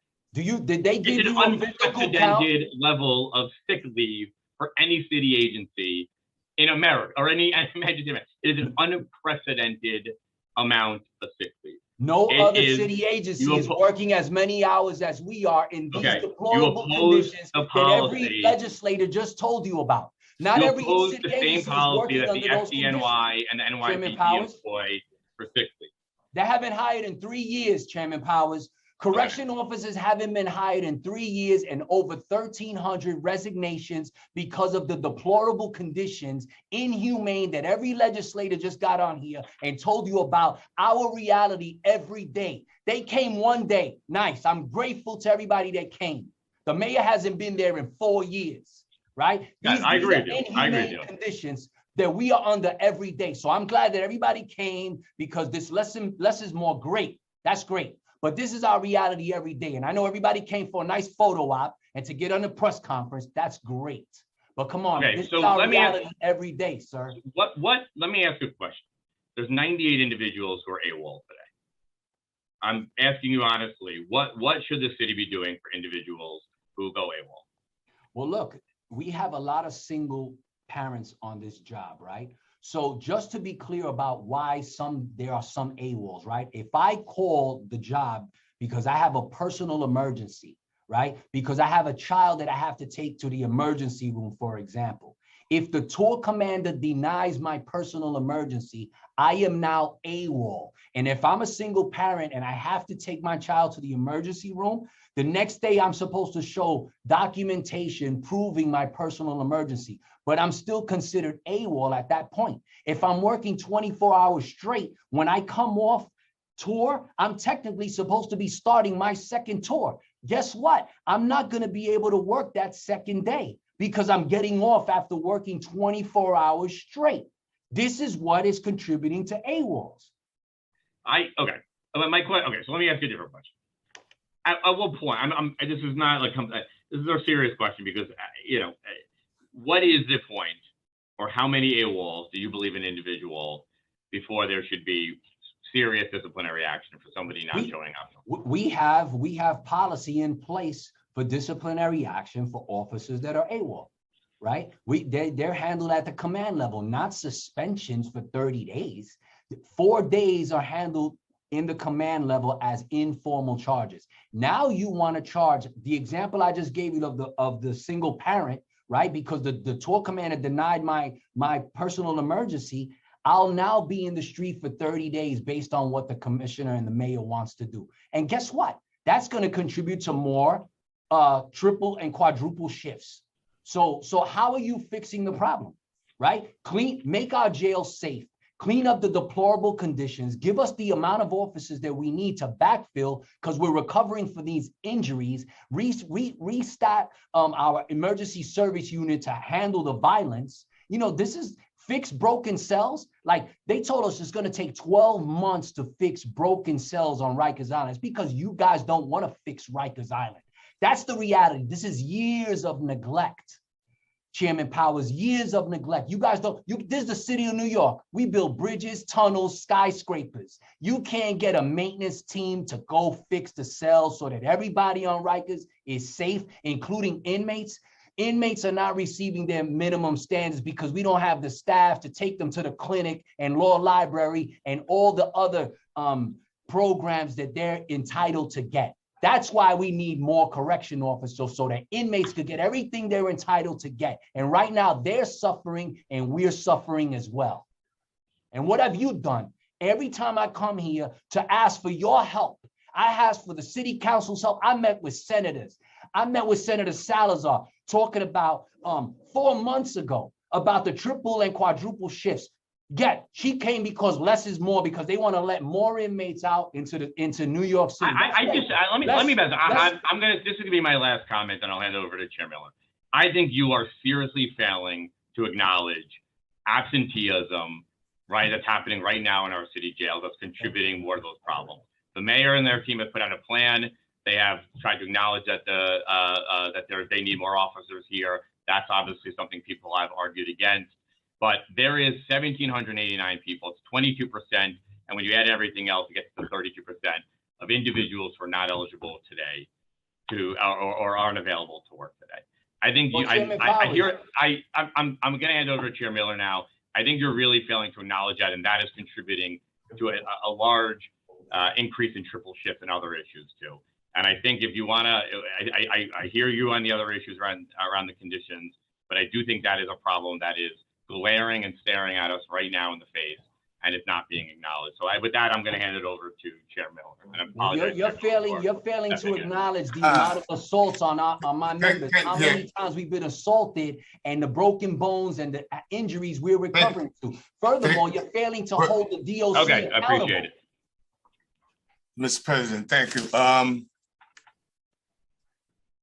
Thank you, Chair Powers. Before I know we have some others that want to get to us, so I'm going to be very brief in my line of questioning here.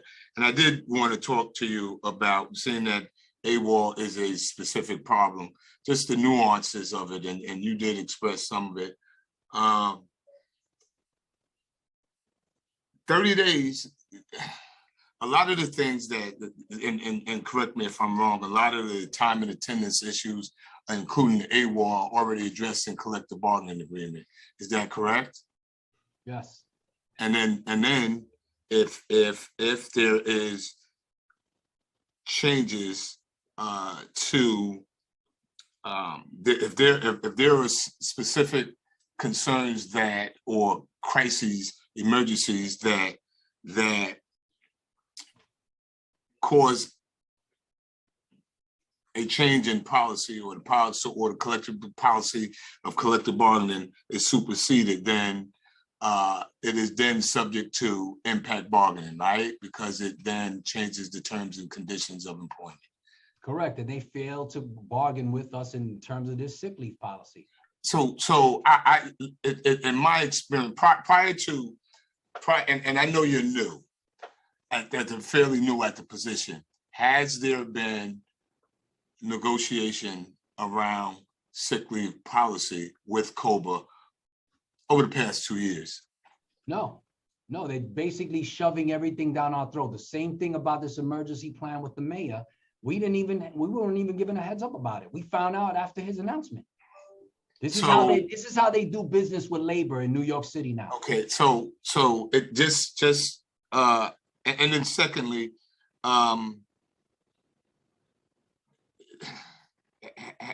has there been a grievance filed because of this executive order, or is it something that you think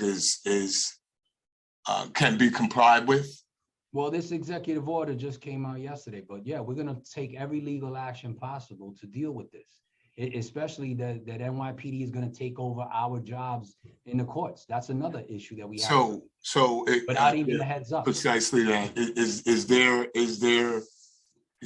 Is there concern about bargaining unit work and seniority in accordance with that bargaining unit work? So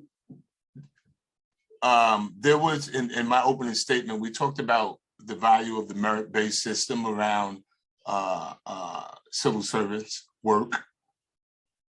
Do you feel that any of the actions taken in recent days is inconsistent with that or in violation of those civil service charter? Yeah, it's union busting. You're trying to get another union to do our jobs instead of not hiring in 3 years, and now we're the blame for everything that's wrong with the criminal justice system. They blame correction officers for everything that's wrong with our criminal justice system, and we're tired. We're tired of being blamed for everything. President Ambassador, let me just, and specifically with the AWOLs and the penalties that we just in the council passed legislation in the past year that created a matrix around discipline. Discipline is also a term and condition of employment and is generally collectively bargained to a certain degree, not necessarily the penalties, but traps and so forth. AWOL, you began to allude to some of the discipline that was applied because of AWOL and other time and attendance and infractions.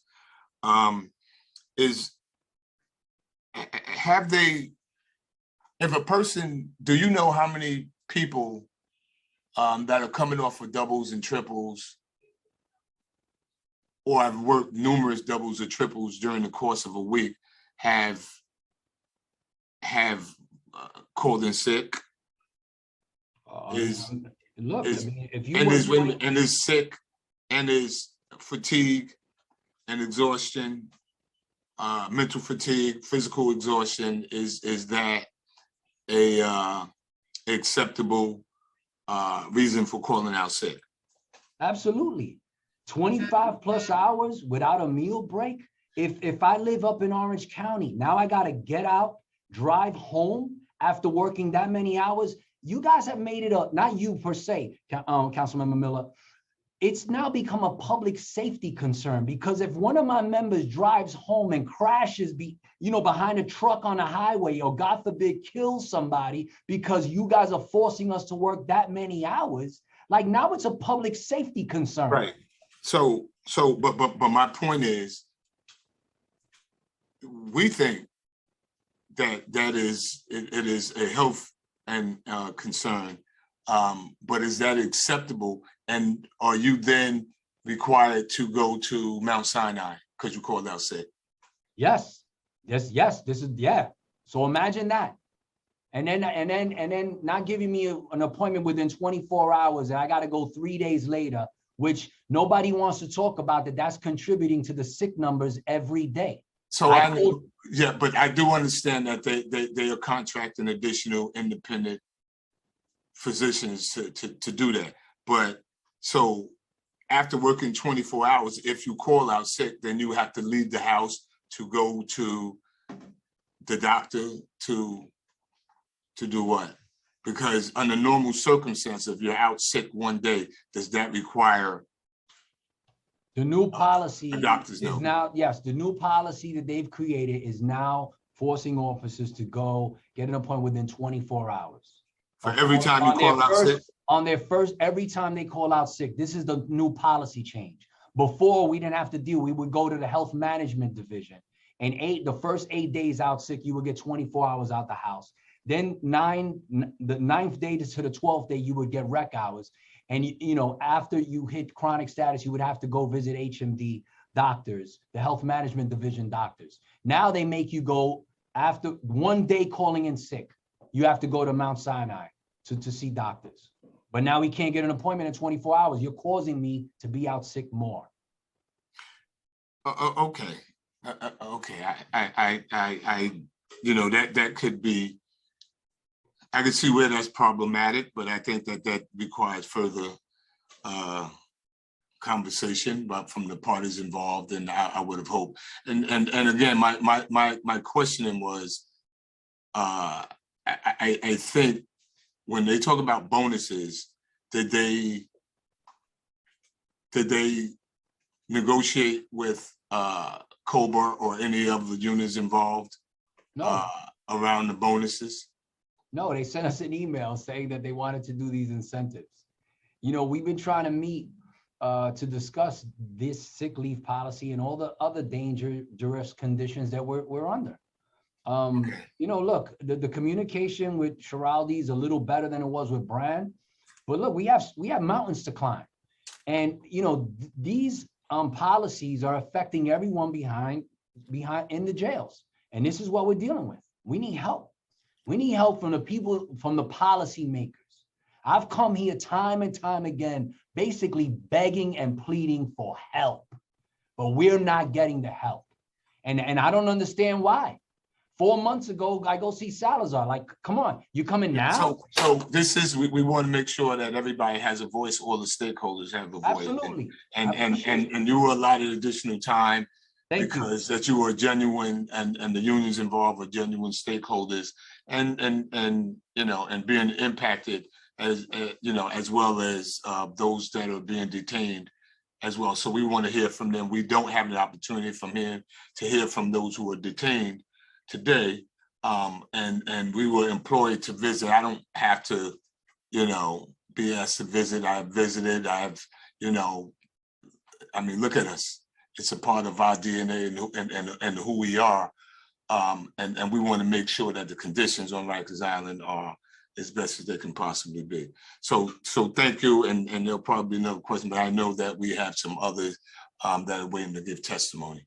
Thank you, Councilmember Miller. And we deeply care about the detainees that we have in our custody.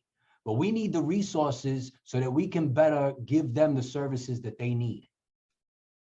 Okay. Thank you. Now we will hear from Patrick Ferreulo, followed by Joseph Ferramosca, followed by Kevin Collins. Time starts now.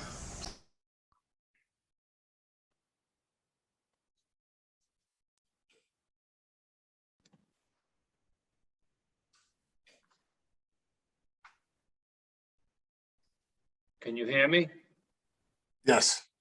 Yeah, okay. So first, I'd like extra time. Second, Joseph Ferramosca, my legislative chairman, will not be speaking, but I would like the opportunity to speak, and I would definitely need more than 2 minutes. I'd like to know, first of all, the Department of Corrections, the commissioner and the deputy commissioner and his staff are still on this Zoom meeting. Because I've been Their staff is still here. They still have staff here. They're still here? Yes. Okay, because I don't see them in the boardroom. Okay, so a couple of things I want to, there's more than a couple of things I want to address.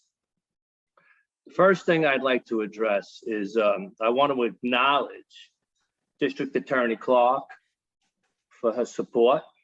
I appreciate that. I want to acknowledge Councilman Miller because he's always been supportive of us.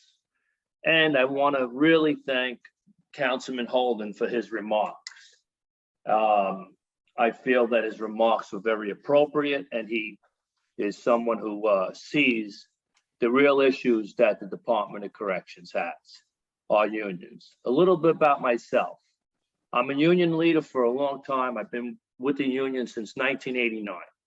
I've been with this agency 40 years. So I take offense to men and women that know really nothing about the inside of the walls of Rikers Island and what correction officers and my captains do on a regular basis. I take offense to Dr. Cohen when he talks about violent attacks on inmates. I take offense to Dr. Cohen when he alleges that there's a job action. That's a very strong accusation to make with no merit to it. As of today, there are at least 10 captains that are illegally shift reduced off of security posts on and off of Rikers Island. Time has expired.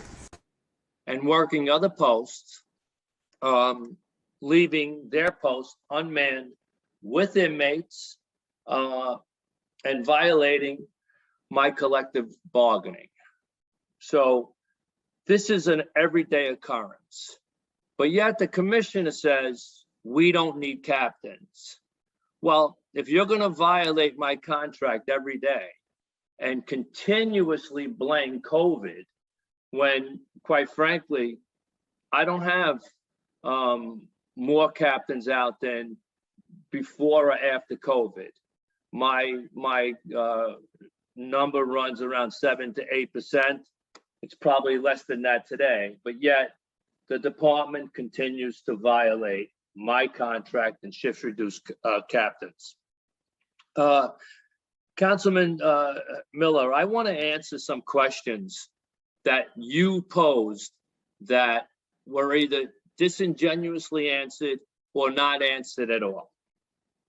Number one, correction officers and captains and anybody who does a triple tour cannot get paid that overtime because the system that is set up in payroll does not pay overtime after a double tour is done. So for someone in administration or anyone of high power to say that they don't know or we're going to take care of it is just ridiculous, because if they don't know that, then they're completely out of touch. That's number one. Number two, Benny had mentioned it, but the answer to your question about the mayor. The mayor has not been on Rikers Island for this whole second term. Matter of fact, the mayor has been so disrespectful to correction officers that even when I lost a captain and 2 of her children from a house fire, he didn't have the decency to come to the funeral. He hasn't been to one of my captain's funeral, and I've been running this union for a very long time. So has he really cared about corrections? I doubt it. That is my opinion. As far as collective bargaining is concerned, again, I will just be a little repetitive as to what President Basio said. The commissioner fails to bargain with us on every policy that he set forward. He informs us of the policy, and then he goes forward with the policy. That is a direct violation of collective bargaining. The answer to your question as to, is there a safety officer or a safety mechanism or a unit? And the answer from the administrative team was that there's a chief of administration, quite frankly, is absurd. Your question was, is there a safety unit or a safety officer? And the answer is positively no. You know, I think Councilman Miller may have some actual questions to ask too, so we'll give the time to get to those questions. I just want to be respectful of how many folks we have lined up. Excuse me, are you saying you're limiting me? I think we might have questions, so we're going to get to them now. I had to cut some colleagues off. I'm not finished, and you had my legislative chairman speaking when he's. I understand, but we've given you a lot of time. I'm not trying. No, I've waited over 4 hours, so I deserve my time. Councilman Miller, I do deserve my time. Excuse me? I said, yes, well, you can finish up, but then we have questions for you as well, I believe. That's fine. So that's fine. That is fine. Now, you know, a few members of the council and other men and women that have spoken have talked about the amount of correction officers that are out sick. And there was this whole discussion between you and President Basio just a minute ago.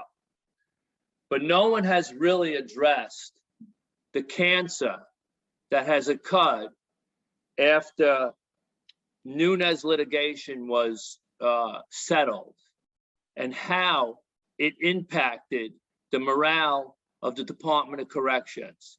Now, there's been many litigations that are settled, and they've had positive impacts.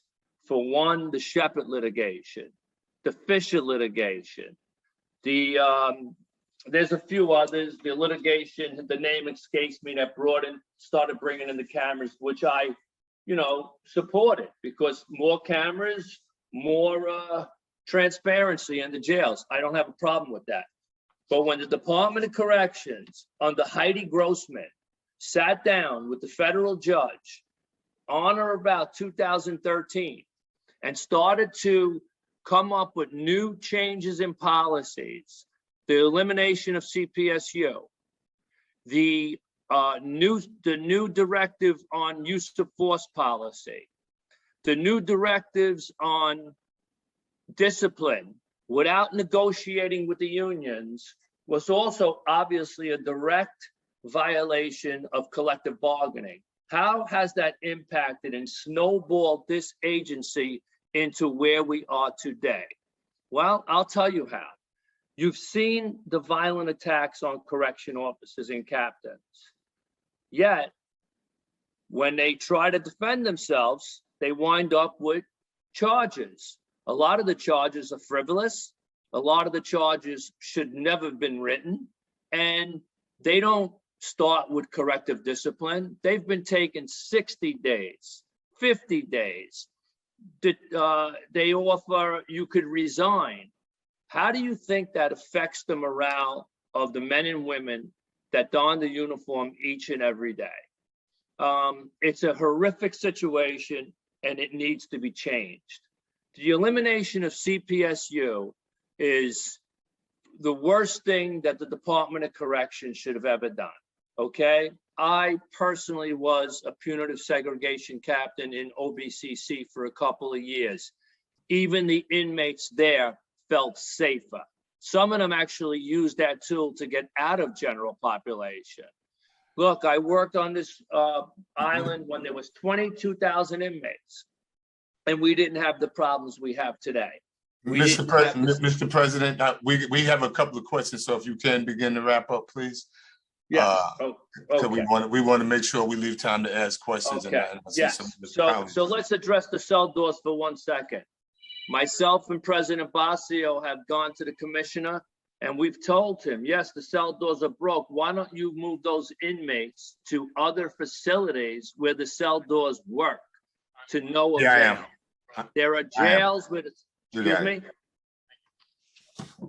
Okay, so look, if you have I could go on and on and on, but the truth of the matter is, the men and women in the Department of Corrections, like Benny said, have been working these triple shifts. How do you expect them to come back to work? Whether they're physically sick or mentally sick, they are sick. I've had officers myself call me up on quadruples without getting a mail. It's horrendous. I'm open for any questions. Thank you, Mr. President. Okay, we have a question from Councilmember Levin.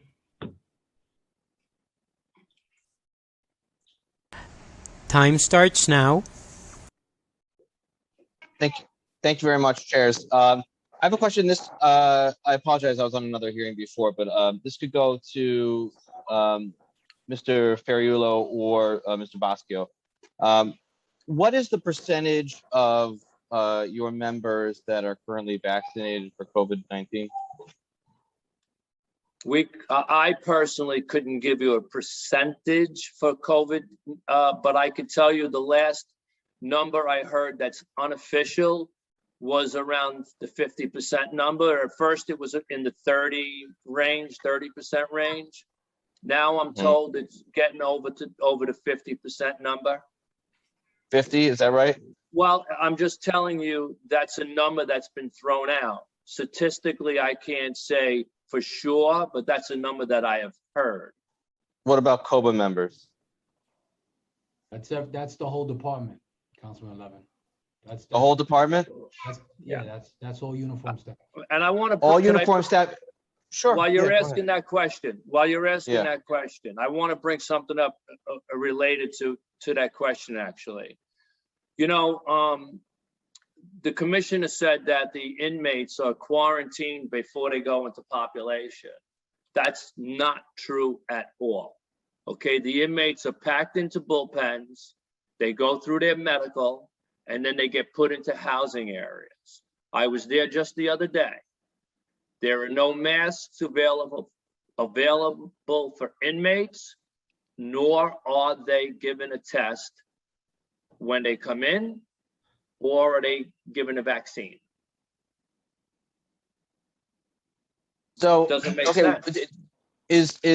I think Victoria, Dr. Phillips just posted 48%. So okay, that's within range of what you were saying.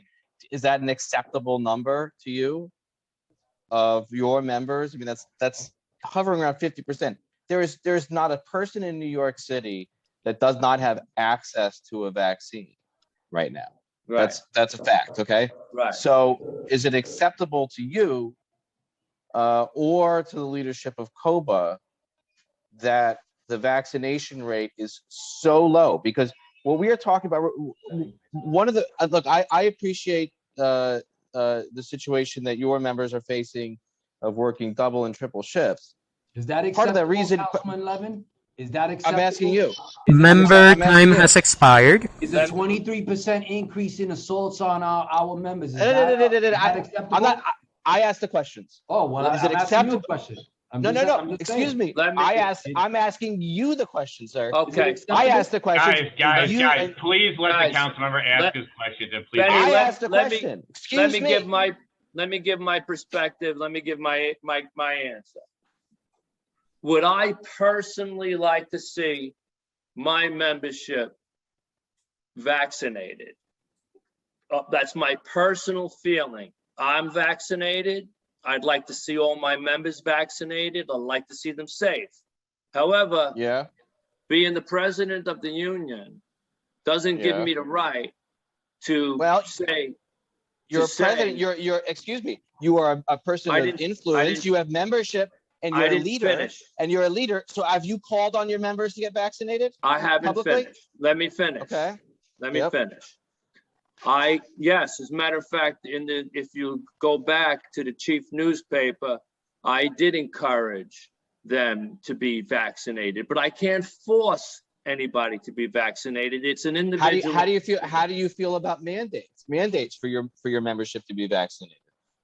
You know what? I don't think a mandate would be right, because you'd have to weed out religious rights. You'd have to weed out certain, There are exemptions. Every vaccine mandate has exemptions for religious or medical reasons.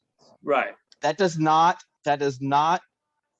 explain a 50% vaccination rate among your members when you have 1,000 correction officers calling out sick or but they're or not AWOL calling per out day. sick for COVID. Per day. Well, they're not calling out sick for COVID. Well, this situation, you did not have 1,000 correction officers calling out sick prior to COVID. So what has changed since COVID? If COVID has changed since COVID, okay? No, if you would have heard what I said, okay, this has been a snowball effect.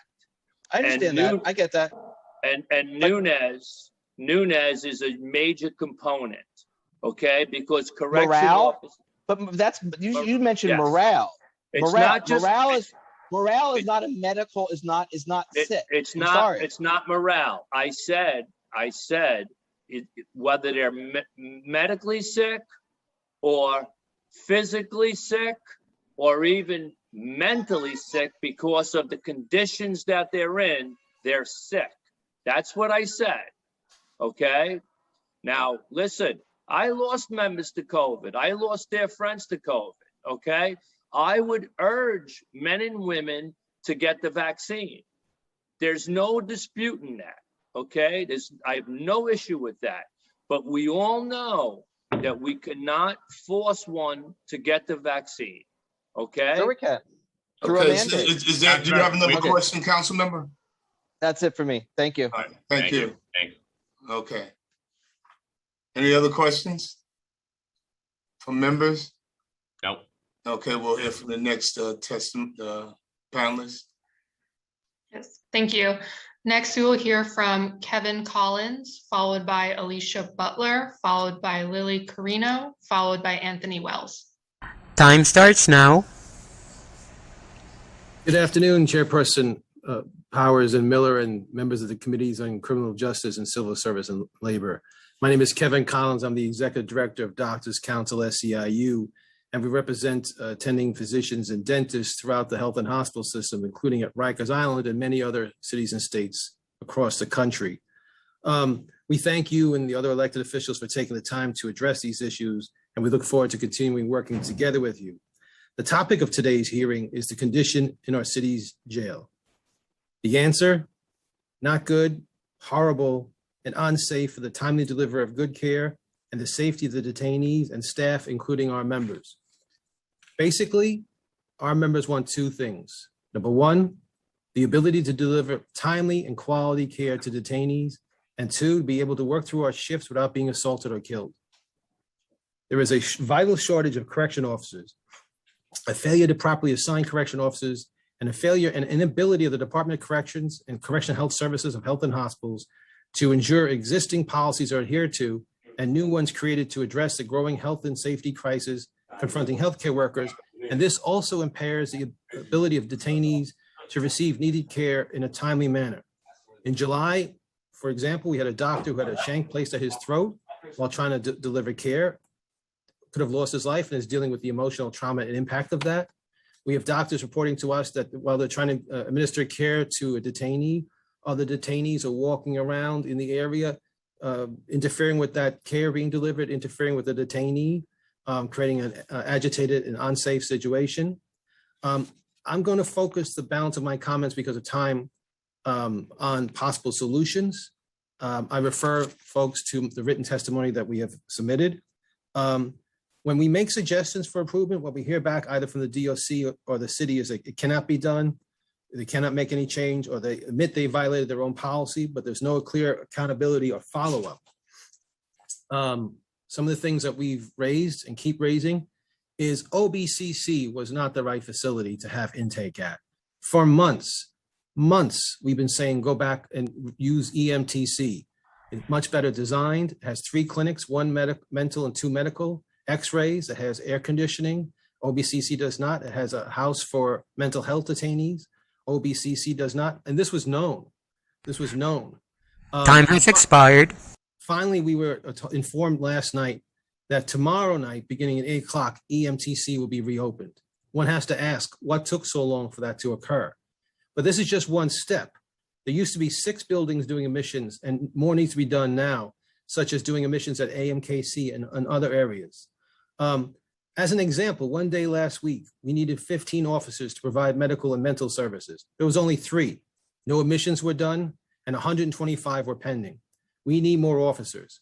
We call on the use of correction staff from across New York State and other nearby states until the situation stabilizes and more correction officers are hired and working. And we need more medical staff, especially to decrease waiting times, including on tours 2 and 3. Other examples I can give you is, for example, last week, the situation, which is becoming the norm about not having enough officers, no medication distributions occurred, no activity in clinics, no medical follow-up, no mental health services follow-up. On another day, we estimate that less than 25% of what should have occurred did occur, less than 25%. We need detainee patient escorts, bringing detainees in staggered shifts, so not all at once, for a better flow and to minimize wait time and anxiety, and other aspects in terms of opening a medical clinic at the lower level of OBCC. The proper use of detainees and pens should be looked at so that folks are not interfering with the care administered to other detainees. In terms of responding to emergency situations, we need to be able to have a dedicated clinic line to call from the emergency site if more staff or equipment is needed. And the emergency area must also be secure with enough officers before medical personnel can respond. We need a DOC captain and officer in place prior to medical staff arrival. And we need officers in all clinics, including dental. The next sentence is just, we need to reduce the waiting times for EMS to get officer escort in order to move detainees to a hospital. Obviously, if a detainee needs to go off the island to a hospital, that is a critical, urgent situation. And we shouldn't have to wait for an officer to be found to get that person the proper and timely care. There are other suggestions we have that deal with different policies, that deal with administration and giving of care to people with mental health issues. But for the sake of time, I'll wrap we'll up. take them in writing if you can send them over. Yeah, I did. I sent it over to Chairman Powers and Miller and your staff. That you should have gotten that this morning. We refer you to that. For the sake of time, I'll wrap up to be respectful to others who've been waiting. I'll just note that part of being a healthcare worker and a union member is to advocate for ourselves, our fellow members, and those we care for. That is what we're doing. And if that advocacy cannot result in solutions, then we'll continue it until it does. We remain willing to work together with the city and the DOC, but that must be real, transparent, collaborative, and timely. There can be no more business as usual. We hope the follow-up will be different. Our members need it, and so do the detainees. Please respect us and protect us. Thank you for the opportunity to testify here today. Thank you. Thank you. Next, we will hear from Alicia Butler, followed by Lily Carino, followed by Anthony Wells. Time starts now. Good afternoon. My name is Alicia Butler. I'm a registered nurse working for New York City Health and Hospitals Correctional Health Services, and I have worked on Rikers Island for 19 years. I'm a member of the New York State Nurses Association, which represents over 43,000 registered nurses across the state. Thank you, Chairperson Powers and this committee for holding this hearing on the conditions in our city jails. Just visualize, if you would, an intake unit, detainees' first exposure to Rikers. It is a pen with benches and no place to sleep. Yet detainees may spend up to 3 nights in the pen with limited food and water and unsanitary conditions. Recently, a pen housed 47 detainees, far more than the maximum capacity. Our intake needs to be restored back to a more appropriate setting and with more capacity. Delays in care are rampant, and any obstacle in examining detainees robs nurses of critical time needed for assessment and treatment for things like COVID-19, diabetes, cardiac conditions, and serious illnesses. I want to speak to the paramount issue of safety concerns. Nurses continue to deal with COVID-19 pandemic, including the Delta variants. Causes of COVID are increasing while efforts to isolate and contain are often met with serious challenges. These challenges increase the risk of spread and possible outbreak. Threats and violence are a daily occurrence at Rikers. Acts of violence against nurses have led to serious injuries and palpable fear. Nurses working in an unsafe environment where chaos reigns have been victims of violence, including physical and sexual assaults. I myself am currently recovering from an attack at Rikers that required surgery. The health and safety of inmates is also an issue. Between July and September of 2020, the self-injury rate for inmates nearly doubled that of the previous quarter. We had over 500 incidents of inmates hurting themselves between April and June 2021. Inmate suicides are increasing at an alarming rate. Needless to say, there is a mental health crisis among inmates that needs immediate attention, but access to care is routinely delayed. We have seen a lack of accountability from the city, DOC, and New York City Health and Hospitals regarding conditions in our jails. Whatever reforms and changes are to come to the jail system, it is imperative in the meantime, day in and day out, that the city provides safe conditions for civilian staff and quality care to all inmates. Time has expired.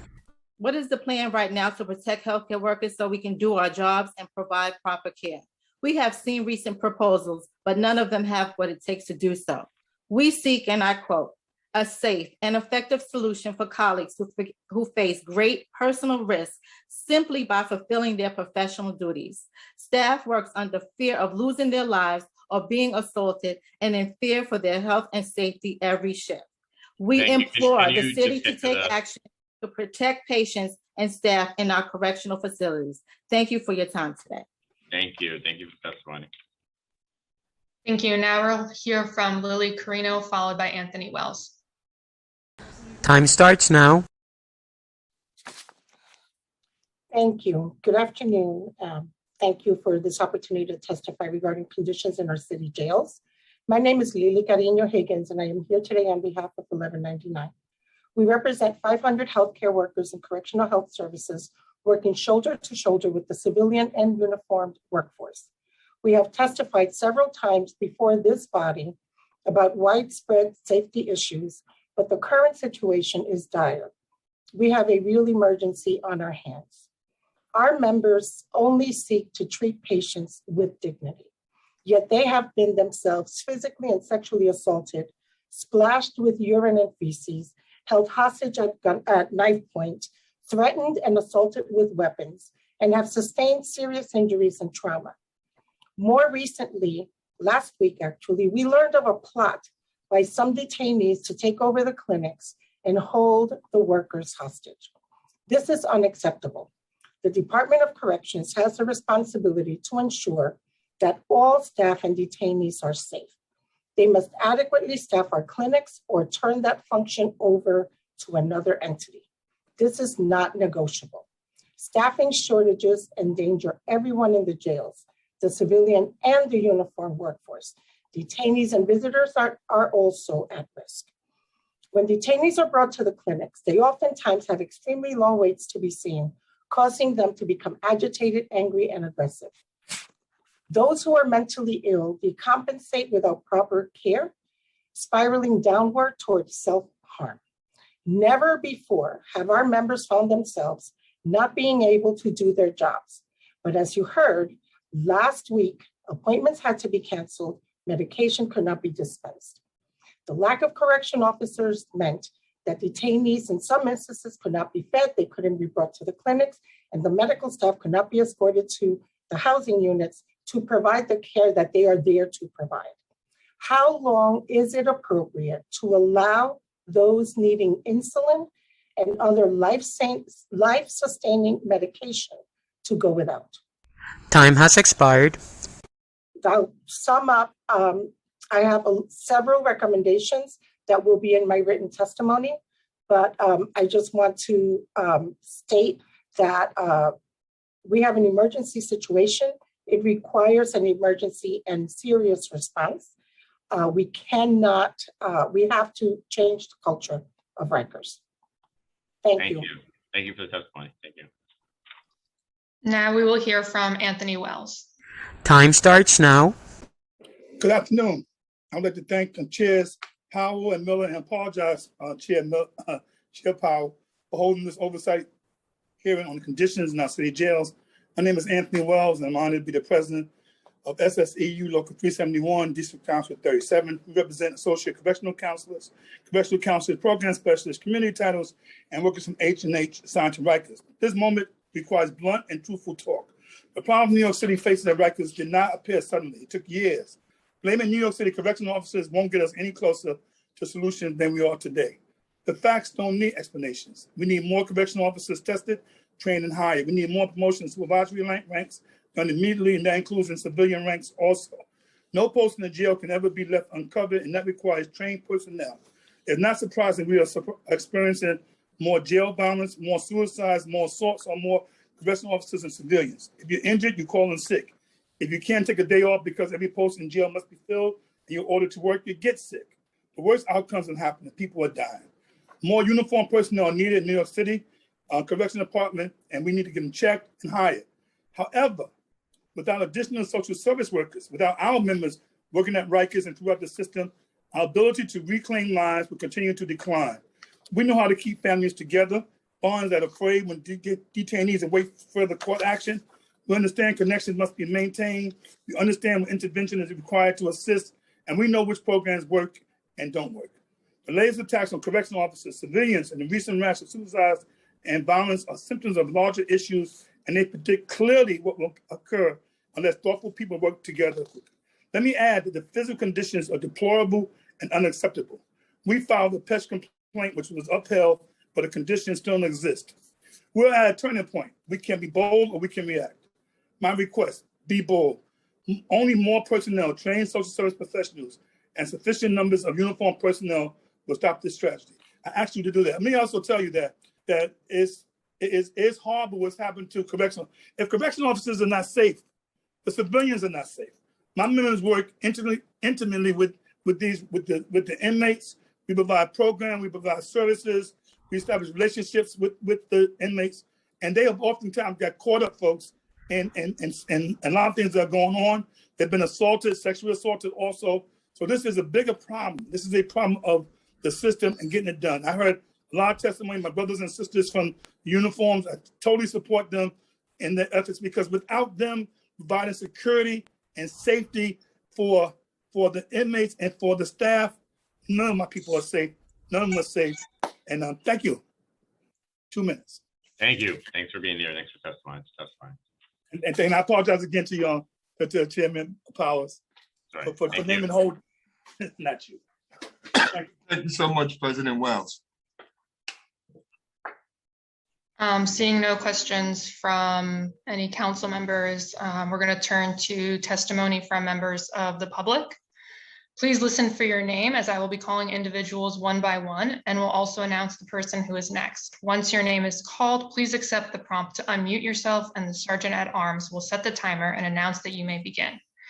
Your testimony will be limited to 2 minutes. First, we will hear from Mary Lynn Werlwas, followed by Julia Solomons, followed by Orain Williams. Time starts now. Good afternoon. I'm Mary Lynn Werlwas of the Prisoners' Rights Project of the Legal Aid Society, and we thank you, council members, for holding this hearing. It's a historic time. Just this week, we reflected on the lessons of Attica. And so too will people 50 years from now look back at today and judge how the city leaders fixed this catastrophe. As in any mass casualty, the first priority is saving lives. And there's only one way to do that, given the immediacy and magnitude of the threat right now. reduce the jail population through decarceration. The mayor's 5-point plan does nothing to save lives right now. It only hopes for results down the road. When the chief medical officer of the jails tells us human health is in danger, immediate action is required. Second, we need the city workforce to come to work. The abuse of public trust that has been tolerated is a scandal. The commissioner and first deputy mayor testified very clearly that the city has enough correction officers employed right now to fully staff the jails without triple shifts. So what possible rationale is there for the city to hire 600 more correction officers and to recall retired officers? The city already has more officers than incarcerated people, a staffing ratio unprecedented in modern corrections. This excess workforce, the monitor finds, is a cause of violence and chaos in the jails. And hiring new staff, bringing back old staff steeped in the old culture of brutality moves us backwards. It will not make us safer or bring us anywhere closer to closing Rikers. We've been here before. The Queen's House, the Tombs rebelled in 1970, leading to federal courts halting intake and ultimately shuttering the facilities. The city has the power right now and the duty to avoid those outcomes and to solve the crisis right now. 10 deaths this year is 10 deaths too many. Thank you. Thank you.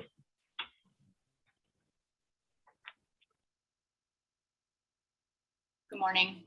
Next, we'll hear from Julia Solomons, followed by Orain Williams, followed by Kelsey Davila.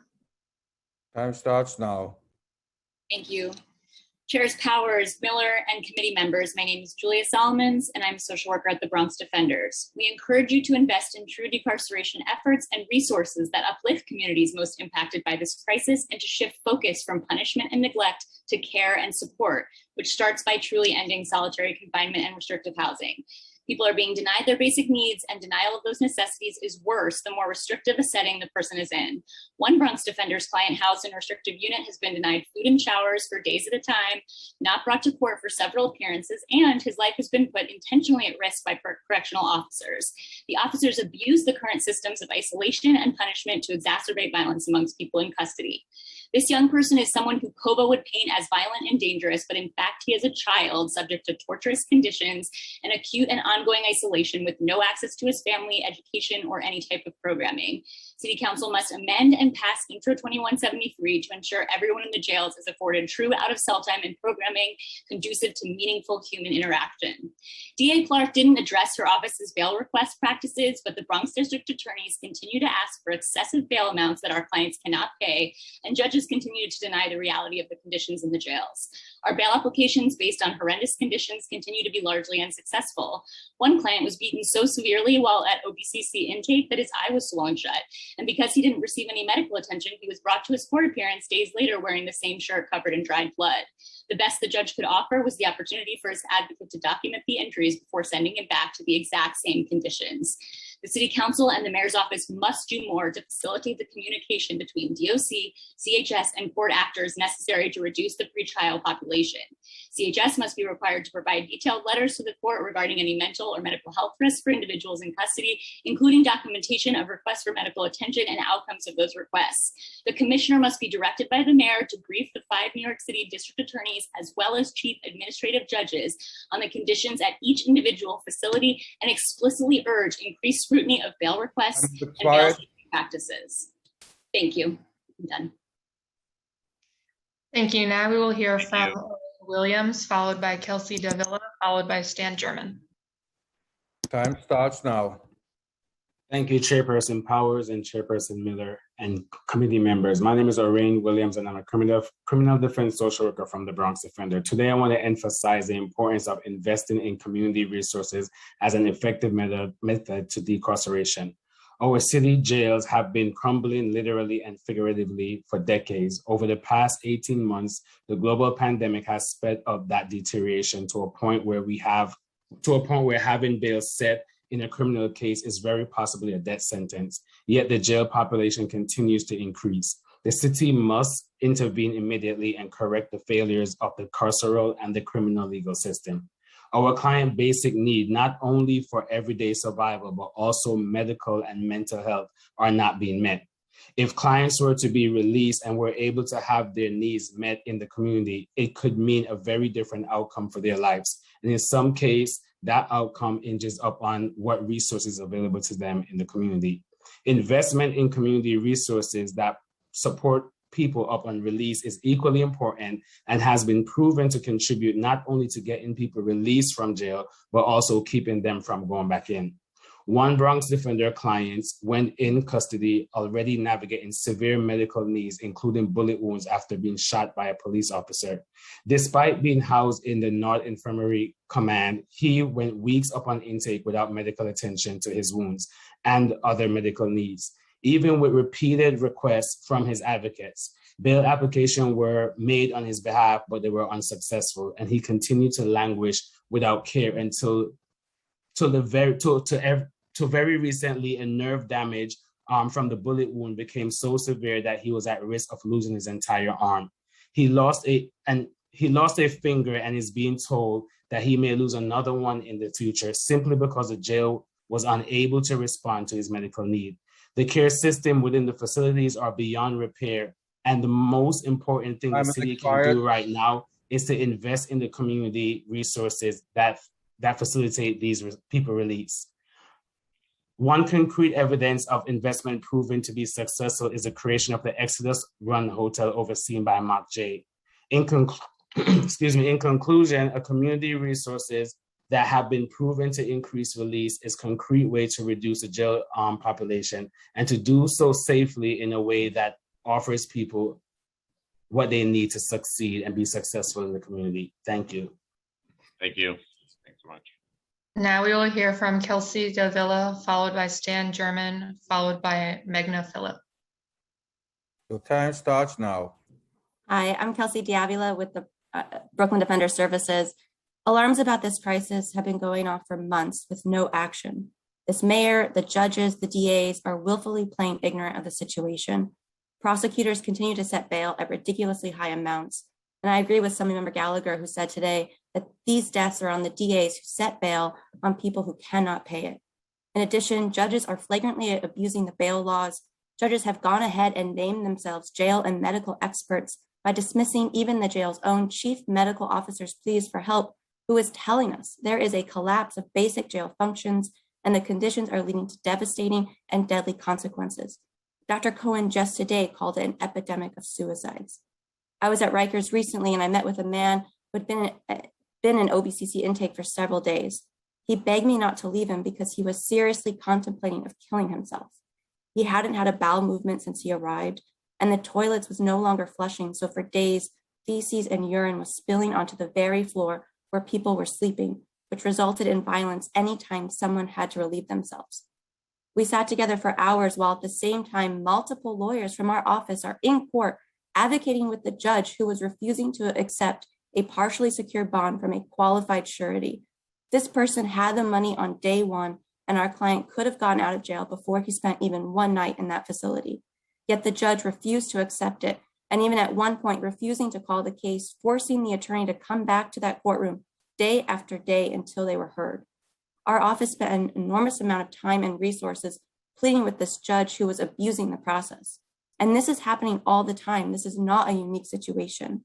We need and must hold judges and DAs accountable. We must listen to medical professionals calling for decarceration, and we must stop falling for NYPD's lies and fear-mongering.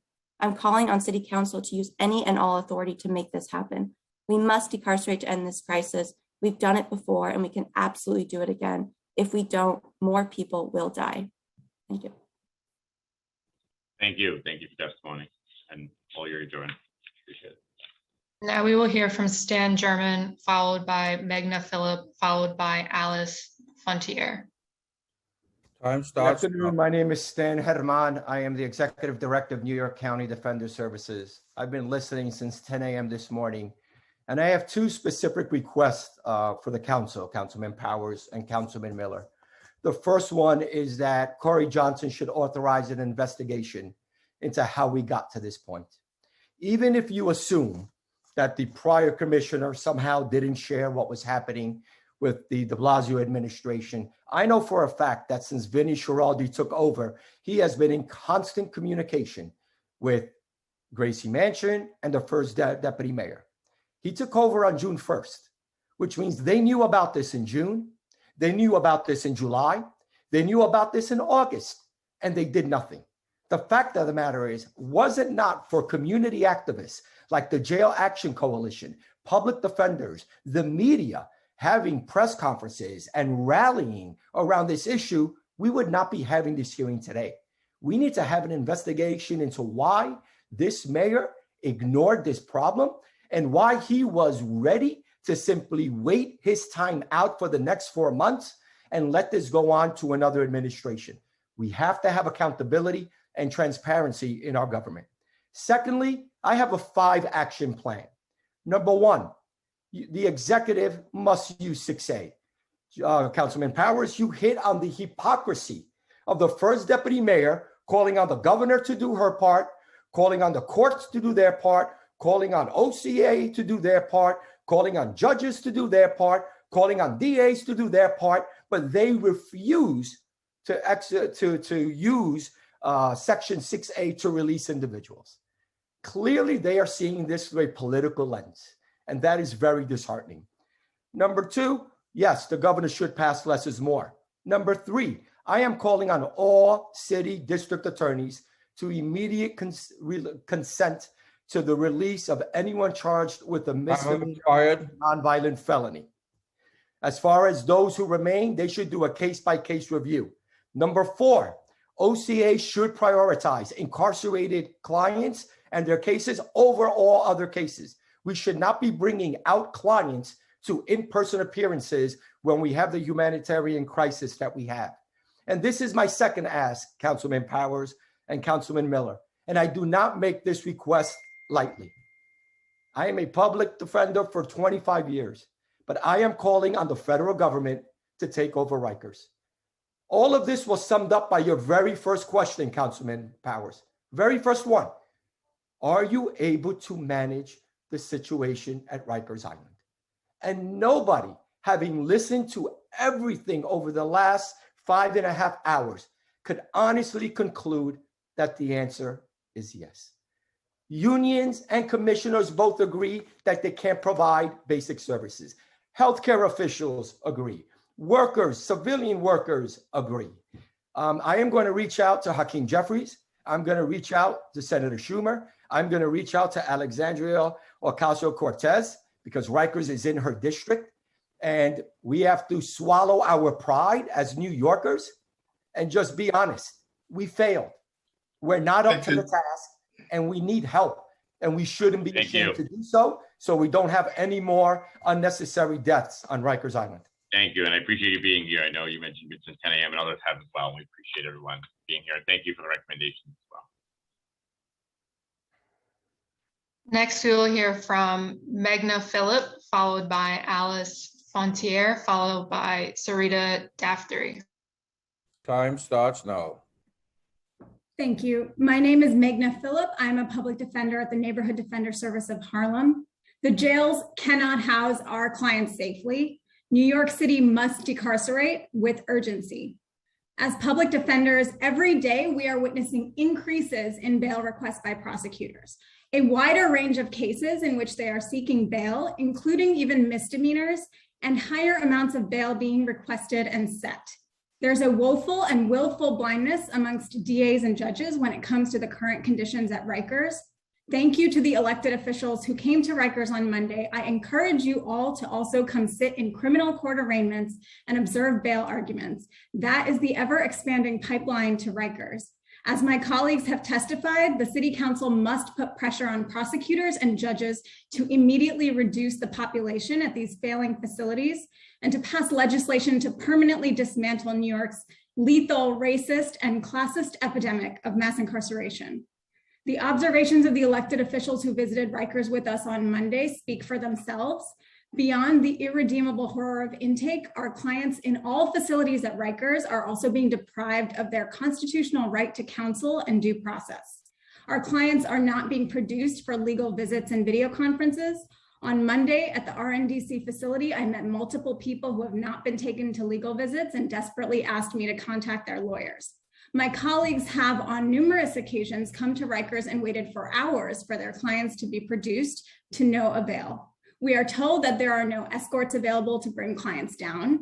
We are told that our clients are refusing to be produced, but this isn't true because when we do speak with our clients, they tell us they are not refusing production and in many instances had no idea about the legal visit or video conference. This is unacceptable. Our clients have a constitutionally guaranteed right to counsel, but because of wealth-based pretrial detention and cash bail, they are living in unconscionable conditions that are denying them that right. They can't participate in their legal defense, and we can't inform them about what's happening in their case. Time of expired. This also contributes to the desperation on the island right now. Clients need contact with their advocates. They need to know what is happening with their cases that are keeping them trapped on that island. And they need to be able to report their conditions to us so we can advocate from the outside for them. And doctors are reporting to us that the lack of access to counsel and information about cases is leading to increases in self-harm and attempted suicides. This all needs to change immediately, and the city needs to decarcerate now. Thank you. Thank you for your testimony.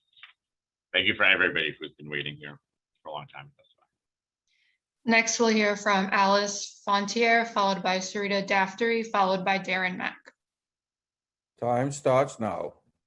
Hi, thank you. I'm Alice Fontier, Managing Director of the Neighborhood Defender Services. I am testifying because I am deeply distressed that in this hearing that started at 10 a.m. and is still going at 3:42 is the time right now, you have not yet heard from Correctional Health Services Chief Medical Officer Ross McDonald. As many of you know, in a letter to Council Member Powers, Dr. McDonald stated, unfortunately, in 2021, we have witnessed a collapse in basic jail operations, such that today I do not believe the city is capable of safely managing the custody of those it is charged with incarcerating in its jails, nor maintaining the safety of those who work there. The breakdown has resulted in an increase in deaths, which we refer to as jail attributable, where jail conditions meaningfully contributed to the death. Death and injury are predictable consequences of repeated failures to perform certain essential functions due to unavailability of staff. Throughout this day, you have heard about a number of basic essential functions that are not being performed. Chief among them is a lack of medical care. CHS should be testifying about what they are seeing on a daily basis. I can tell you that on Monday, this Monday, in the intake unit at OBCC alone, I personally observed 2 individuals who were suffering from an obvious and acute mental health crisis locked in showers. One of them was completely naked. 2 other men who appeared to be suffering acute psychotic symptoms were locked in a filthy cell with an overflowing toilet. Another man sat catatonic on a dirty floor, rocking against the bars. In another cell, filled with about 20 people who reported having been in the cell from 3 to 13 days, 3 different people showed me their open wounds and injuries. They also showed me their discharge papers from Mount Sinai and Bellevue. They had been brought directly here and stuck in a cell. Given these conditions, it should come as no surprise that a man tried to hang himself in front of Senator Ramos and Assembly Member Gonzalez Rojas. Dr. McDonald continued in his letter, without the ability to attend basic jail operations, we are poorly positioned to control COVID-19 transmission. We are seeing the results of this. Today, defenders were told that no one from a number of houses on the boat, BCBC, could be produced to court because they were in COVID lockdown for the next 2 weeks. OBCC is meant to be a 2-week COVID clearing intake facility. We met people that have been housed there for months because they cycle back and forth into COVID units after being exposed. Dr. McDonald also pointed out that decarceration efforts, which are a proven health response to COVID-19, have not been meaningfully pursued since 2020. Rather, the city focuses on case processing through the courts, a slow remedy which also does not meet the urgency of the moment. Contrary to what the Commissioner and DA Clark have argued today, court is open. Our attorneys are in court every single day. Yes, there are limited trials, but on average, only 1% of all cases are resolved through trials. Every other court appearance is currently happening. The problem is that incarcerated people are not being produced to court. People who could be released, people who could plea and be sentenced are not being produced to make that happen.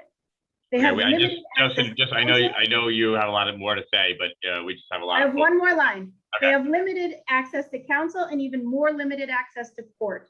This is a corrections problem, not a court problem. The blame game and finger pointing has to stop. 6,000 lives on Rikers Island depend on it. Thank you. Thank you. Thanks for testifying. Now we will hear from Sarita Daftery, followed by Darren Mack, followed by Brandon Holmes. Time starts now.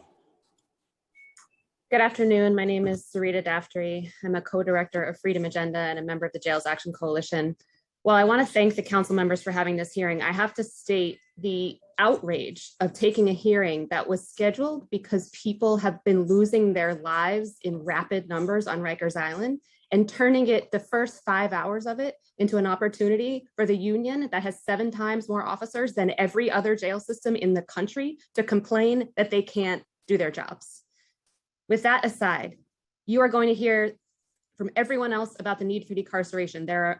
You've heard from public defenders that is urgent. In addition, city council members every single city council member should put out a public statement sent to all of your constituents and media to condemn the police commissioner's blatant and repeated lies about releases from jails due to COVID and about bail reform. The root causes of crime are complex and the NYPD has no ability to address them, since most of them are rooted in unmet needs and systemic disinvestment. Dermot Shea has no real answers about how to keep communities safe, but wants to maintain and expand his power. So he and his officers decided to launch a coordinated campaign of lies and fear mongering. NYPD's own data debunks the commissioner's efforts to blame incidents of violence on decarceration. The public deserves the truth, and if the mayor and the NYPD commissioner won't provide it, the council must drown them out. The mayor may be content to let people die on Rikers to appease Dermot Shea, but the council cannot allow that. Further, there is renewable Rikers legislation that should have meant that EMTC was already transferred out of DOC's hands, and now it is being reopened to accommodate the desire to continue mass incarceration. That should have happened already, that transfer should have happened already, and the council needs to hold the city accountable for maximum transfers in the quickest amount of time. And lastly, I just need to say about the complaints from some officers that their hands have been tied by the federal monitor. I'd like to remind the council why we have a federal monitor, because officers were abusing their power with impunity and subjecting incarcerated people to unconstitutional levels of violence, including head strikes, painful escort techniques, improper use of OC spray, and force that is disproportionate to the actual threat. For some officers, like the union leaders, that's their preferred approach. For others, they followed the example of officers who've been on the job longer. Either way, the council must remember that the only reason that recognizing the human rights of incarcerated people feels like oppression to some correction officers is because they were allowed to operate with impunity for so long. And I just want to emphasize, because Councilmember Miller stated that the union could have more time because they had represented a genuine constituency. Every single person on this Zoom who is working with people inside, who has been incarcerated, who has lost loved ones in there, should get unlimited time the way that he did. Thank you.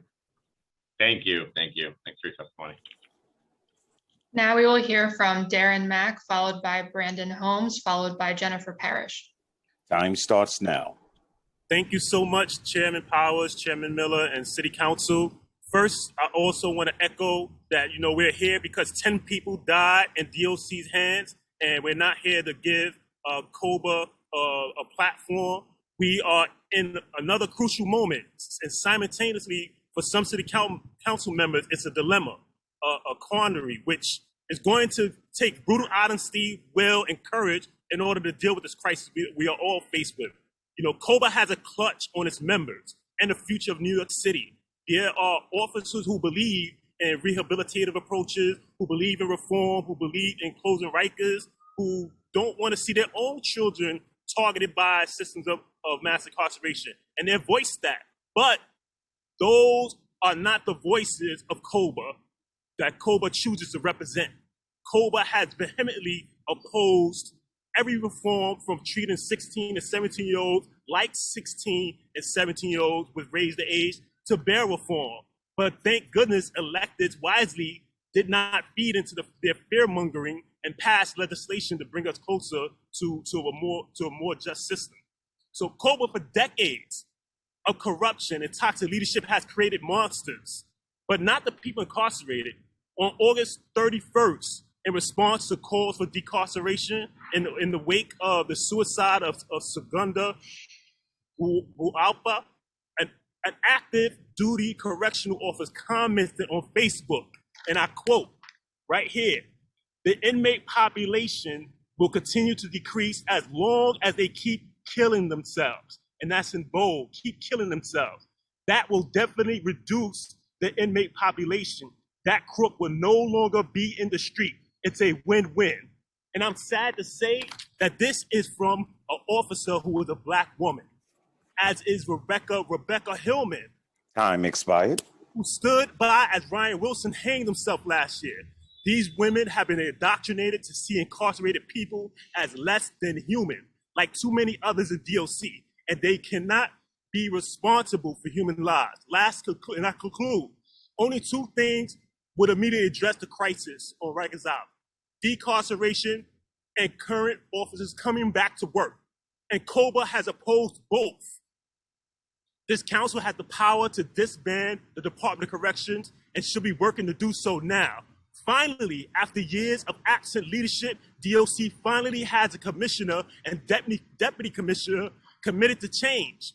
The best thing the council could do is enable them to start from scratch. This has been done in Camden, New Jersey, with the police force, in Mexico with the federal prison system. Like Rikers, DOC is too broken to be fixed. And how much longer can the council expect the people of this city to tolerate spending $450,000 per year per incarcerated person for a department that can't even keep them alive? Thank you. Thanks for testimony. Now we will hear from Brandon Holmes, followed by Jennifer Parrish, followed by Alana Sibin. Time starts now. Good afternoon. In the past 9 months, we've talked about countlessly. Rikers Island has claimed 10 lives. And I think Dr. Bobby Cohen said it best when he said this is a long, terrifying season of death. 2 weeks ago, survivors of Rikers rallied outside City Hall demanding action from this administration, and the mayor spit in our faces when he said he would task NYPD with relieving DOC in courts. It has shown again and again that any crisis that New York City has, the only response is to double down on law enforcement. This makes no sense, as the acting DOC commissioner and chief medical officer have both said in their statements and in their letters that they need support in holding staff accountable, that DOC needs to be held accountable, that reducing the jail population and improving the immediate conditions is the solution. Will any of this be realized, right? We need to be asking, since the mayor has abdicated his responsibility to New Yorkers accused of crimes, despite his lip service to valuing our people, we need to ask, is this council our last hope? And we believe that you have to use your authority to hold all systems agents accountable. And after years of successful efforts to reduce incarceration and before the emergency release programs implemented in response to COVID, the number of people detained pre-trial had been dropped to about 3,200 people in March 2020. Since then, we've seen that pretrial population rise to over 4,600 people, which is more than the entire citywide jail capacity was last year in spring 2020. So we need a deeper interrogation into why the administration has slowed or paused their release efforts, such as the 6A program, supervised release, expanding investments into the hotel placement programs. And we really need to pressure the mayor on not reversing his stance on releasing people sentenced to a year or less. The council can take immediate drive and support decarceration, including, this will be my last point, the council can require MOCJ and future administrations to assess and report on each defendant's ability to pay. We continue to hear this excuse from the administration and from some council members that we can't tell judges what to do. We can't change the way judges use their discretion. But we know the 2019 state bail reform laws did not have a specific actor who was assigned to this task of assessing people's ability to pay. And since it's not happening, judges continue to set excessive bails that make freedom dependent on wealth, and now death has become a natural consequence of being poor in New York City. So we're asking City Council, please create a parallel reporting process so that we can be prepared to ask DAs and judges why they would request bail of $10,000 for people who can clearly only pay $500. Thank you. Thank you. And I just want to know, we had funded through the City Council a pilot program to do an assessment in the Bronx around ability to pay. I think we're going to hear from folks from Vera Institute shortly who had been running that as well, but appreciate it and something we'll look into in terms of expanding and mandating. Thank you as always. Now we will hear from Jennifer Parrish, followed by Alana Sivin, followed by Michael Rempel. Time starts now. Good afternoon. My name is Jennifer Parrish. I'm the Director of Criminal Justice Advocacy at the Urban Justice Center Mental Health Project and a member of the Jails Action Coalition and the Halt Solitary campaign. Thank you for holding this hearing and calling attention to the emergency in the city jails. Undoubtedly, right now, the city cannot keep the people in its custody safe. The deaths of 10 people in the last 9 months establishes that. We need the City Council support to pressure the mayor, the governor, prosecutors, and judges, all of those with power to release people, to act now so that as many people as possible are removed from these inhumane conditions and that no more lives are lost. Decarceration is clearly the priority at this moment. Now, I understand that the City Council itself cannot release anyone, but there is action you can take. In addition to what Brandon mentioned, you can pass legislation to end inhumane jail conditions, and that is what you should do. We need to end the use of solitary confinement in its entirety. Solitary confinement is torture and has no place in New York City jails. There must be a law prohibiting this practice. The council should amend Intro 2173, which Council Member Drum introduced in December 2020 and passed the bill. The legislation needs to be amended to make clear that ending the use of solitary confinement means that no one will spend their out-of-cell time alone in a cell. The Department of Corrections should not be allowed to move a person from their cell into a cage attached to their cell and call time spent in that cage out-of-cell time. But that is what the department's plan to end solitary is, and it's unacceptable. The City Council must make clear that ending solitary confinement means that people have time out of their cell with other people engaged in congregate programming and recreation. You have the power to pass this legislation, and you should do your part in ending inhumane conditions in the city jails. Thank you. Thank you. Thanks for your testimony. Now we will hear from Alana Sivin, followed by Michael Rempel, followed by Helen Skipper. Time starts now. Good afternoon. I'm Alana Sivin, Senior Advisor at the Independent Commission on New York City Criminal Justice and Incarceration Reform, also known as the Lippman Commission, after our chairperson, former Chief Judge of the state of New York, Jonathan Lippman. I was able to speak with someone who was on this tour that happened of Rikers Island this past week, and this person came across a cell that was meant for one person, and there were 5 people crammed in there, and it was an intake cell with 1 toilet. People were sleeping on the floor, cold concrete floors with nothing but cardboard to rest on. And this person described the stench within that cell and the cell where 5 people were crammed, and said it was so unbearable that even with a mask, they couldn't be there for more than a few minutes. The people who were in that cell, some of them had been there for 2 weeks. People are dying, 10 have died this year, and more people are going to die if swift action isn't taken. Now, the City Council has the power to decarcerate and must do so. This is something that the City Council assisted with at the onset of the pandemic and can do again. But before I go specifically through some of the specific actions that we've outlined in our report that we co-authored with the Center for Court Innovation, I do want to touch on the 6A issue and just say that, I would urge the mayor to reconsider, because there are over 200 people who could be released. When it comes to City Council actions, we agree with the ability to pay assessment. It's happened in the Bronx, and it can be expanded to other areas, because right now the majority of people who are in Rikers are there because they can't pay. There also should be funding for community-based wraparound support for vulnerable populations. We've seen how this has worked with programs like the Women's Project at FedCap.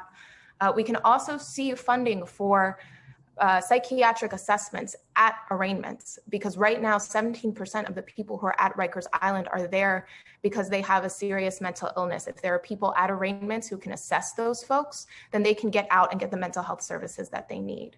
There also should be an expedition of the resolution of cases. The commissioner talked about how people Time expired. So we recommend that you look at the recommendations that are in our report, but that last one is having case expediters in every courtroom, just has been done with the case processing pilot in Brooklyn, and expanding that citywide. Thank you very much, and I'm happy to answer any questions. Thank you, Lana. As you know, these hearings are long, so I'm not going to ask any questions, but I will be in touch with you, and we'll look out for your report as well. And it's nice to see you. Nice to see you too.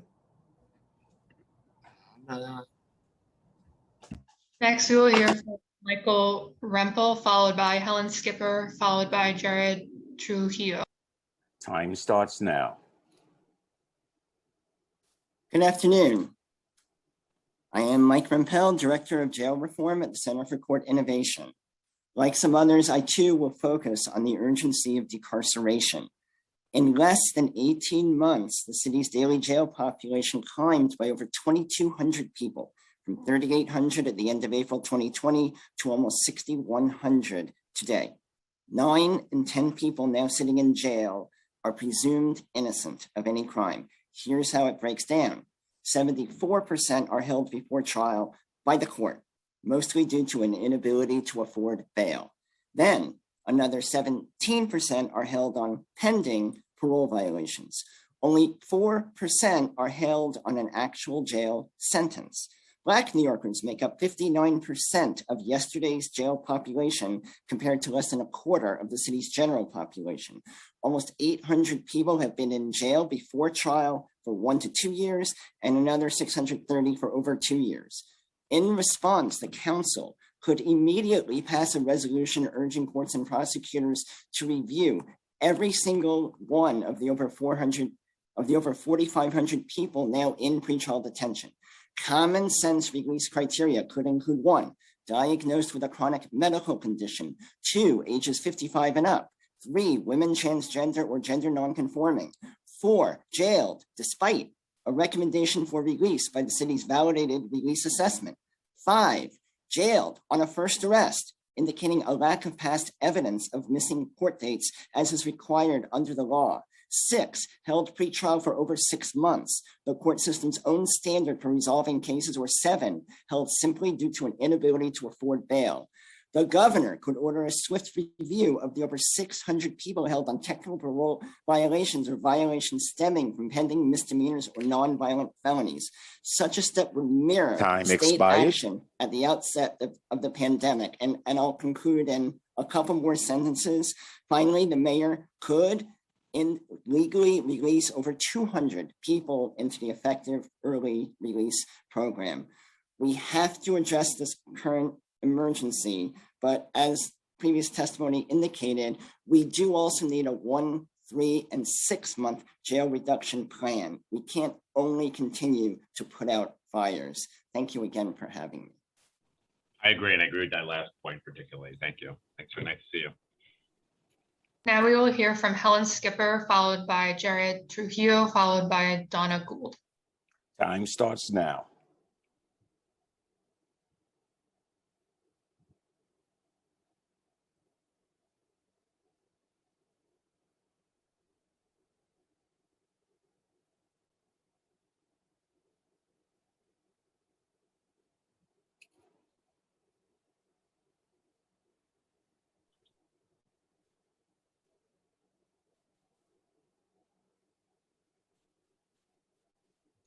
Okay, looks like, yeah, we can get her to unmute. Okay.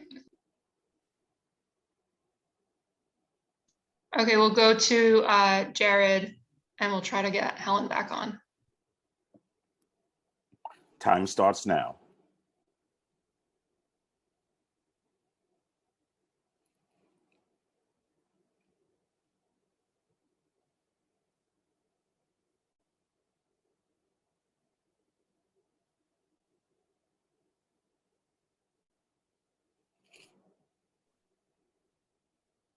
I don't see Jared in my list of, oh, there he is here, actually. He's unmuted. Okay.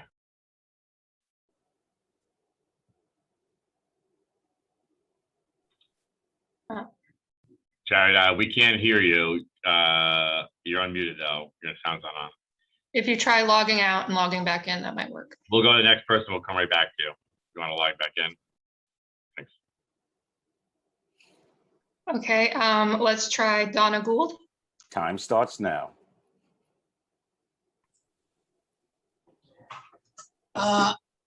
Thank you. Can you hear me? Yes. So I'm really humbled by listening to everything that all the people who have been working with people in jail have been saying, and I agree with a great deal of what they said and what they recommend. So I only want to say that you've heard the horrific wave of deaths of people incarcerated at Rikers in the last few months. You've heard the horrendous conditions that our state representatives have described. How can we not understand the violence of some prisoners when we hear the conditions they are living under? The mayor, judges, DAs, and city council must fully decarcerate now, because the city is not able to keep people alive or healthy or meet their most basic needs. Everyone in the jails must be released, and not one more person should be sent to city jails. The city can no longer send people to an island, lock them in their cells without access to food or medical care, and leave them to die without them or their families' ability to do anything about it. The mayor, judges, and DAs must release people and stop sending people to Rikers. And the city council must pass any and all legislation that can help this decarceration. Thank you. Thank you. We're going to try Jared again. Time starts now.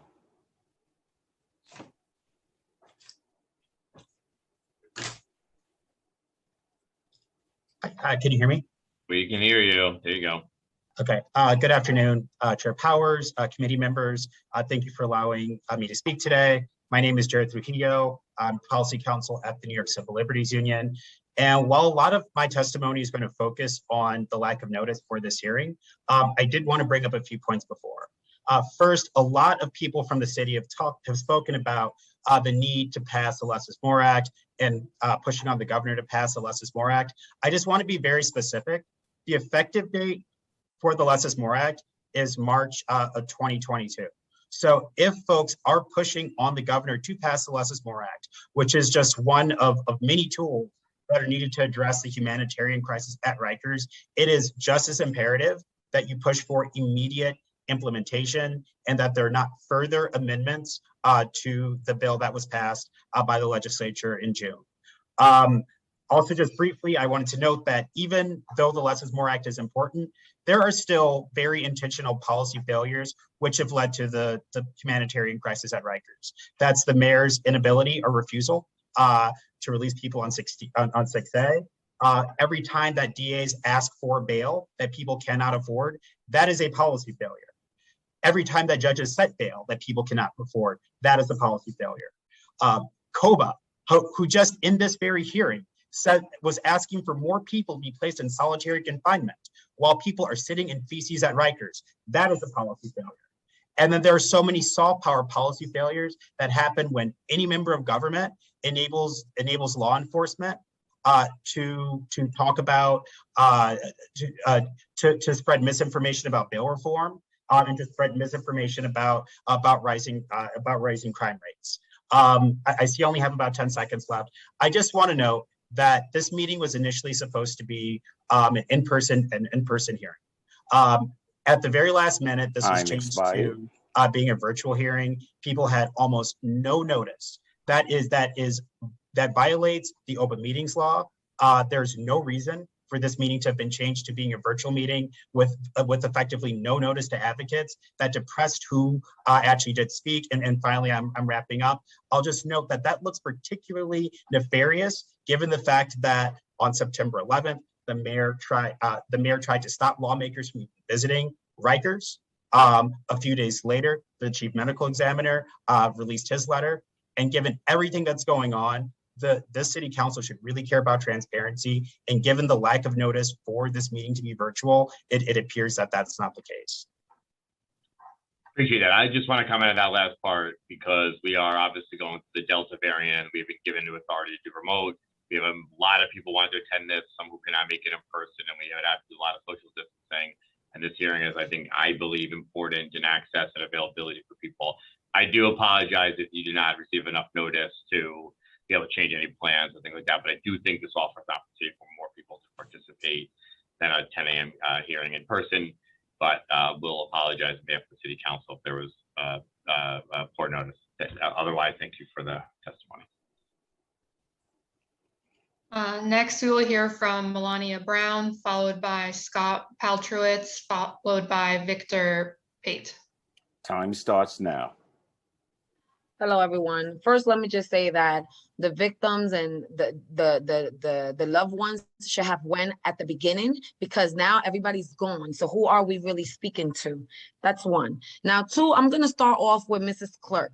We all heard when she said some people should be treated like humans, right? We all heard that, right? So I guess my sister did not deserve to be treated like a human, right? My sister Lily Polanco died on June 7th, 2019 in solitary confinement. And Miss Clark watched her two correctional officers open up a cell and laugh at my sister like she was garbage and close the door and then release a statement that she was not going to press charges on her correctional officers.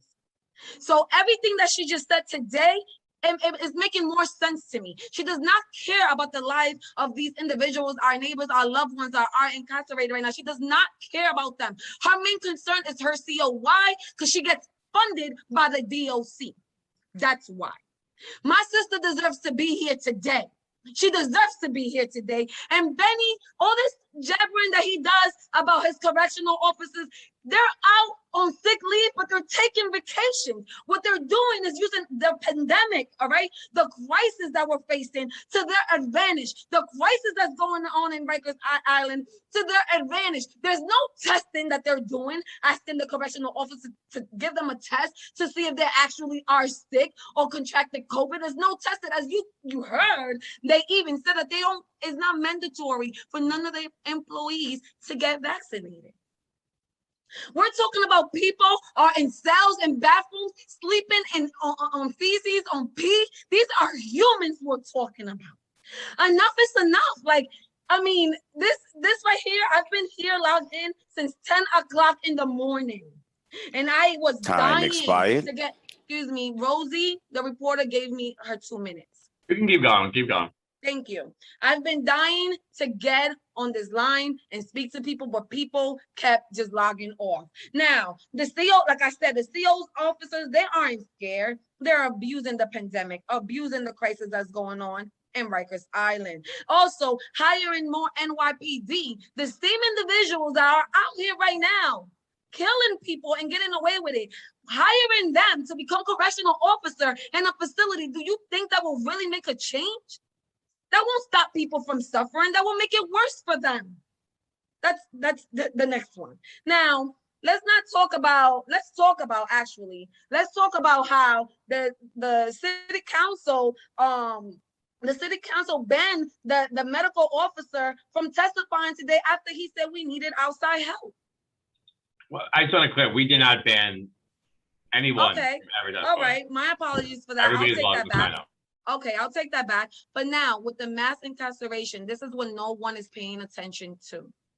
The feds are just building cases and throwing conspiracy on people and throwing them in city jails and county jails. And they're not even being part of these individuals that are incarcerated in these facilities. They're not even being accountable for in the POB. They're not. They're not. So nobody talks about that. Nobody talks about how they could sweep the nation and throw everyone behind bars. No one talks about how they're not even in federal jails. They're being thrown in city jails. They're being thrown in county jails. And these individuals, these loved ones, are neighbors, which most will call them inmates, but they're not. They're humans. They're not being accounted for in the BOP. Now, if that's not a concern that people should look into, I don't know what else is.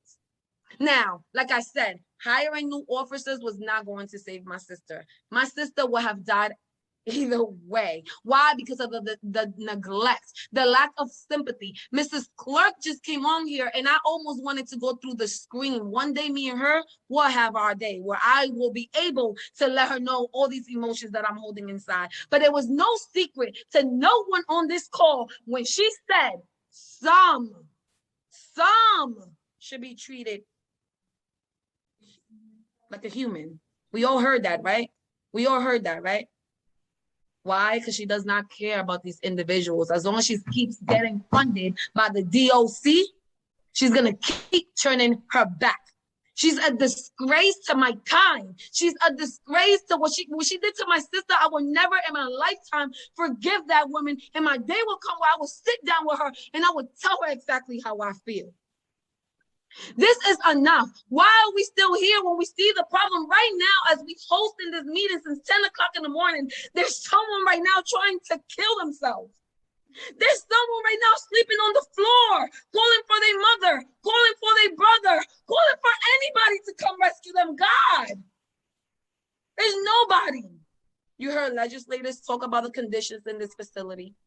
You heard how the DA clerk basically says she doesn't care about them. Only some people should be treated like humans. Okay, we hear how Benny comes on here, and despite of him knowing that his correctional officers are wrong and taking the proper precautions and making sure that they do their job, he comes on here every single time and makes excuses for them.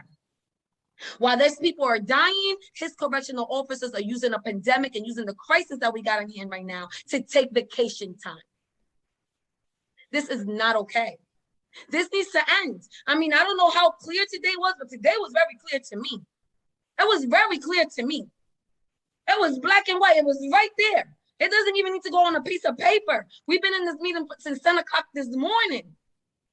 These individuals do not care about our loved ones sitting behind those walls. They do not care, and it's our job to end this. Okay? You want to talk about correctional officers getting hurt, but please explain to me how many got killed. Because my sister's dead. How many are dead? I mean, I'm pretty sure when you take a job, they give you your job description. They tell you that you may get hurt on the job, just like with cops. They tell you these things. So if this is not the job for you, then you need to find another one. You need to find another one because there's no excuse as to why these humans are being tortured. It is not our job to judge them. And what rehab, please, what rehab are jails doing? All you guys are doing, all they're doing is creating monsters. They're going to come out into society one day. They're going to be around our children. They're going to walk around our parks. They're going to be in the movie theaters. They're going to be in the mall and the supermarket after coming out of a trauma that happened to them behind those walls. They're creating monsters. Yeah, they want to complain about how people react. Let me tell you something.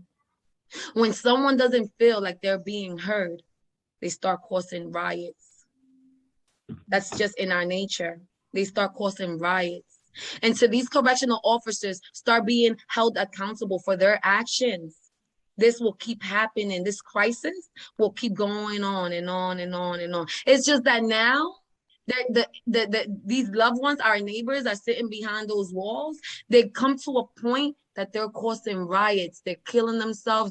They're doing whatever it takes to bring light into their situation. That's what they're doing. I mean, what you expect them to do? Just lay there and get beat? Lay there and die?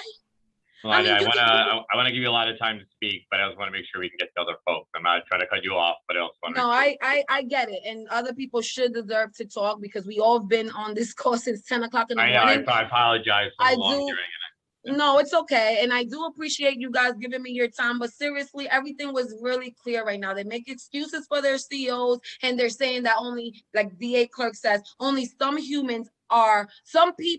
people behind those walls should be treated like humans. That means the rest are not humans to her. That means to me, it was a clear message that my sister was not a human to her. When she decided not to press charges after I released a video through NBC News of her correctional officers laughing at my sister when they opened that cell when they could have helped her. Thank you, Councilman Powers. Thank you. Appreciate it. That was always your words. Next, we will hear from Scott Paltrowitz, followed by Victor Pape, followed by Johnny Perez. Time starts now. Thank you, Chair Powers, and everybody for holding the hearing. I am just crushed, by the weight of harm and death discussed today. It cannot be said enough that at least 10 people are dead in the last 9 months because our city and state institutions killed them. People being locked in solitary confinement in showers amidst their own feces, or in supposed suicide watch units without anyone watching. People not getting food or medical care, people being stuffed in crowded intake cells in the midst of a pandemic. I know and appreciate that so many of you officials and policymakers also feel that weight, and I only hope that the actions taken at every level rise to the gravity of this deadly crisis. I'm just gonna highlight 2 urgent and necessary of those action steps. First, the city must release every person in its jails that it is capable of doing and not send one more person there. We cannot have a government program that takes people and locks them in an environment in which its own chief medical officer says exposes them to the risk of death and in fact continues to cause death. We are all responsible for each of the 10 people who died this year, and we all must do everything in our own power, as so many people have highlighted today, to stop the horrors and get people out. The mayor, the commissioner, DAs, judges, council members, state lawmakers, all have the power to get people out of these jails, and you all must do everything that is within your own power to do so. Do what you can do. Second, and as one thing the city council can and must do immediately, is to amend and pass legislation to end all forms of solitary confinement and utilize alternatives that are proven to actually reduce violence and improve the health and well-being of everyone. Whatever it is called, a shower cell, RMAS, whatever the name, if someone is locked alone in a cell, it is solitary, it is violent, it causes devastating harm, it worsens violence in jails and outside communities, and it must finally end by city council legislation. You have the power to do it, and you must do it immediately. There are programs that involve separation without isolation, like CAPS that already exists in the city jails, and the RSVP program in San Francisco jails that have been proven to be so much more effective to actually reduce violence. If we're actually concerned about safety, use these programs that work while they also improve people's well-being. Just one example, and I know my time is up. The RSVP program involved people who had carried out assaults, sexual assaults, other actions labeled as quote unquote heinous. And yet over a 1-year period that it was studied, violent incidents in that program dropped to 0. So we know what works. Let's do it. I appreciate what Councilmember Powers said earlier about the mayor's office doing what is in their control. I now urge the city council to do what is in your control. Amending and passing this legislation has been long overdue. Brandon Rodriguez is dead because he was locked in solitary confinement in a shower and left to die. And he was 25 years old. And he is just one of the 10 people who have died in the last 9 months. It is long past time to address this crisis. The city has literally killed New Yorkers with its jails, and it cannot continue to do so. And everyone must do what is in your power to decarcerate immediately, to end solitary, to end medical neglect, to end abuse, and to address this humanitarian crisis. Thank you. Thank you. Thanks, Scott.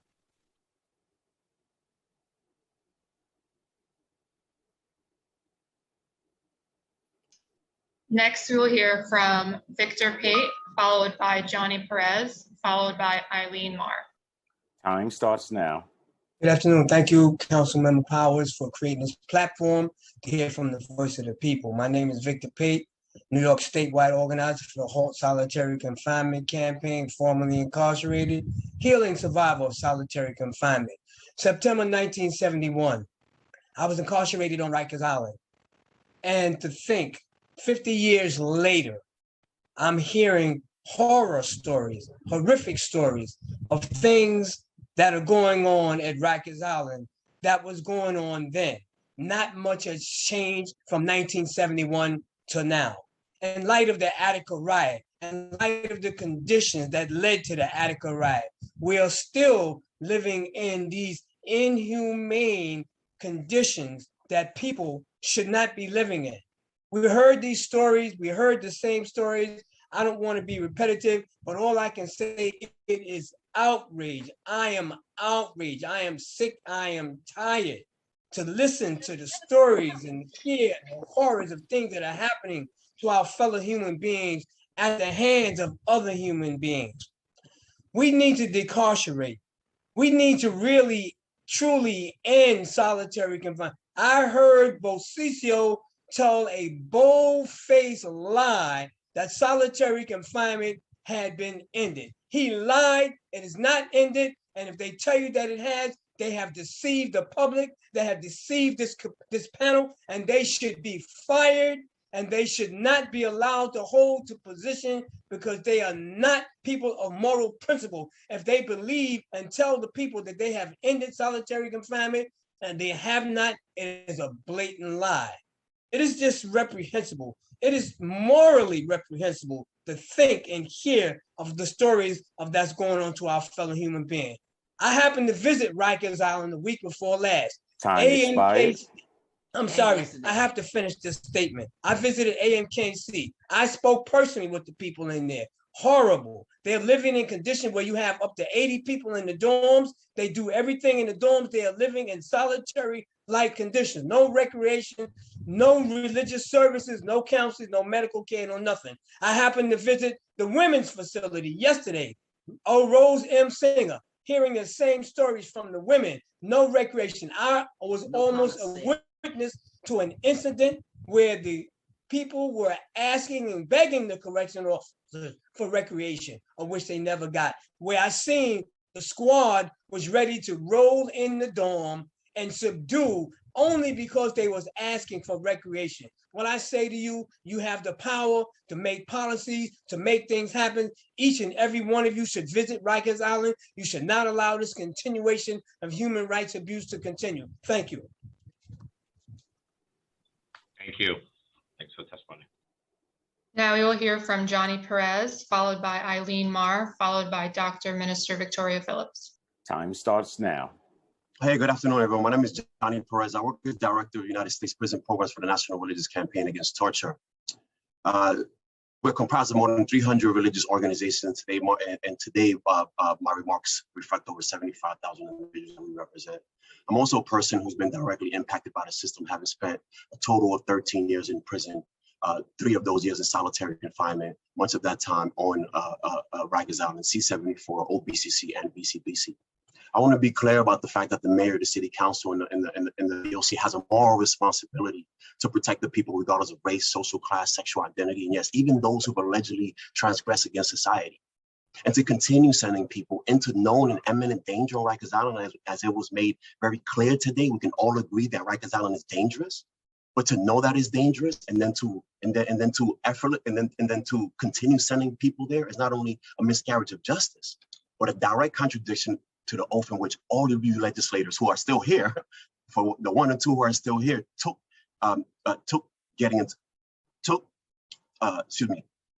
taken into office. We heard some of the names before. We actually really didn't even mention the names throughout this hearing, right? We've been talking about correctional officers' jobs and their benefits and bringing more officers and everybody's jobs, and nobody's talking about the people. Nobody's talking about how Richard Blake died after telling staff he wasn't feeling well. Nobody's talking about how Robert Jackson died while locked in solitary without staff for 15 hours. And I'm gonna tell you, I spent 3 years in solitary confinement, and that is the worst. You do not have a right, when you are in complete control of another human being, their care, custody, and control, whether they eat, you do not have a right to neglect them. It's a felony. It's a felony. Ask me how I know that. It's called neglect. If I let my daughter locked inside her room for 24 a week on end, Time expired. I would literally be facing time, and we can talk about the time, because I think how the department and the union responded to the allotted time shows just a glimpse, Mr. Powers. When he spoke over you, I saw that vein on your forehead. You didn't like that. When he cut you off, when he didn't let you talk. Now imagine if this person was under your complete control, you wouldn't feel safe. Nobody here would feel safe. We saw that. We felt that. We also felt what Melania said, when she said some people, Jay Clark, deserve to be treated like humans. Some, why not all? We're not reaching. This is a reflection of what we're dealing with. And the only thing I can agree with is that, yes, this has been happening for years. So it makes us feel like, what are we doing? We organize, we put two people in position to represent the people. And you turn around and give the entire meeting to DOC and you kept the people last? Where's DOC now? Who cares about the people? Where are the rest of the council members who care about the people? Somebody just checked off again, look, right? Because the advocates, the folks who are most harmed, who are at the bottom of this conversation, are always left to the end. And then we sound, oh, wow, look at him, he's animated. If your son died, you'd be animated too. I heard, oh man, I'm sorry about the meeting here. And you know what? Say sorry to the families. I'm still alive. Right? The city council can no longer send people to an island, lock them in cells without access to food, medical care, and access to the courts, and leave them to die without their family's ability to do anything about it. If you're a parent, you feel me right now. If your son or daughter was in a position that you couldn't help.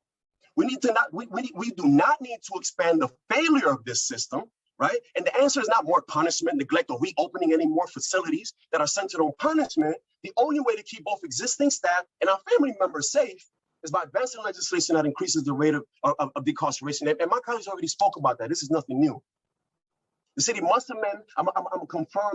amending legislation to truly end solitary confinement. Night Crew told y'all years ago that they said no solitary. We saw all those key block numbers. I know I'm not the only person that saw it. I'm almost done, right? All right, thanks. All right, thank you. So we need to make sure that we're holding them accountable. Lastly, because, and I appreciate the apologies, but when you change a meeting without little to no notice, people get excluded.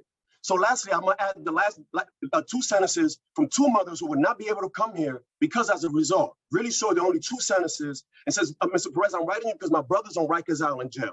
He tells me that there are people starving, they're cutting each other, sex abuse. My brother's in danger, no officers there. He says after 12 a.m., my brother says the purge begins. I know I'm not the only one that's seen that movie. And I fear for my brother's life. I hope this message reaches to those who it has to go.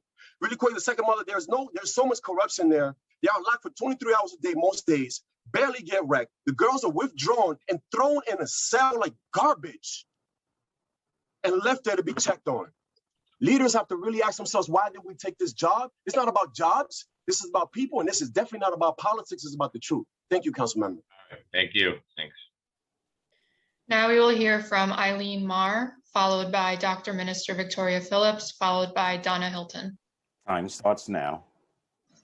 Good afternoon, and thank you for allowing me to speak today. My name is Eileen Marr. I'm an organizer with the Justice for Women's Task Force, and I'm also a member of Halt Solitary and a civil rights union leader with Vocal New York. I'm a woman who has been formerly incarcerated, spending over 14 months at Rosie's on the island prior to drafting upstate. I've been a longtime advocate for all of my past and present incarcerated sisters at Rosie's, as well as my male and male identifying brothers behind those bars. A few weeks back, I had the opportunity to tour part of the Rose M. Singer Center. And to be blunt, I feel it was a horse and pony show. Some niceties, such as the implementation of new programs and services, were paraded in front of us in the hopes of curbing our complaints and putting on a good show. However, it only reinforced my passion and calling to advocate for my sisters. Frankly, I didn't see anything had changed since my departure from Rosie's 6 years ago. And the COVID epidemic has only heightened those poor conditions. I met and saw women and female identifying women who were living in units without properly working HVAC systems and a steady infestation of insects and black mold an epidemic that can only be remedied via trained mold removal specialists. Poor craft milicide no longer works if they're even getting it. Women confided in me then, as well as prior to and following my visit, as recently as this past weekend, that they are not getting sanitary products, aka Kotex, on a consistent basis, and sometimes not at all. Some officers, when they can get a hold of one to ask, have even resorted to asking the women for quote unquote proof that they require a new pad via showing the said officer a fully used and soaked product. Time expired. They had to show a CO a personally used pad soaked in blood. Women are not receiving routine and emergency medical care, including mental health care, finger sticks, medicine for diabetes and hypoglycemic medication, and anything else under the sun. In fact, a woman has recently confided in me that as a means to treat chronic pain from sickle cell disease, they wanted to give her methadone rather than the non-narcotic pain reliever she has used with success for the entirety of her life. She has never had a history of using any opiates, making it dangerous for her to use the methadone. And yes, sexual assaults are on the rise at Rosie's. However, these assaults are being perpetrated by COs towards the detainees. This was rampant 6.5 years ago, 60 years ago, and today. And yes, there are chronic and excessive incidents of short-staffed and officers working triple shifts, as well as units going without staff for entire shifts. As a result of this, individuals are locked in their cells for days at a time with no human contact, living in their own feces, no showers, medicine, food, etc., etc., thus creating an on-the-spot solitary confinement unit, aka the Bing, something that is now supposed to be illegal. However, have you ever heard of the blue flu? Myself and many of my comrades firmly believe that the AWOLs and utilization of sick days are pre-planned with the blessing and orchestration of the officers and COBA. This must be stopped and they must be held accountable. These individuals— We need you to wrap up. Thanks. Okay. We have a lot of folks left. I'm almost finished. These individuals detained are our mothers, brothers, sisters, and brothers. They are not convicted, but regardless, they are still human beings. No human should be treated in such a manner, whether it be by accident or with intention. And with the epidemic of the officers using their blue flu, it becomes intentional. And this on top of an international pandemic of a highly infectious virus. In conclusion, I am appealing to the city and state to step in and remedy all of these actions inside Rikers Island, Rosie's, and the borough jails that I've just described. I also urge the signage and passage of less is more and the abolition of cash bail. Thank you. Next, we will hear from Dr. Minister Victoria Phillips, followed by Donna Hilton, followed by Leah Faria. Time starts now. Peace and blessings, everyone. Can you hear me? I need some acknowledgement. Can you hear me? Yes. We hear you. We hear you. Okay, thank you. So first, I'd like to point out on the record, well, my name is Minister Dr. Victoria A. Phillips, and that wasn't actually put on today. I had to put a sign up to have my credentials added. But I would like to say I'm from the Jails Action Coalition, longtime member, Justice for Women Task Force, and many other coalitions around the criminal legal system and fighting for your constituents' rights. I like to point out today that if white people were detained or the majority working on Rikers were white, this conversation wouldn't even need to be had. Let's be clear on that. And we do need to decrease population, clear the drugs out, get the officers back, and have DOC follow minimum standards. And so I want to say that I actually sat on DOC advisory board for the last 6 years, and now I'm co-chair for the Young Adults Task Force. So for over a decade now, I've come before City Council providing direct unknown facts and stats regarding all that are detained or work behind New York City DOC walls. I'm disgusted at this council today, where 3 council member females, 1 council member male asked about sexual assaults regarding staff, yet not one of you asked about sexual assaults regarding the detained.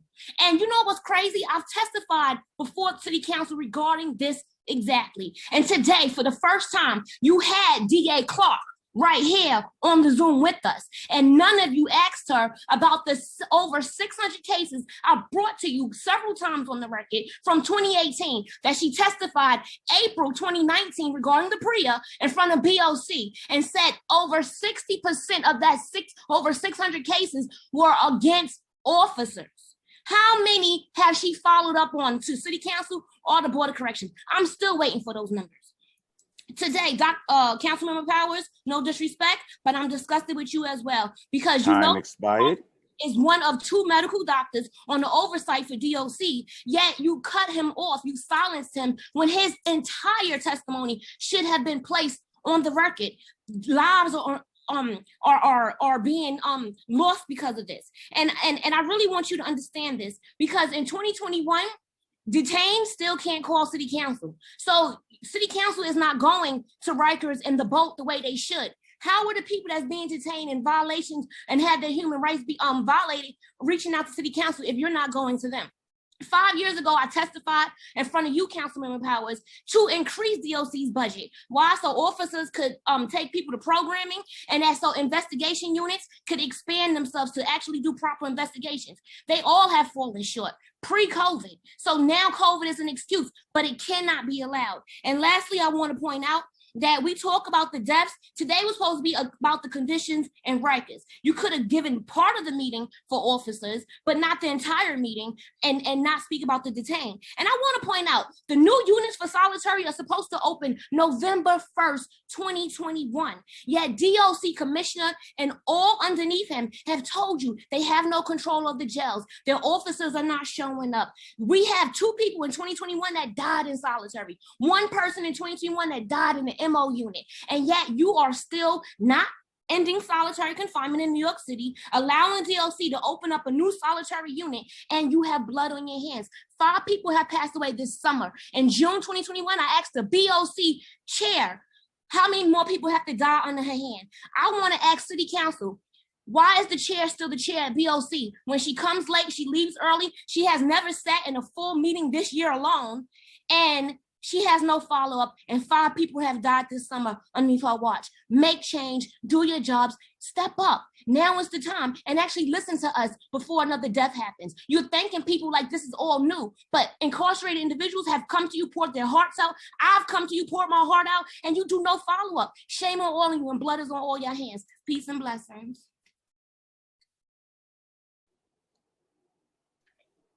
Next, we will hear from Donna Hilton, followed by Leah Faria, followed by Audrey Johnson. Time starts now.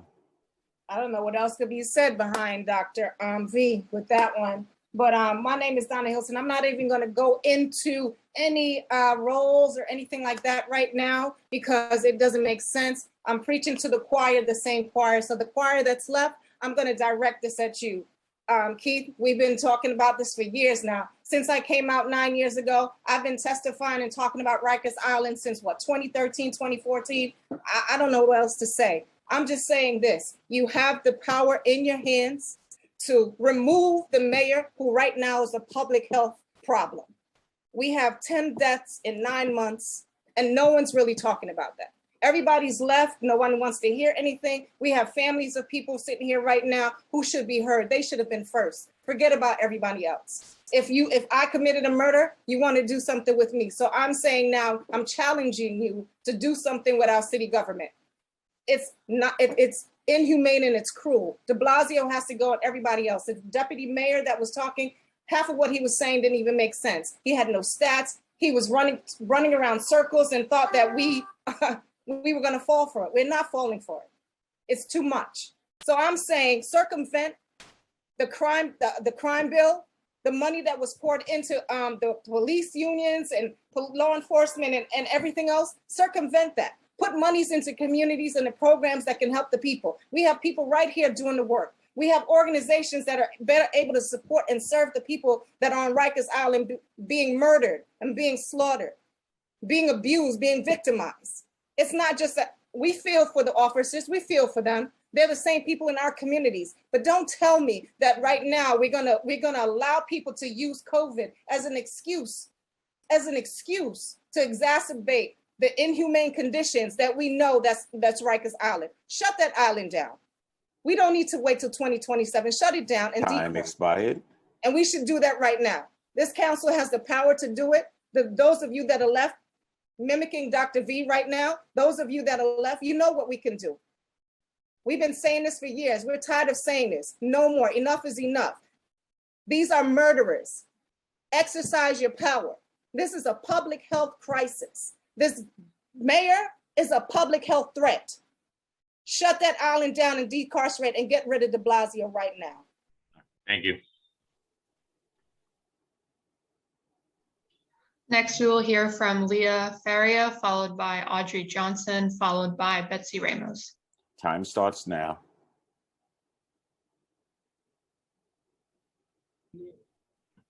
Good afternoon. My name is Leah Faria, and I'm here as a person that's formerly incarcerated. And we heard a lot of testimony today, a lot of blah, blah from, politicians that came forth and spoke about issues that, really affected more of the staff, the correctional officers, more so than the individuals that were detained on Rikers Island. And in 1997, I was sent to Rikers Island, and I spent 3 years on Rikers Island fighting my case. And the mental, the physical, and emotional abuse that I endured, it traumatized me to the point to where, to this day, I feel like I would rather experience death than be reincarcerated at Rikers Island. I lived in constant fear for my safety. I isolated myself in a cell for extensive amount of time, just because of the conditions that was around me. And, I look at the situation today, and it's sad because, lives are being lost, families are being, destroyed, and nobody cares. I'm just baffled at DA Clark, and something just has to be done with her. And it's just sad to the point to where people are continuously, saying it's a problem. Let's change the P into a D and let's get it done. That's what needs to be done. Rikers Island needs to be closed like yesterday. Just to think about the history of Rikers Island. You house garbage on Rikers Island. So you're basically saying that human beings, alive human beings are worth garbage. That says a lot. That needs to be dismantled, and people need to be released. People are being housed there on technical violations, and for what? For extensive amount of time. It's ridiculous. It's unnecessary, and it's a straight violation to our human rights. So I just feel like Rikers Island needs to be shut down like yesterday. Thank you. Thank you. Right on time with your clock. Thanks so much. Next, we will hear from Audrey Johnson, followed by Betsy Ramos, followed by Jordan Rosenthal. Yes, my name is Audrey Johnson. I came here to testify because I'm a formerly incarcerated woman. I've been out since 23 years, but it doesn't mean that I wasn't impacted. This has been going on for decades. I don't even really want to testify with my personal experience, but what I do want to touch on is the fact and being an echo of what everybody else said, right? Like, we are left last to talk to one another. The leaders is not here to hear our voice, right? So it's like, to me, it's a total disrespect. To me personally, I'm taking this real personal. I really am, right? Because I sat here for hours, wait to testify, wait to be heard, because I'm out here, but I also have a cousin that's in there that has mental illness, right? His mental illness is not being addressed, right? He's been in and out of the prison system, but yet still no one addressed the mental illness aspect of it, right?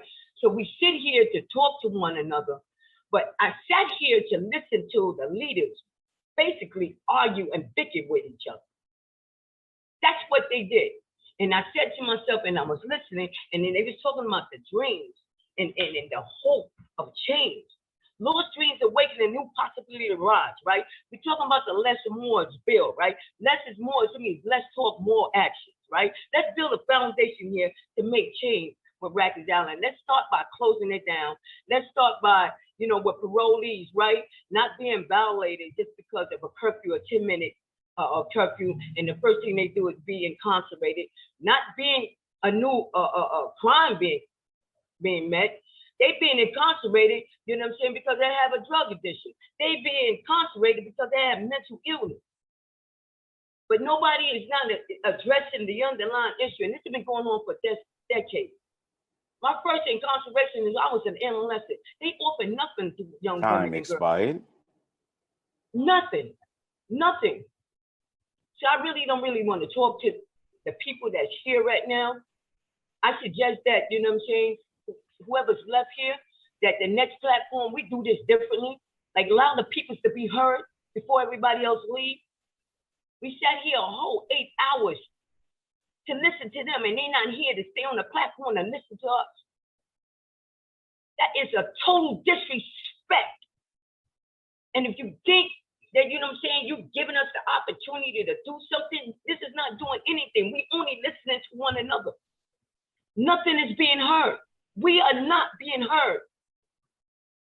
As a community, you know what I'm saying, we are not being heard. That alone needs to be changed. All right, thank you. That's the only way change is going to happen. Thank you. Thank you. Next, we will hear from Betsy Ramos, followed by Jordan Rosenthal, followed by Lucia Alonso. Time starts now. Hello. My name is Betsy. Can you hear me? Can you hear me? We can hear you. Okay. My name is Betsy Ramos, and I spent a year on Rikers Island 24 years ago awaiting trial. I arrived at Rikers Island a victim of domestic abuse, and due to the media publicity surrounding the crime, I was treated horribly. My trauma as a victim of domestic abuse was never recognized by the Department of Corrections while I was there. Instead, I was assaulted by a female correctional officer and rearrested because of the publicity surrounding my case. And as a result of that, I tried to kill myself 3 times. I was placed in a mental health unit for in-depth treatment, and the mental health unit recommended that I be given in-depth treatment and not be placed in solitary confinement. Department of Corrections overrode that and put me in solitary confinement. I never received any type of help for my trauma nor my mental health. 24 years later, nothing has changed in Rikers Island. People are still being assaulted, rearrested for being assaulted, being denied mental health treatment, but most devastatingly still dying.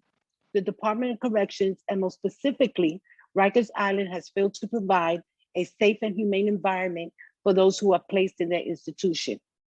Please let us not forget that those who are placed in Rikers Island are innocent until proven guilty and should be treated as such. Thank you. Thank you. Thank you for the testimony. Next, we will hear from Jordan Rosenthal, followed by Lucia Alonso, followed by Danielle Gerard.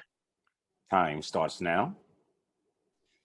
Hi, so my name is Jordan Rosenthal, and I'm the Director of Community Engagement at the Women's Community Justice Association. And I want to thank the chairs for having this important hearing. But more importantly, what I really need to say is that this hearing should have been a visit to the jails themselves that included Rosie's. I've heard people talk about the women, but we've heard so little information about the conditions that women are currently facing. I wrote this whole testimony and I will submit that separately, but I want you to also think about the conditions that they're facing. I've heard from an anonymous source that during the really intense weather we've had, it actually flooded in Rosie's. Can you imagine being in a cell and then there starts to be flooding, thinking like that's another way that I'm going to die? How can you even we need to have better conditions. We need to release people. The number of women and gender expansive people who've been detained since the beginning of the pandemic has more than doubled. We need to close the Rose M. Singer Center. And I want us to have a moment to thank Carlina Rivera, Stephen Levin, and Helen Rosenthal for publicly committing and signing on to the Beyond Rosie's campaign, saying that they want the closure of the Rose M. Singer Center as soon as possible. And I urge you as well, Council Member Powers. I know you are an advocate for this, and it probably, hopefully, haven't seen it, but this is urgent. We can start decarcerating. I've seen the data myself, as people have said. People are still being held on A misdemeanors who have bail that don't have parole holds. But we shouldn't even be talking about that. We need to put the violent versus non-violent binary away and talk about the fact that people are innocent. And even if they aren't innocent, we are talking about human lives, regardless of what other people may have said. Time expired. I thank you, and I'm sorry for getting so emotional. I really appreciate everyone who has stayed on and for your time, Council Member Powers. And if there are any other council members or staff people on it, thank you. Thank you. Thanks so much.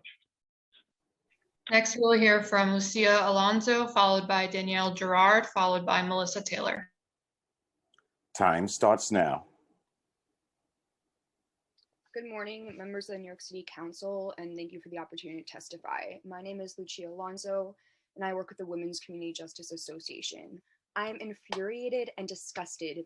This is despicable. I've been listening all day about people speak about the humanitarian crisis on Rikers, but everyone continues to point fingers at each other and not take accountability for their own departments and agencies' failings.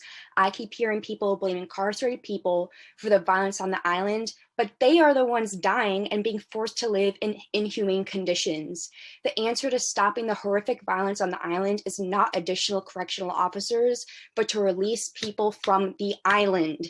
The city has shown us time and time again that they are unable to keep people alive and healthy and meet their most basic human needs. The city must stop sending people to an island, locking them in cells without access to food, medical care, hygiene products, and leaving them to die without their loved one's ability to know or do anything about it. In regards to the women detained on Rikers, we must close the Rosa Singer Center immediately. The number of women detained has more than doubled since the beginning of the pandemic. Rosie's is a decrepit building that is vulnerable to flooding, as seen in the past 2 severe storms we have had. We have gotten reports from women on Rikers that there's no access to hygiene products, including pads and tampons, leading people to bleed on themselves and through their clothes. There's no access to mental health support for weeks at a time, and no one to speak to about general health issues. What is meant to be a jail sentence has turned into a death sentence. The mayor, judges, DAs, and city council have the responsibility to fully decarcerate now and stop sending people to city jails in order for this crisis to end. Thank you for your time. Thank you. Thanks for testifying. Now we will hear from Danielle Gerard, followed by Melissa Taylor, followed by Shadika Hampton. Time starts now. My name is Danielle Gerard, and I am a senior staff attorney at Children's Rights, a member of the New York City Jails Action Coalition. As you have heard, people incarcerated in city jails are suffering a life and death crisis. They are going without food, water, and basic medical care. At least 9 have died in 2021 alone. The most recent man to die on Rikers was 24 years old. Hundreds of correction officers are on sick out or just not coming to work. Violence is way up and 9 times higher for young adults than for adults. Youth report there is more violence than they have ever seen on the island. They also state if there were meaningful programming, there would be less violence. The commissioner himself has acknowledged that programming and supportive services are not simply tools for safety and security. They are safety and security. The endless finger pointing we read about in the press is not saving lives on Rikers. It is not making incarcerated persons safe. It is not improving conditions for the correction officers working double and triple shifts to make up for the third of their coworkers who don't bother showing up at all.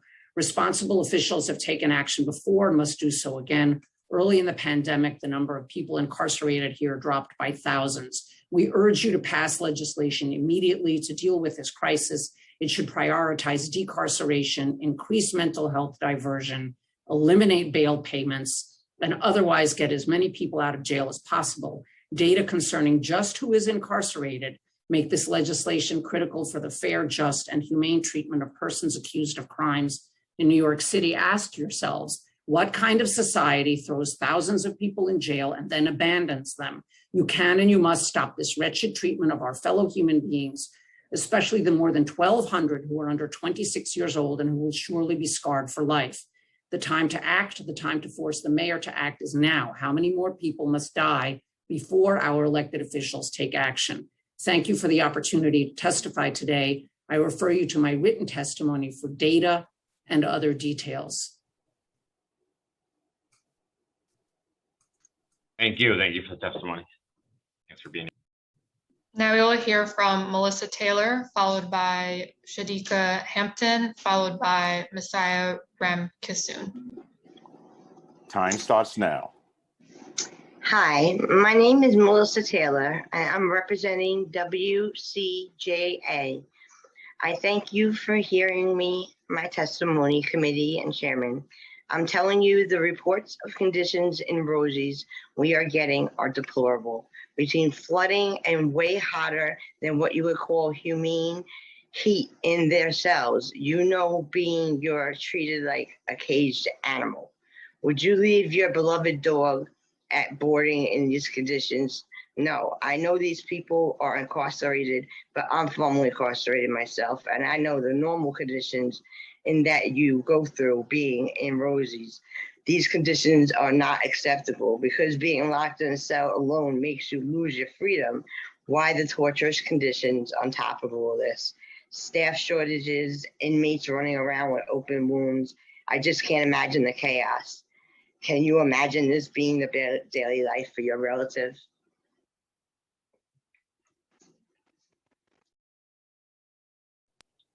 Thank you. Thanks for being here.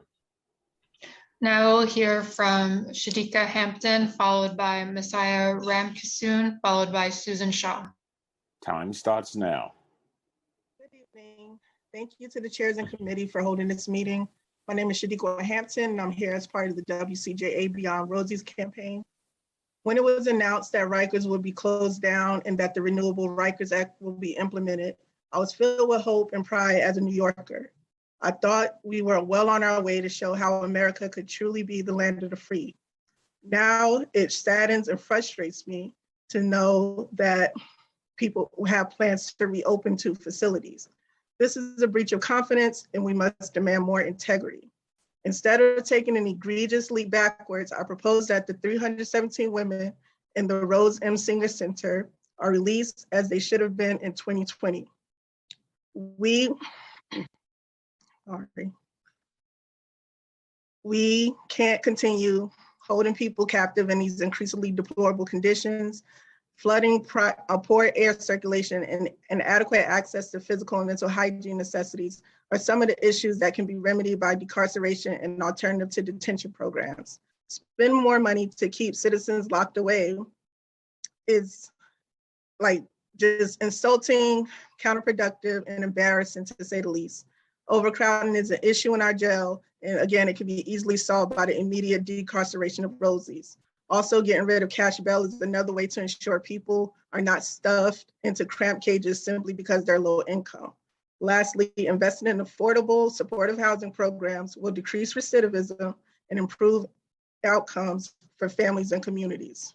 I'm asking we do the right thing for the most vulnerable among us, starting with the 317 women at Rosie's. Supporting this cohort is a feasible drop in the bucket that will signify our commitment to uplifting, healing, emancipation, and reconciliation. It's beyond time to move beyond Rosie's. Thank you. Thank you. And just while we have a moment, I want to recognize thank you. We've been rejoined by Councilor Riley, and of course, Councilor Adams and Councilor Gibson are here as well. Thanks so much. Now we will hear from Messiah Ramkissoon, followed by Susan Shaw, followed by Wendell Walters. Time starts now. Chairman Keith Powers and all present. On behalf of Youth Justice Network, I would like to express my sincerest condolences to the families of the 10 lives who were lost. I'd also like to thank you for the opportunity to speak. My name is Messiah Ramkissoon, and I serve as the Senior Director of Programs and Community Partnerships for the Youth Justice Network. I asked the council and this city to act with urgency to keep Black and Brown lives alive on Rikers Island and to put in place a tangible supportive infrastructure so they may be able to make a life and future for themselves upon being released. Youth Justice Network, formerly known as Friends of Island Academy, was founded in 1990 on the school floors of EMTC, where there were 21,000 people a night on Rikers Island, 3,500 of whom were Black and Brown teenagers. Our founders were teachers and advocates who worked inside and outside Rikers and who created an intentional response to the absence of transitional and aftercare services for the youngest people in custody. 18 months ago, the COVID-19 pandemic produced an intentional effort by the city to keep people alive, literally by getting them off of Rikers. Through these collaborative efforts at multiple points along the case process, daily population at Rikers dropped to below 3,809 on April 29th, the city's lowest since the 1940s. Last night, the census was 6,082. Nearly 1,100 of those people are between ages of 18 to 25. We must keep the closure of Rikers Island on track. Today, we can take intentional, swift, and collective action to reduce the average daily population by reducing admission and accelerating releases. Our recommendations are as follows. Release any young person who's not otherwise remanded by the courts and has a cash bail that they cannot post by expanding use of supervised release. Release any person who's held on a technical parole violation, reducing the number of technical parole violators. Time expired. Please give me a few just to wrap this up. I'll make it fast. Reduce the number of technical parole violators will reducing the number of technical parole violators will reduce the population by 272 people. Governor Hochul can immediately take action by signing the less is more legislation. Invest in private resources and work with the city and DOC to build on alternatives to detention pending disposition of the case process, especially during the pandemic. Clear bureaucratic pathways.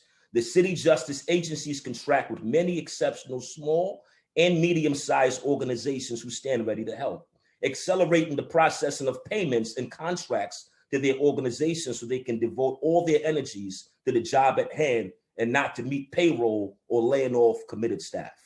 Speed intake and service connection. Do not allow young people to languish in intake and admissions units and connect them immediately to case process and triage services to determine whether early bail advocacy can help secure their release.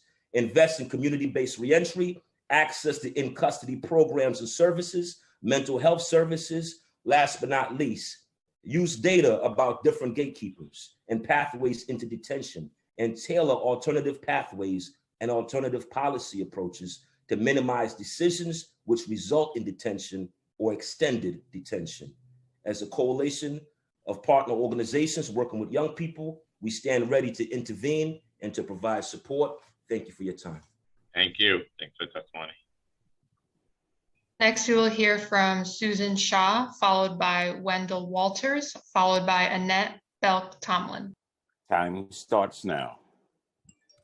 Good afternoon, Chair Powers and members of the Criminal Justice and Civil Service and Labor Committees. My name is Susan Shaw, and I'm the Managing Director for Racial Justice at Trinity Church Wall Street Philanthropies.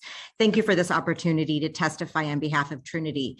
Trinity carries out our mission of faith and social justice through advocacy and grant making to break cycles of mass incarceration, mass homelessness, and housing instability in New York City. I've submitted detailed written testimony, so today I will focus on 5 imperatives for addressing the immediate and long-term crisis in our city jails. First, provide the DOC Commissioner Vinnie Schiraldi with all of the support and the resources that are needed to effectively address this crisis through the end of the current mayoral administration and into the next administration. Second, recognize and acknowledge that more jail produces less safety in New York City, especially during a pandemic, and we must shrink the population immediately in our jails. This means closing the Rose M. Singer Center on Rikers, improving the pretrial decision-making process and speeding up case processing times, and funding alternatives to incarceration for people with serious mental illness, and also sentencing more people to existing community-based ATIs. Third, reaffirm the city's commitment to equitable jails by advancing the plan to close Rikers by 2026. As faith leaders, we believe that there is no humane path to make Rikers an acceptable place to detain our brothers and sisters. Fourth, implement a series of measures to protect the health and safety of those who are released from Rikers and other city jails during this pandemic by providing everyone who is detained with access to the vaccine, COVID testing upon release, and immediate access to Medicaid coverage upon discharge. We also encourage you to pass Councilmember Gibson's Intro 2394 before the end of this current session, which would provide ID NYC cards to all New Yorkers upon discharge. Time expired. Really quickly, 5, invest in comprehensive coordinated reentry by strengthening local law 103 of 2026 to improve coordination of all reentry initiatives citywide. Thank you very much. Thank you. Thanks for your testimony.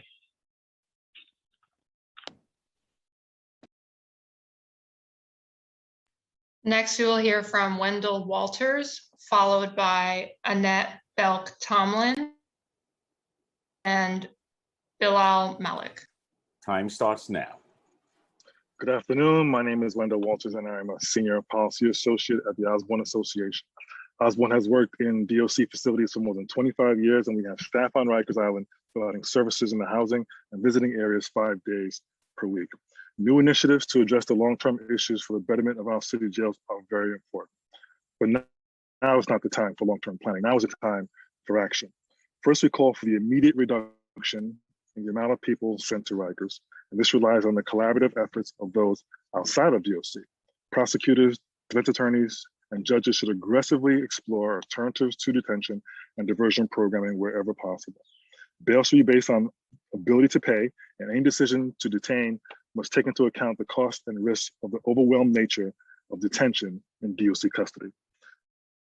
Second, greater decarceration efforts are also needed, and we know this can be done. Bold action that led to the census of 3,800 people in custody during the height of the pandemic a year ago should be reinvigorated. The census is now almost double. We call for utilization of Article 6A and for the release of those on parole violations. We also call on our DAs to use the power of their offices to expand the use of community supervision. The state readies need to be transferred, and DOC must still prioritize getting defendants to court. And lastly, the glaring staffing shortages negatively affects all aspects of jail operations, leading to unsafe conditions for living, working, and visiting the island. The burden put on those who come to work for doubles and triples leads to even more dangerous conditions, as some units are without supervision, resulting in lockdowns, and other units staffed by officers who are sleep deprived. We know this can continue.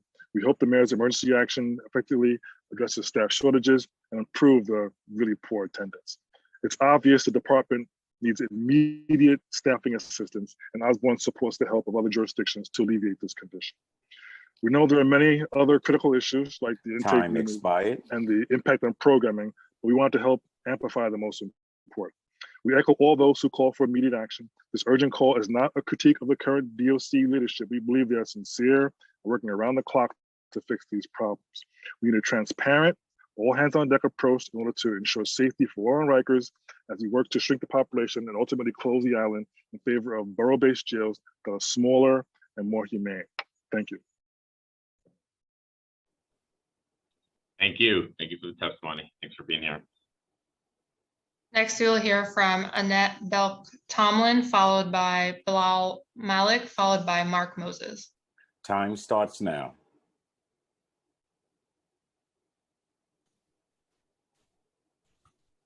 Good afternoon and greetings to all. My name is Annette Tomlin, and I am a proud member and leader of Vocal New York. Although I have never been incarcerated, my loved ones have been. I am horrified, more so now than ever, of what's going on in our city jails, and it is totally inhumane. It is a reminiscent of the horror of the transatlantic trade ships, where people were stolen and they're forced to live in tight, unsanitary spaces. People are dying, not just because of the pandemic or the conditions, but because it has been in existence prior to. The fact that millions of dollars are being spent to warehouse people for days, weeks, months, and years without access to services that they need is outrageous, and it is criminal.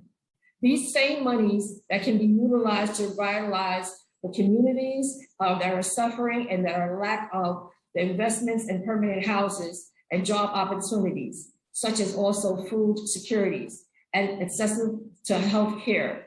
We would truly like for you to actually build a city that is fair with equity and true transparency and accountability. And if we need you to meet the demands of the moment, and it has to be to close Rikers. Stop this $1 million industry and corruption and abuse of power that has been replayed since the beginning. And I expect you all and your comrades to step up to the plate and do the right thing or step aside, and those that have integrity, allow them to do so. Close Rikers and decarcerate now, and thank you for your time. Thank you. Thank you for being here, and to everyone, thank you for waiting. I know a very long day. Next, we will hear from Bilal Malik, followed by Mark Moses, followed by John McFarland. Time starts now. Good afternoon. My name is Chapman Bilal Abdul Malik. I'm here to testify that my son is on the island. He's been there almost a year, and back and forth, the courts are closed. They need to open up the courts because there's a whole lot of people sitting there that could be in the street with their loved ones. He had 5 kids that's missing a lot. And he got a big family that we miss him a lot in the street. They scooped him up, brought him back here to New York, got him sitting in Rikers Island for nothing. They don't have nothing. The criminal law says a certain things. Depends on the case, how long they're going to hold him in there. That 6 months, like they were saying, is over. It's over. Let my son out of there. And if he got the COVID, he mentioned over the phone that he's not getting the proper medication if he got it. So why are you going to let his family suffer? My son needs to be home with his loved ones. Open up them gates, close it down. Even back in 1968, when they cleaned out the tombs because of the same trash that's going on in Rikers Island. Living like that. The whole Rikers Island is a special housing unit right now. We're living in feces, or in closed rooms, stuff like that there. It's not healthy. It's wrong human life. Those got a death trap there. There's a death trap for the COs, the death trap for the inmates, death trap for the custodians, death trap for the administration. It's a death trap. And also, I'm a veteran, and the veterans that have the PTSD, Time expired. They suffer schizophrenia, bipolar. You got a lot of that there. You ain't got no doctors there for that. And that so-called medical building that you got is not updated. It's not updated. It's not for people. That thing is give you a shot and send you back to the cell to die. That's it. All right. Thank you. Thank you for being here today. And that's fine. Next, you will hear from Mark Moses, followed by John McFarland, followed by Carl Stubbs. Time starts now. My name is Mark Moses. I'm a vocal leader and a member. I've been in jail. Can you speak just? Okay, there you go. Can you speak up just a little bit? I think. I've been in jail 1,000 times. I've been in jail since 1979, back and forth. Right now, I've been through COVID. I've been through COVID. I've been through TB. I've been jail was overcrowded, and it's the same stuff. And not just that, you're gonna hire COs. The COs is the problem. They bring guns in there. They gang members too, so they're part of the problem too. And the judges and the police officers. Judges, police are bullshit charges. The judges hang on to that. You need to change the whole judicial system. The blind lady who can't see the unbalanced scale, you need to fix that.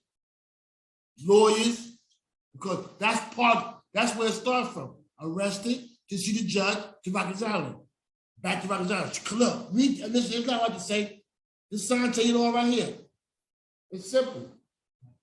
Same right there. That's it right there. Y'all heard from the people, the real people. Read the sign. All right, thank you. Thank you. Thanks for testifying. Read the sign. Next, you will hear from John McFarland, followed by Carl Stubbs, followed by Scott Hines. Time starts now. Okay, and thank you. Good afternoon to the council members and all interested stakeholders. My name is John McFarland. I am an active civil rights union leader at Vocal, New York. But there is a growing crisis on Rikers Island that is quickly turning into an extinction level event. I term it as such because people are dying in Rikers and other jails around our city at an alarming rate. There have been 10 deaths this year alone, and if you have to ask why, then tune into the words of our elected officials, who just this week witnessed the unbearable and inhumane conditions that detainees and others are enduring on this island. The people caged on Rikers have to share cells with insects the size of small birds. Others are forced to sit in their own feces under conditions of excruciating temperatures due to recurring New York City heat waves, with no access to clean water or fresh air.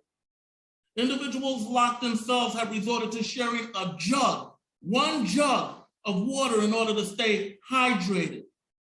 There is little to no access to standard medical care, recreational activities. Combine these deficiencies with COVID-19 and you have a perfect storm, resulting in continuous fatalities under a system unwilling to reform in the name of humanitarianism. And while some might suggest that more funding to employ additional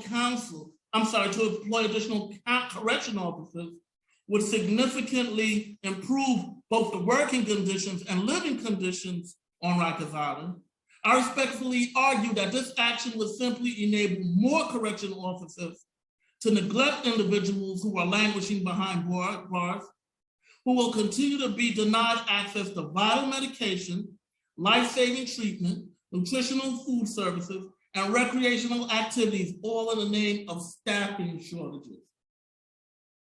I reason that the ultimate solution to the growing problem is to close Rikers Island, the whole facility, and release individuals from an institution that is responsible for imposing the ultimate penalty upon pretrial detainees without due process or just cause. Our elected officials, policymakers, legal professionals, judicial advocates, criminal justice activists, and the public at large must all have a role toward abolishing a penal system that punishes and oftentimes kills rather than rehabilitates. The time to act was yesterday. The time to act was decades ago, and we can't wait any longer to act. Crack the cell doors open and let these people live. And I want to conclude by saying this. I understand it's been a long day, but time and time again, and I'm not blaming the council member, Powers, or any of his comrades, but Black people are always left, the most impacted are always left to testify at the end of these hearings. That is discrimination. And maybe we need a new speaker that's a woman of color who understands the significance of allowing Black people to testify to among COBA officials, among elected, among union officials and prison officials. We shouldn't be relegated to be testifying at the end of these sessions, talking to each other. Everybody that's left here understands that what we're talking about is life and death. We want to talk to the people that are opposed to releasing people from prison, that are opposed to changing the standards of living on Rikers Island. And it's not fair that we are always left to talk to each other as social justice activists and criminal justice reform activists. Thank you for your time. Thank you. Thanks. Next, we will hear from Carl Stubbs, followed by Scott Hines, followed by Andre Ward. Time starts now. Hello, my name is Mr. Carl Stubbs. Hello, my name is Mr. Carl Stubbs, and I'm an old-time member of Vocal New York leader. Okay, this is my second time. And 7 years ago, I testified by closing Rikers Island. All right, and still, it got worse than what it was in my 7 years ago. Okay, and it's a shame how y'all people are working for the billionaires to keep Rikers open. all right? When I was in Rikers Island, I had rats jumping on me, working in the mess hall for the officers, all right? I was in solitary confinement because I refused to work at Hart's Island to bury bodies I didn't even know about, all right? 14 days in solitary, all right? I am very tired. I'm 69 years old now and going through the same thing, all right? Rikers Island is run by billionaires. Why? And I'm asking the council, please let the feds take over Rikers Island. Close Rikers Island now. It's filthy and it needs to be closed. Thank you. Thank you. Thanks for being here. Thanks for the testimony. Now we will hear from Scott Hines, followed by Andre Ward, followed by Tamara Carter. Time starts now. Hi, everyone. My name is Scott Hines. I'm a resident of Brooklyn. I'm grateful to be here with Vocal today, but I'm not a lawyer. I'm not a public defender. I don't work at an agency or foundation, and I'm certainly not an experienced activist, but I do have a dear friend of mine who is in Rikers right now, as I know many others on this call today and hearing have. And I'm here today to see if I can just help give her some sort of a voice in all of this. My friend Amy was locked up in Rikers and has been there since the middle of the summer. She has several months left on her sentence. Amy is not her real name, and I'm not going to use her real name because we definitely are afraid of any sort of retaliation that might happen, even just by me being here sharing her words in this hearing. She calls me multiple times a week, and her stories of what's going on at Rikers Island and what she experiences at the hands of the Department of Corrections staff is absolutely horrific. The abuse and aggression that is carried out on her and her other inmates. I want to say that I think it's shameful today that this hearing is being held without any incarcerated people present and allowed to testify, and that the people that are most impacted by the decisions of council members and union leaders here have been kept out of the entire conversation. I spoke with Amy earlier this week, and I'm going to now read some of her words that are her firsthand account from what's going on at Rikers right now. Please, I ask you to take this to heart. These are Amy's words and not mine now. The conditions of Rikers Island have turned my life into a living hell. I am a bird trapped in a cage. The suggestion that more money for the DOC will fix the situation here at Rikers is a lie. It is a lie.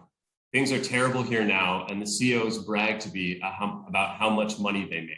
But at the same time, they do not care about my safety or my well-being. They see people here that need help, and they do nothing about it. The COs harass us. They join in when there is an argument and join in on the fights, or they completely ignore us. If we make a statement that goes nowhere, the staff at Rikers read your statement and throw it in the trash. If you're in here and you call 311, you face retaliation. If you're a correctional officer, you're supposed to correct, but anyone in Rikers who reaches out to help or for oversight gets treated as an outcast. They say you're supposed to shut up and take it. If you complain about clogged toilets, they say you clogged it to get attention. In my time here at Rikers, I have seen fellow incarcerated people put on suicide watches. The COs say it's just to get attention. I know if I were suicidal, if I were up on a ledge, they wouldn't talk me down. They would tell me to just go ahead and jump. If I could talk to the bosses of the Department of Corrections, I would ask, why are you even working? Why did you sign up? Why put on your uniform if all you are going to do is harass us and hurt us every day? If you're in jail in New York, the COs are just another form of punishment against people. If I could talk to the politicians that know what's going on in this jail and still keep it open, I would say, stop using us, stop ignoring us, stop putting us in jail. The lawyers, the courts, the police, the jail, it's all getting so much money for every incarcerated person, and it's all so wrong. My public defender pushed me into jail. They made it seem like I didn't have a choice. Everything about the system is wrong, and you on the city council need to shut it down. Thank you, folks. I yield my time. Thank you. Thanks for being here. Next, we will hear from Andre Ward, followed by Tamara Carter, followed by Henry Robinson. Time starts now. Yes, good evening, Chairman Powers and Chairman Miller, and thank you for giving us this opportunity to speak. Although to someone's point earlier, we serve as the last to speak, which is rather unfortunate. But my name is Andre Ward, and I'm the Associate Vice President of the David Rothenberg Center for Public Policy at the Fortune Society. And Fortune's been around for over 54 years, serving folk in the community to essentially build and strengthen the lives of the people that we serve. I'm also a formerly incarcerated Black man who spent 3.5 years on Rikers Island from 1988 to 1992 as both an adolescent and an adult. And during this period, I experienced and witnessed countless episodes of abuse, neglect, including overcrowding of dorms, people not being treated because of their mental health conditions. I even witnessed people who were detained themselves harming each other that resulted in their deaths, and correctional officers harming those who were detained that resulted in their death as well. Fast forward now 29 years, and according to research and the experience of the people that we serve, Rikers Island continues to bear the conditions of the past, as we all know. Right? Dorms still remain overcrowded. People who have mental health issues are not being supported and addressed. People are harming each other, both on the correction side and those who are detained themselves, right? And we know that those who have the most mental health needs are not being supported, especially when, Rikers is one of the 3 largest providers of psychiatric care in the country. So it's a really, really important issue for us to note. And so COVID-19, as we know, has exacerbated the conditions on Rikers Island.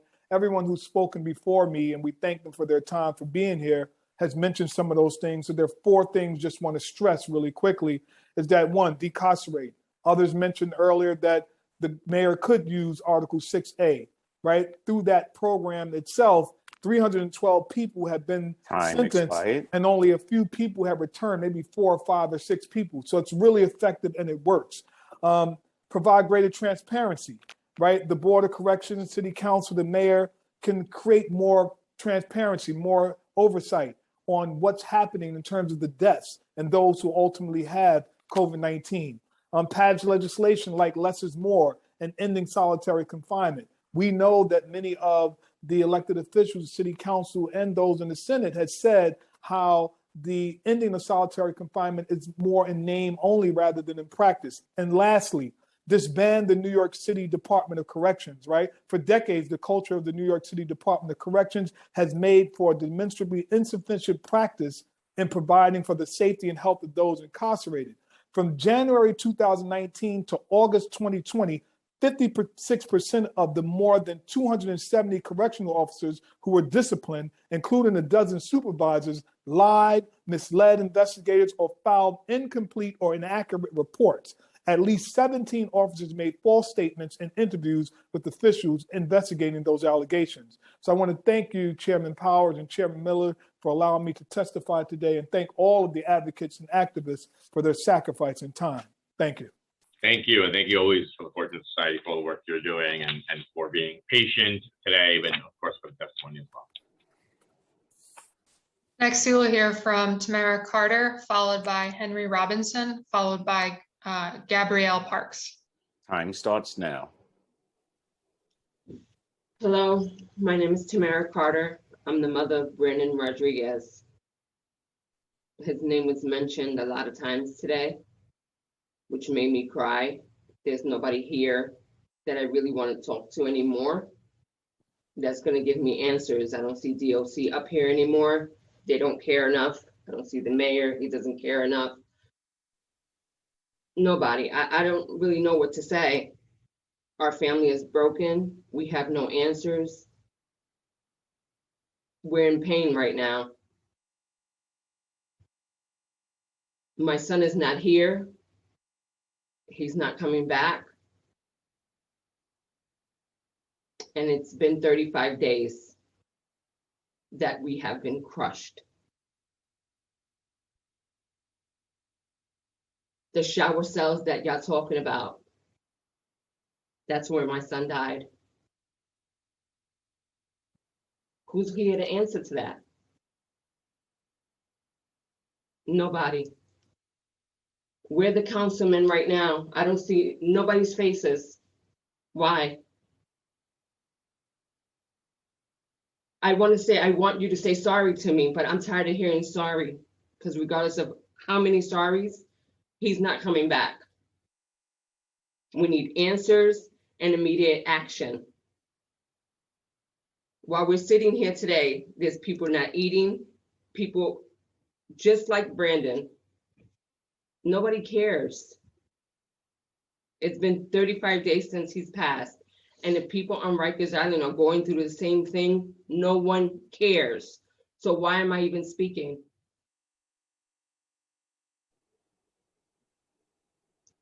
The Board of Corrections, why is, oh, I can't even read this. Can you read it for me? Time expired. As far as the report, the preliminary report, it's available after 5 days. Is it also released to the family? I have no answers to why my baby's not here no more. Why? 25 years old. He hasn't lived his life and he's gone. A week after, someone else. 2 weeks after him, someone else. Nobody cares. And it's disgusting. I would like answers. Our family would like answers. His sister, his brothers, his father, we want answers. We want something to happen today.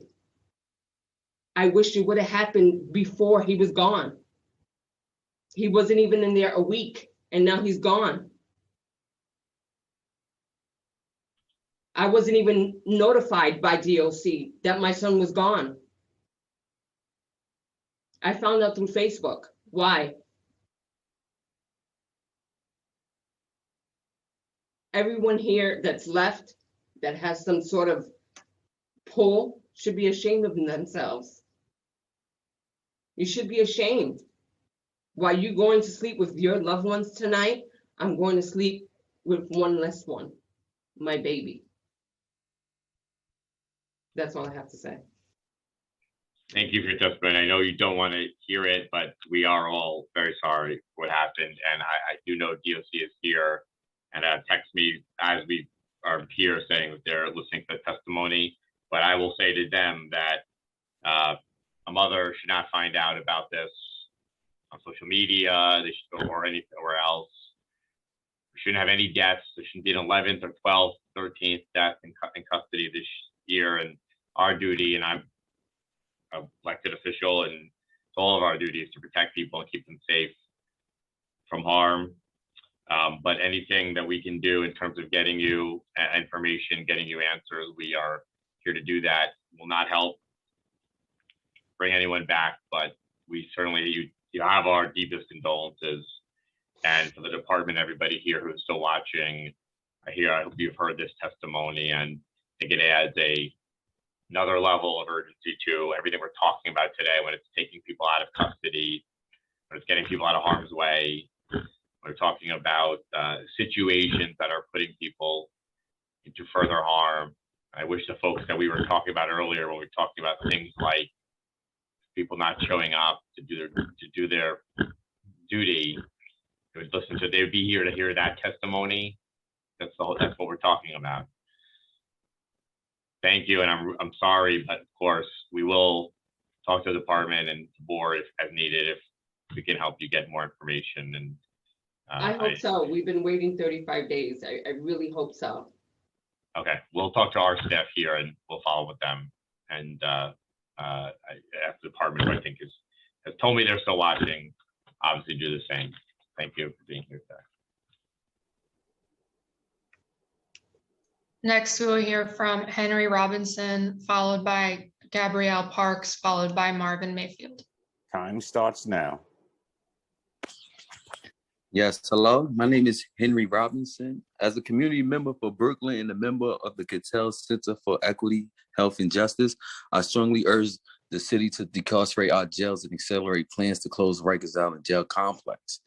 As I listen to what's going on, and I'm a person who has been in Rikers Island. You know what I'm saying? And went through the things that's there. And I would like to say my condolences for those who lost people while they was in there. And that's something that as a prisoner, they fear. I noticed that they fear that because I felt it myself. To fear, you know, to die in prison alone without your family and friends and everything. And, you know, just the fear of the unknown, not knowing when I'm gonna get out this situation. We speaking on mental health. And it not only go for the people that's coming into Rikers Island, but also the COs that's there. Because a lot of times people don't even know that they don't even know how to handle mental health people. And a lot of the people that's even governing the prisoners have mental health issues themselves. You know what I'm saying? And the only reason they in the position they at is because of the opportunity. So when the individuals in there, like I was in there for you know, a violation, curfew violation that was made up from my parole officer, you know, because the parole officer didn't like that I had a voice that I wanted to speak up for myself. And it was another parole officer where they made false allegations just to get me in Rikers. Subsequently put me in a situation where I was jumped by 15 or more individuals. And I got medical attention 17 hours later, and I was the victim. I got hit with crutches on my back. And we had a riot. They rioted for me and another individual for medical attention because I had a broken foot where I had Time expired.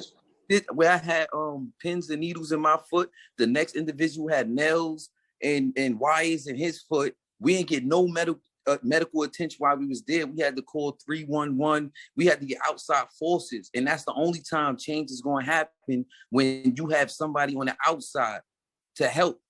You know what I'm saying? To monitor what's going on.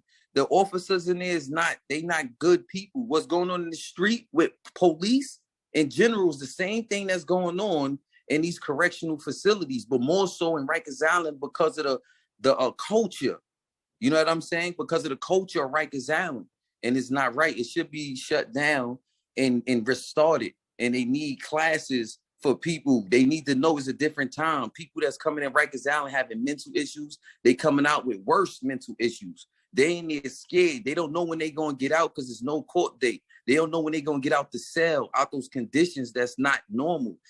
It's inhumane for individuals to be in those situations. And even to ask the federal government for help. When I was in the feds just recently in 2018, I was involved with the blackout where the feds, where they got a class action lawsuit that I'm a part of because of the fact of due to their negligence and the people of authority being negligent in their job duties.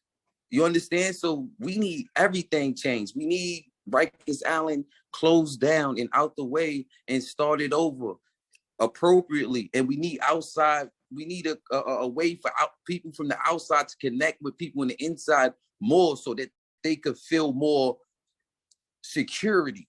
You know what I'm saying? Because that's what it is. And that's why they acting like that. They scared and they don't know what's going to happen. And right now they in a position where it's like they don't care what happened because everything they in the worst conditions that they could be in right now in their head. You understand? Okay, thank you. Thanks for being here. All right, thank you. Thanks. Next, we will hear from Gabrielle Parks, followed by Marvin Mayfield, followed by Jane Elke. Time starts now. Hello, my name is Gabrielle Parks, and as a member from Brooklyn and a member of the Qatar Center for Equity, Health, and Justice, I strongly urge the city to decarcerate our jails, accelerate plans to close Rikers Island Jail, and demand Governor Hochul to sign the Less is More Act now. The current crisis in Rikers is unacceptable and has put incarcerated individuals in life-threatening situations. People are being forced to sleep in showers, toilets, and overflowing inside the cells, and incarcerated people are being left without their medications, no access to medical care or recreation time, and without transportation to the very hearings which may lead to their release. This situation is ripe for disaster, and more preventable deaths will occur without swift action by both city and state level officials. It is immoral and unconscionable to treat human beings this way. Throughout the summer, I had a loved one incarcerated on Rikers Island. My loved one has pre-existing health conditions and contracted COVID-19 while incarcerated on Rikers. This caused stress on myself and my family. As we know, there's no healthcare access much on the island as far as services, and extremely hard to get. It was incredibly hard telling my children that he would be all right, when in reality I didn't know what was gonna happen if I would make it, to hear from him again, I don't know. This put immense stress on my entire family and network. We were all locked up with him. Unfortunately, the situation happens to thousands of people across New York City. My loved one was not sentenced to die on Rikers, so he should not have been put in a dangerous situation that negatively affected his mental and physical health. These are children, siblings, fathers, uncles, mothers, daughters, you know, aunts, and it's disgusting how we treat incarcerated individuals in this city and state. They are all part of the human family. Every single Time person expired. is family, and they deserve to be treated with dignity. The mayor, city council, governor must do everything in their power to address the dire crisis. This year alone, we have seen record numbers of deaths on Rikers Island, which is only getting worse with district attorneys and judges continuing to send people to jail pre-trial, and correction officers missing work by the thousands. This combination has led to the population of Rikers growing to over 6,000 from below 4,000 at the height of the pandemic, which is leading to overcrowding and unsafe conditions. To address this current situation, the city needs to immediately start decarcerating the jail system, accelerating plans to close Rikers, and incarcerating people or alleged for technical parole violations. I just have an important question. Why does the city and state feel that they have the right to take human life? Because for as long as human life continues to be treated inhumane, and the longer it takes for the less is more bill to be signed, that's exactly what you're doing. Let's not wait another few numbers to go up in death again for something to be done. At the end of this meeting, this bill shouldn't be put up for consideration or debate. It should be signed. And that's my time. Thank you. Thanks for being here.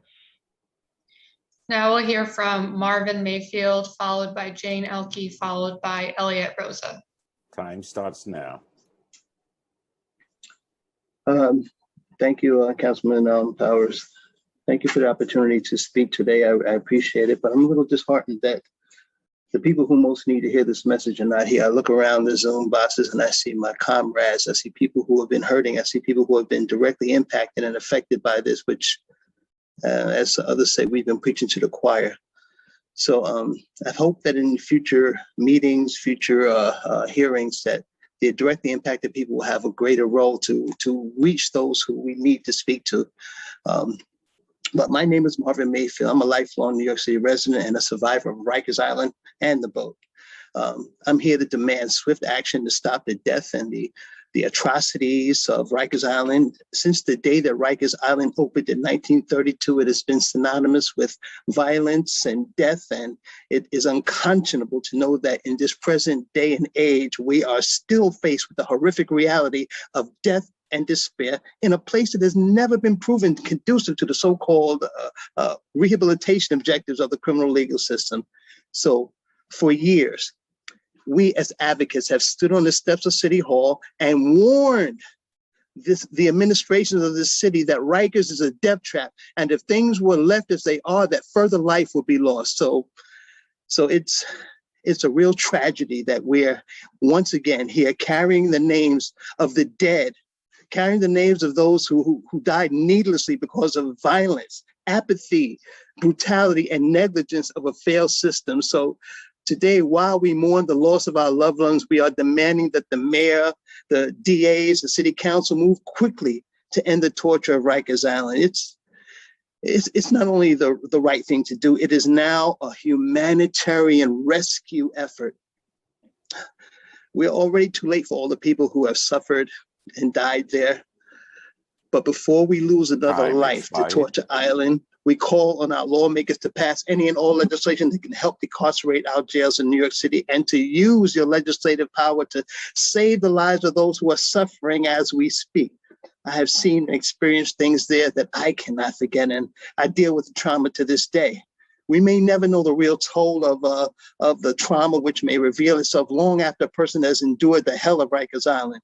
As we all know, Khalif Browder made it out of the cage only to carry the weight of those cell bars with them. Just yesterday, I received a call from a man in OBCC who details the horrible conditions that they are forced to endure. He explained to me that meals are hours and hours late, that medical treatment is being denied, that correction officers are not manning their posts, which allows the gangs to take over. People are not being taken to court, et cetera, et cetera, et cetera. You've heard it all day.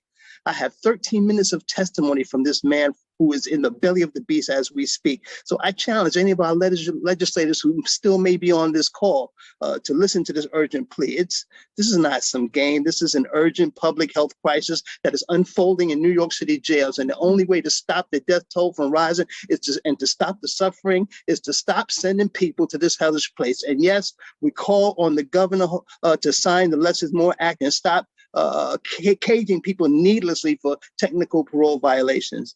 Rikers Island is a tool of a bygone era which has proven to be non-effective, and that includes the Vernon C. Bain Detention Center, which was supposed to be a temporary fix.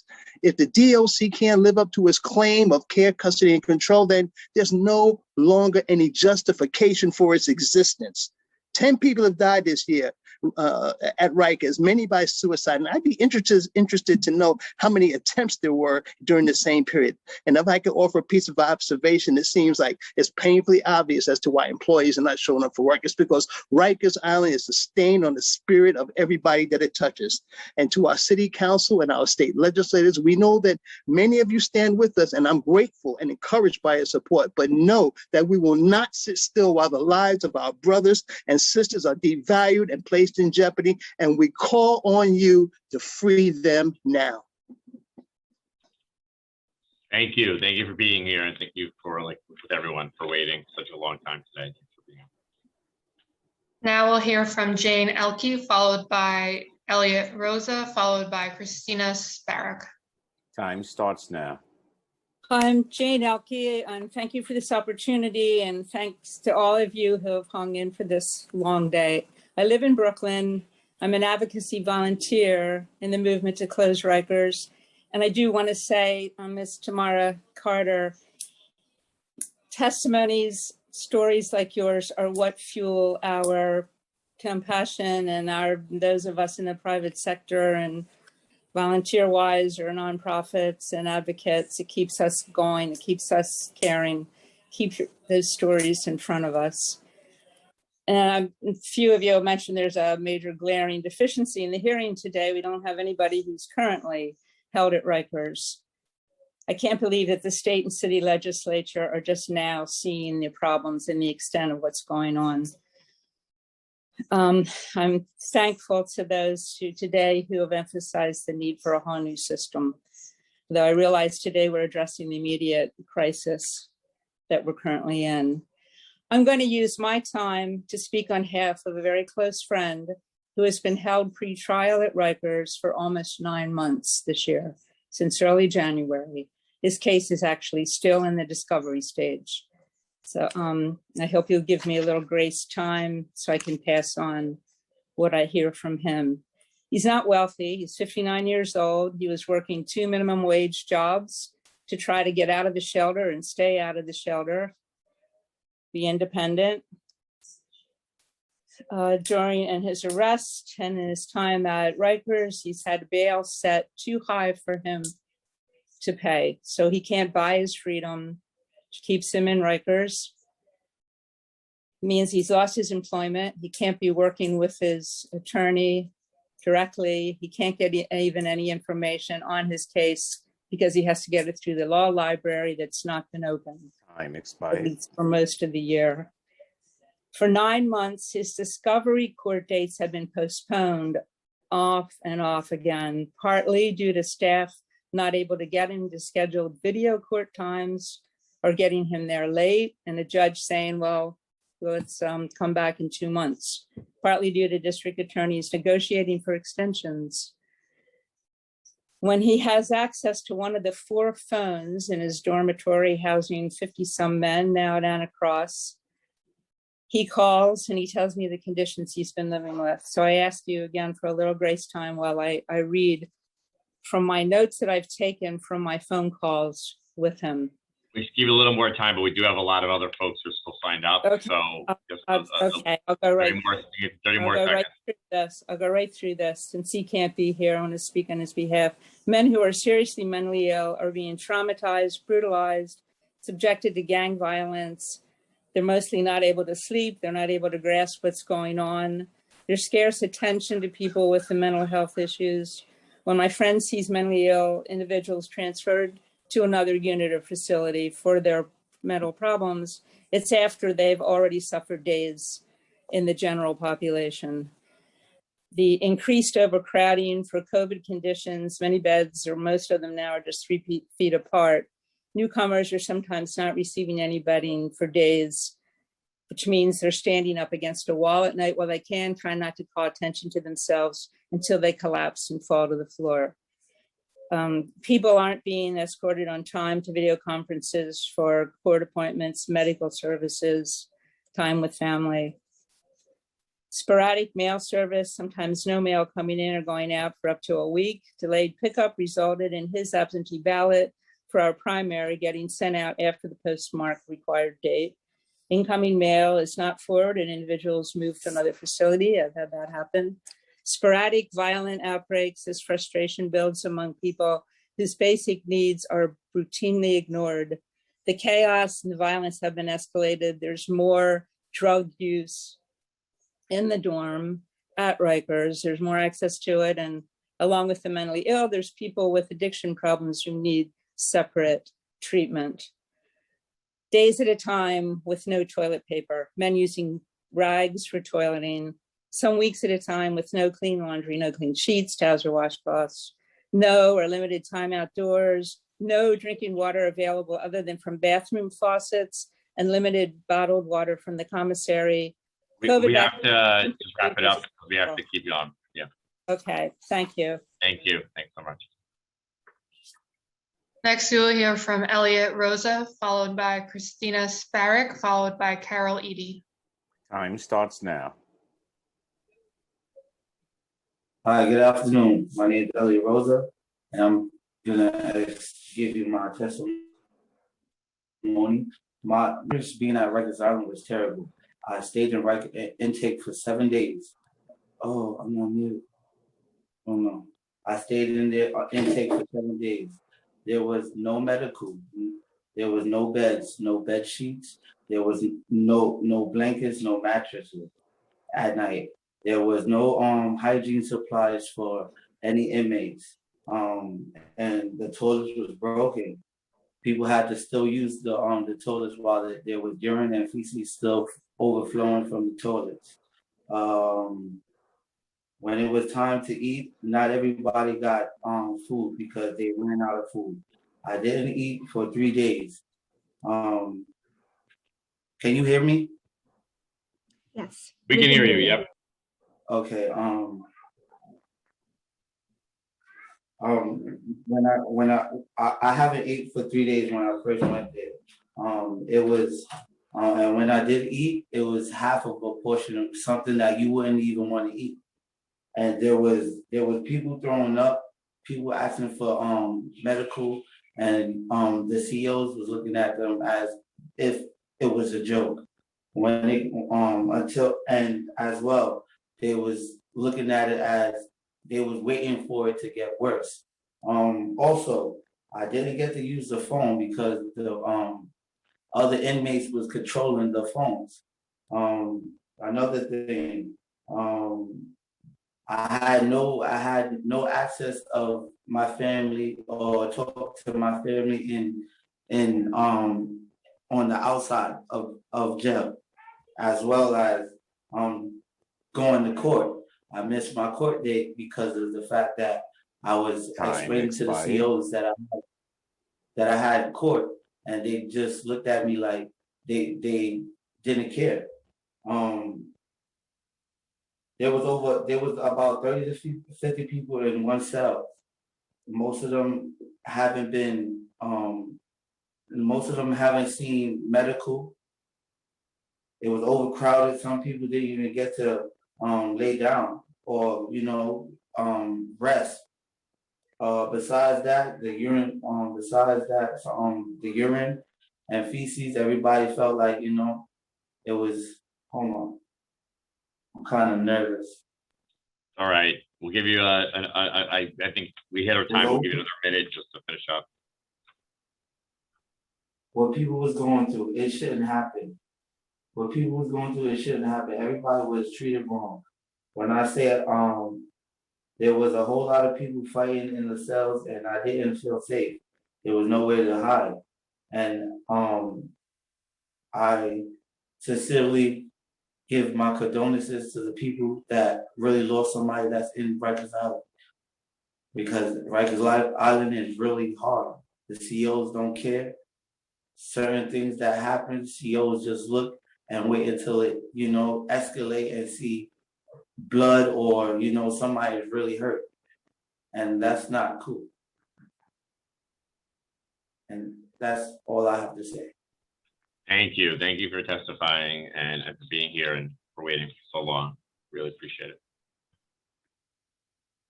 Next, we will hear from Carol Eady, followed by Pamela Neely, followed by Angie. Time starts now. Good afternoon. My name is Carol Eady. I represent the Women's Community Justice Association, and I'll be on Rosie's campaign. I thank you for allowing me to testify. This morning's New York Times described Rikers Island as chaotic and violent. Yesterday, the mayor implemented some mandates as response to this chaos. Some of these should have been put in place a long time ago, but were not. And I feel the reason for that is the mayor hasn't been to Rikers in more than 4 years. Now he's quoted as having said he plans to visit at some time. If he were to visit the island, he would see the conditions of confinement there. We've heard reports of flooding, lack of air conditioning, subpar meals, and 10 detainee deaths in just the last year.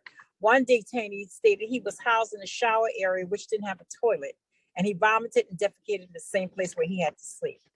If Mr. Blasio were to visit, he might be more amenable to releasing the approximately 225 lowly charged persons whom he's able to release immediately. He agreed nearly 3 years ago to decarcerate and close a deplorable set of facilities. He should not be reopening closed jails. As we know, challenges to the new locations and the pandemic have slowed down implementation of the 4-borough model, but we can still close Rose M. Singer now. It holds women, the smallest but fastest growing population. It's a decrepit facility where women have been sexually abused and have no access to feminine hygiene products or mental health support for weeks at a time. Due to officer call-outs, people are unable to attend visits, programming, and court visits, which recently resulted in Elias Johnson's mental illness-related death while being held on $1 bail. We're asking that Rikers Island be closed, that Rosie's be closed immediately, and that decarceration efforts continue in the midst of these closings. Governor Hochul, please sign the less is more bill. Thank you. Thank you. Thanks for testifying. Next, we will hear from Pamela Neely, followed by Angie, followed by Georgie Pate. Time starts now. Hi, my name is Pamela Neely, and I'm a member of WCJA as well as Beyond the Bar campaign.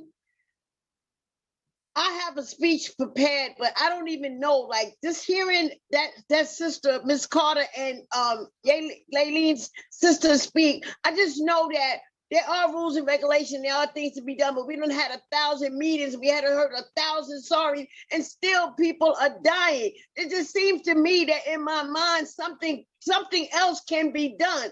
And I just say that for myself, I know I'm gonna keep praying because that's where my belief is, but I also know that what's happening to people is not right. I don't even understand how some people can sleep at night knowing that they cutting ropes down of people's bodies, knowing that they're lying to family members, knowing that they doing the things that they do. I know we're at the end of the day, and I know everybody on this call is tired. But I think as a human being, we owe something more to ourselves. We owe something to those people whose lives are gone. There's no coming back. There's no rehabilitation. There's no reentry. There's no nothing. They are dead. And this is just sad. I just feel like, why are we continuing to try to fix a problem that's not fixable? I just feel that we should close down, and I agree with everything everyone else has said on this call. Not only should we close Rosie's down, but we need to just look at what Rikers Island was built on, and just hold each other accountable for the part we all played in this. I'm going to continue to fight. There are too many powerful people on this call today that's teaching me everything. I'm going to continue to fight, and what I don't know, I don't have an area asking and how I can help. So I'm asking you, who are still on this call, how can you help? Thank you. Time expired. Thank you. Next, we'll hear from Angie, followed by Georgie Page, followed by Richenda Kramer. Time starts now.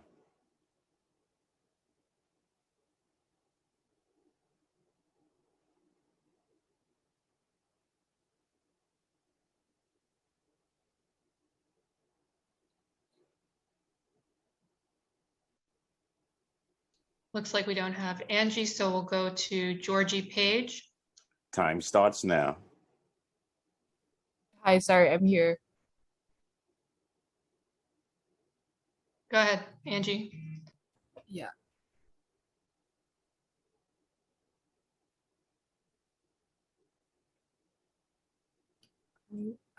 To the City Council Committee on Criminal Justice, I am attending this meeting to voice my support for immediate decarceration inside NYC jails, starting with Rikers.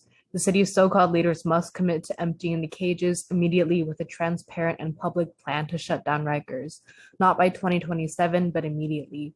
You must take back your lie that Rikers is closing and take real action to radically decarcerate. 6,000 people are in deadly conditions right now, and the city must commit to releasing people caged on Rikers, fewer arrests, ending broken windows policing, improving conditions inside, and providing holistic non-carceral reentry support. The only solution is release and care for those inside, not more COs who have proven unable to manage the violence inside Rikers, not more cages which will not prevent the violence that is characteristic of New York City jails, and not more cops who send more people inside every day. As the City Council, the deaths of those inside are on your hands as much as anyone else. You must ensure immediate releases in the thousands. Thank you for your time. Thank you. Thanks for being here. Thank you. Now we'll hear from Georgie Page, followed by Richenda Kramer, followed by Grace Price.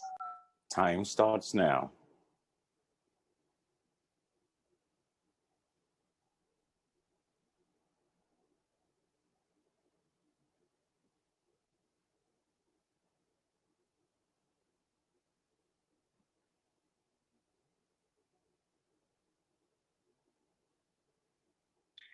Not hearing from Georgie, so we'll go to Richenda Kramer. Time starts now.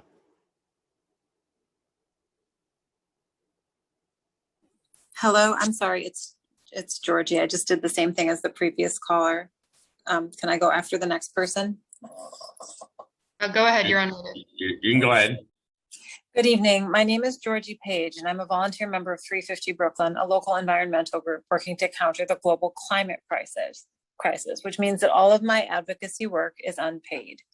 I serve as chair of 350 Brooklyn City Action Committee, and I'm also a member of their steering committee. I'm basically liquidating my savings so that I can do this work and hold our elected representatives accountable to the people. This work that I feel is critical.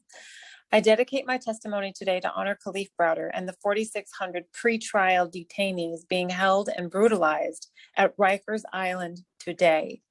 As I have joined in the fights for electric school buses and against peaker plants, I've also worked to help make 350 Brooklyn more inclusive. As environmentalists, it might seem to others that the plight of detainees is beyond our scope. And the reality is that wherever we think we are going as a movement and as a people, we cannot get there by leaving any of our brothers and sisters or our humanity behind. In fact, our humanity must come first. To paraphrase a famous quote, humanity is not a station we arrive at, it is how we will get there. So through that lens, I ask each one of us to take personal responsibility for what is happening right now on Rikers Island, for the pretrial detainees standing in pools of waste, for the brutality killings and the suicides, 10 killings and counting in 2021 alone, and for motivating DOC employees with a new sense of mission as well. I'm going to skip ahead. And since the site seems irredeemable and is built on methane leaking pile of waste, it must continue to close. We must amend and pass Intro 2173, legislation to end the barbarism of solitary confinement. We must release detainees being held for technical parole violations. We must hold perpetrators of abuse and brutality accountable with independent oversight agreed upon by the mayor, the city council, and the BOC. And the BOC must immediately release their reports about number of deaths in custody. Time And expired. personally, I think that the detainees should be involved in the oversight. I had more to say. I've submitted it as written. I would also like to request that my organization and at least our coalition be provided with the timeline that was spoken about earlier in the testimony for the closure of Rikers and the opening of the borough-based jails. Thank you. Thank you.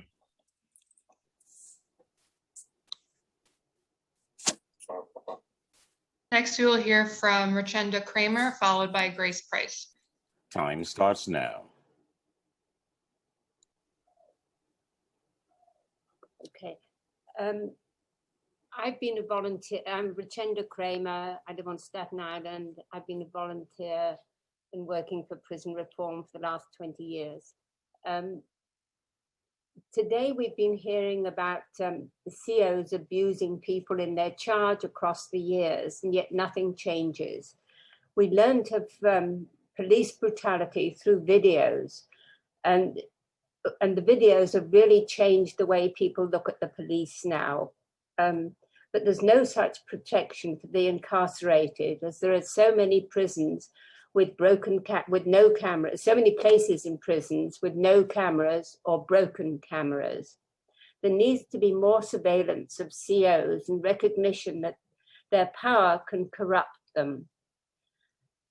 Another issue I'd like to address is solitary confinement, which the DOC is intent on maintaining despite the HALT bill, which was passed in Albany this year, and which mandates 14 hours out of cell with programming out of cell and with other people. I add my voice to others asking City Council to amend Intro 2173 to stress that out of cell does not mean sitting on a platform in a cage in front of the solitary cell for 14 hours, and that programming must be a group activity. This is something you can do that has long been recognized as torture, to relieve something that's long been recognized as torture. And the third thing I'd like to mention is that there needs to be more programming in every prison in this country, but especially in New York, and that it's very easy to get volunteers to come in to teach. There are enormous numbers of people who are highly educated in this country who would enjoy teaching. So I pass that on as a suggestion for programming in all of the jails in New York City. Thank you. And thank you for your patience. Thank you for your patience. Thank you for being here. Next, we will hear from Grace Price. Time starts now. Hi, I thank you so much for giving me the time, but I rescinded my time to Melania Brown, and I'm going to stick by that. But please pay attention to my written testimony. I outline a plan for the BOC specifically with the upcoming council. Thank you so much. Thank you. Thanks so much.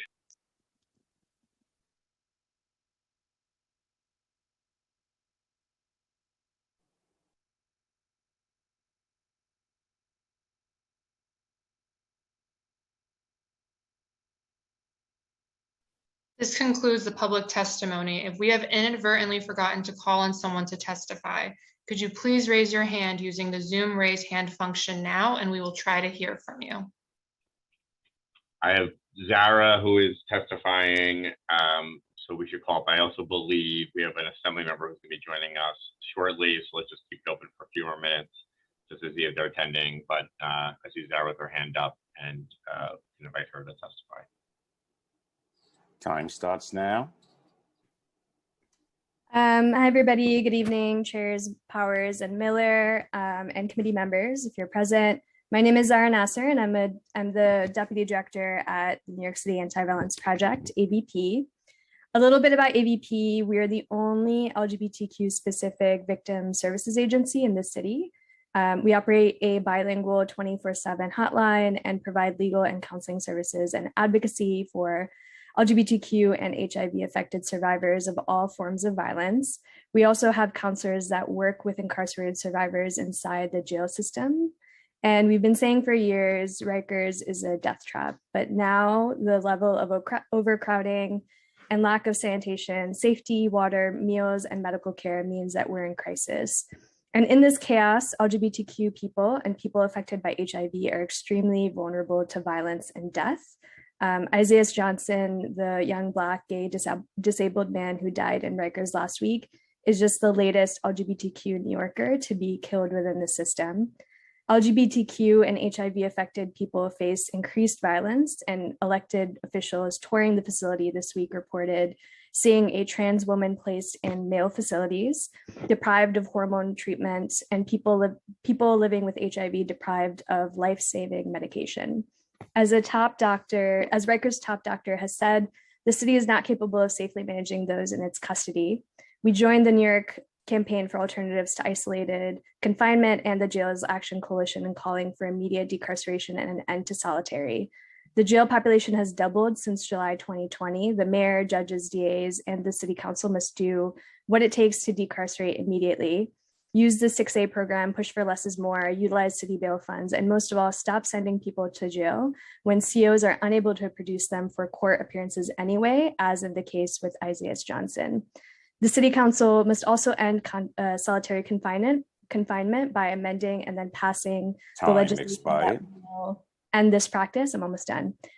We've been calling for an end to solitary since Layleen Polanco's death in 2019, and 3 years later, we're still waiting. I just want to echo Melania's testimony that this needs to end. And the city must stop stalling and relieve people in jails from these horrific conditions now. Thank you. Thank you. Thanks, Sergeant. Nice to see you.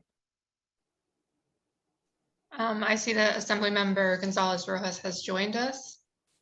Time starts now. Yes, I'm going to call the Assembly Member up to testify. She is here.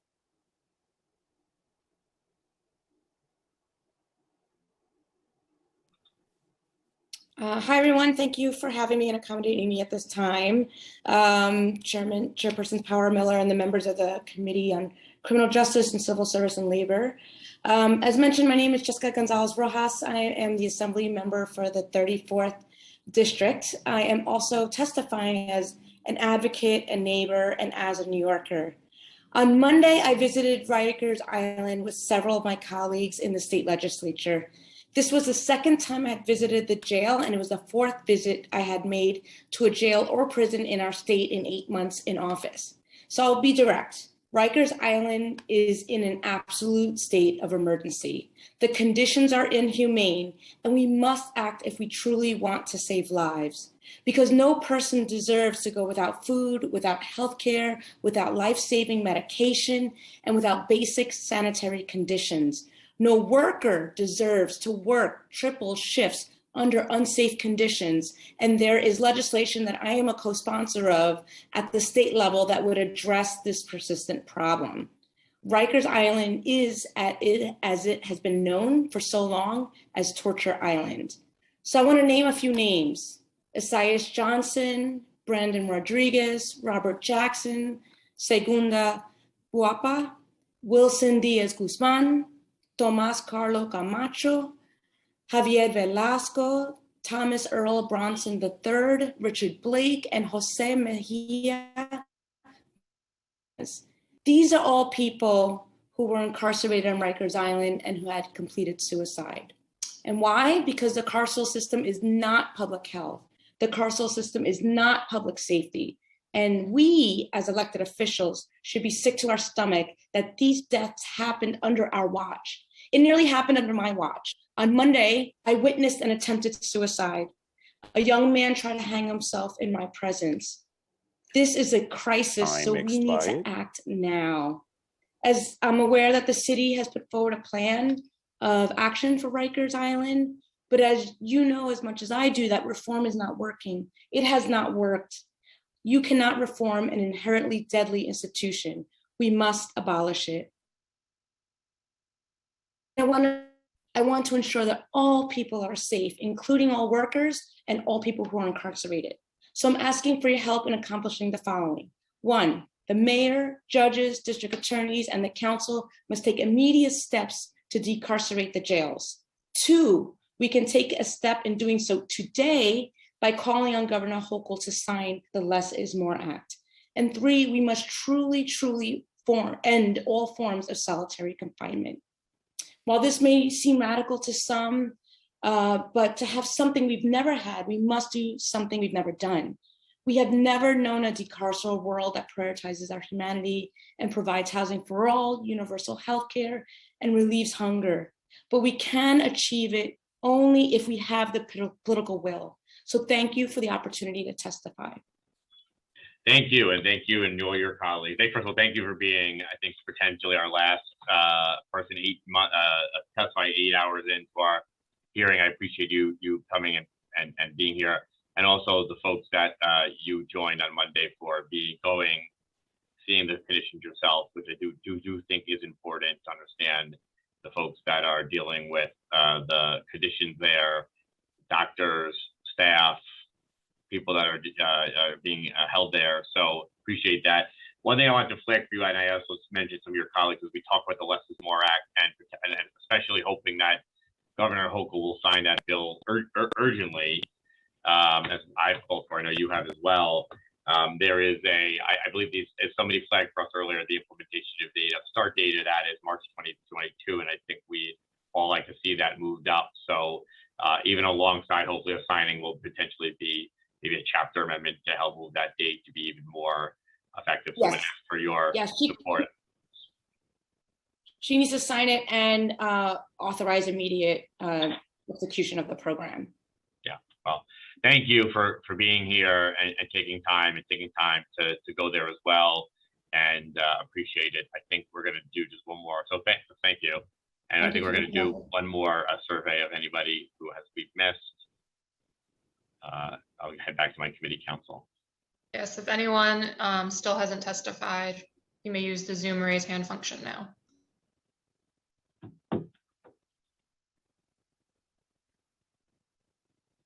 I'm not seeing any hands. I think we're good to close out.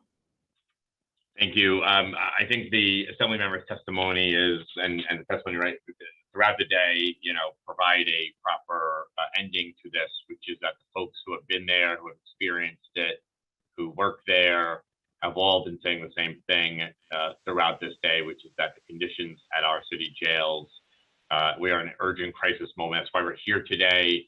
That is why folks are going there to witness these conditions, and that's why we're been calling for things like to close Rikers Island, to sign the Less is More Act, and do a lot more. We're now, I suppose, 8.5 hours into this hearing, and the message has been consistent throughout it. And we appreciate everybody who has been patient with us throughout this day, as we've tried to get everybody an opportunity to testify. And for folks that obviously could not today because of the length of the hearing, we certainly will look out for written testimony and obviously more ideas. And I want to thank the countless folks who have met with us leading up to this hearing as well. And of course, all the staff here at the City Council, my office, who have been helping to work and manage this hearing today, and my colleagues. I see a couple still here, Councilmember Rosenthal, Councilmember Riley, Councilmember Adams, and of course, Chair Miller, who I know is shuttling between events, but still on and paying attention and listening to the stories here. I want to thank them for continuing to be here after a very long day. But I want us to make sure we end with sort of another recognition of the urgency here. And when we started, it was sort of making sure that the agencies, the mayor's office, and others understood the urgency that was being reflected by people who have been there and working there. We've heard hours of testimony from people saying the same thing. I think it's not only important that all the leaders are going there and witnessing conditions, but that we're using all the tools at our disposal to address them. And I think one thing we have talked about today is that we still believe we're not not doing all of that. We're not using all the tools at our disposal to help address this. I will be out of Rikers myself, and I would imminently, and I hope others will do that as well. I want to thank all the folks who are there, folks who are trying to fix these problems as difficult as they are, and I want to thank everyone who's contributing to that. I don't have to repeat my opening statement, but we are in a crisis, and it requires all hands on deck. And I'm heartened to see my state elected officials being here and understanding our relationship to fix it together. And with that, I'll say thank you to everyone for being here today, for adding your voices. And we are not ending at this hearing today. This is one moment to spotlight all the issues here, and we have a lot of work to do. And I am part of that solution as everyone else here. And so with that, we'll close the hearing. I want to say thank you to everyone for being here, and we will continue to do our work together to add that urgency and highlight at the city and state level and potentially federal level that we do everything we can to address these conditions of safety, security, staffing, and much more. So thank you everyone for being here today. And with that, we are adjourned.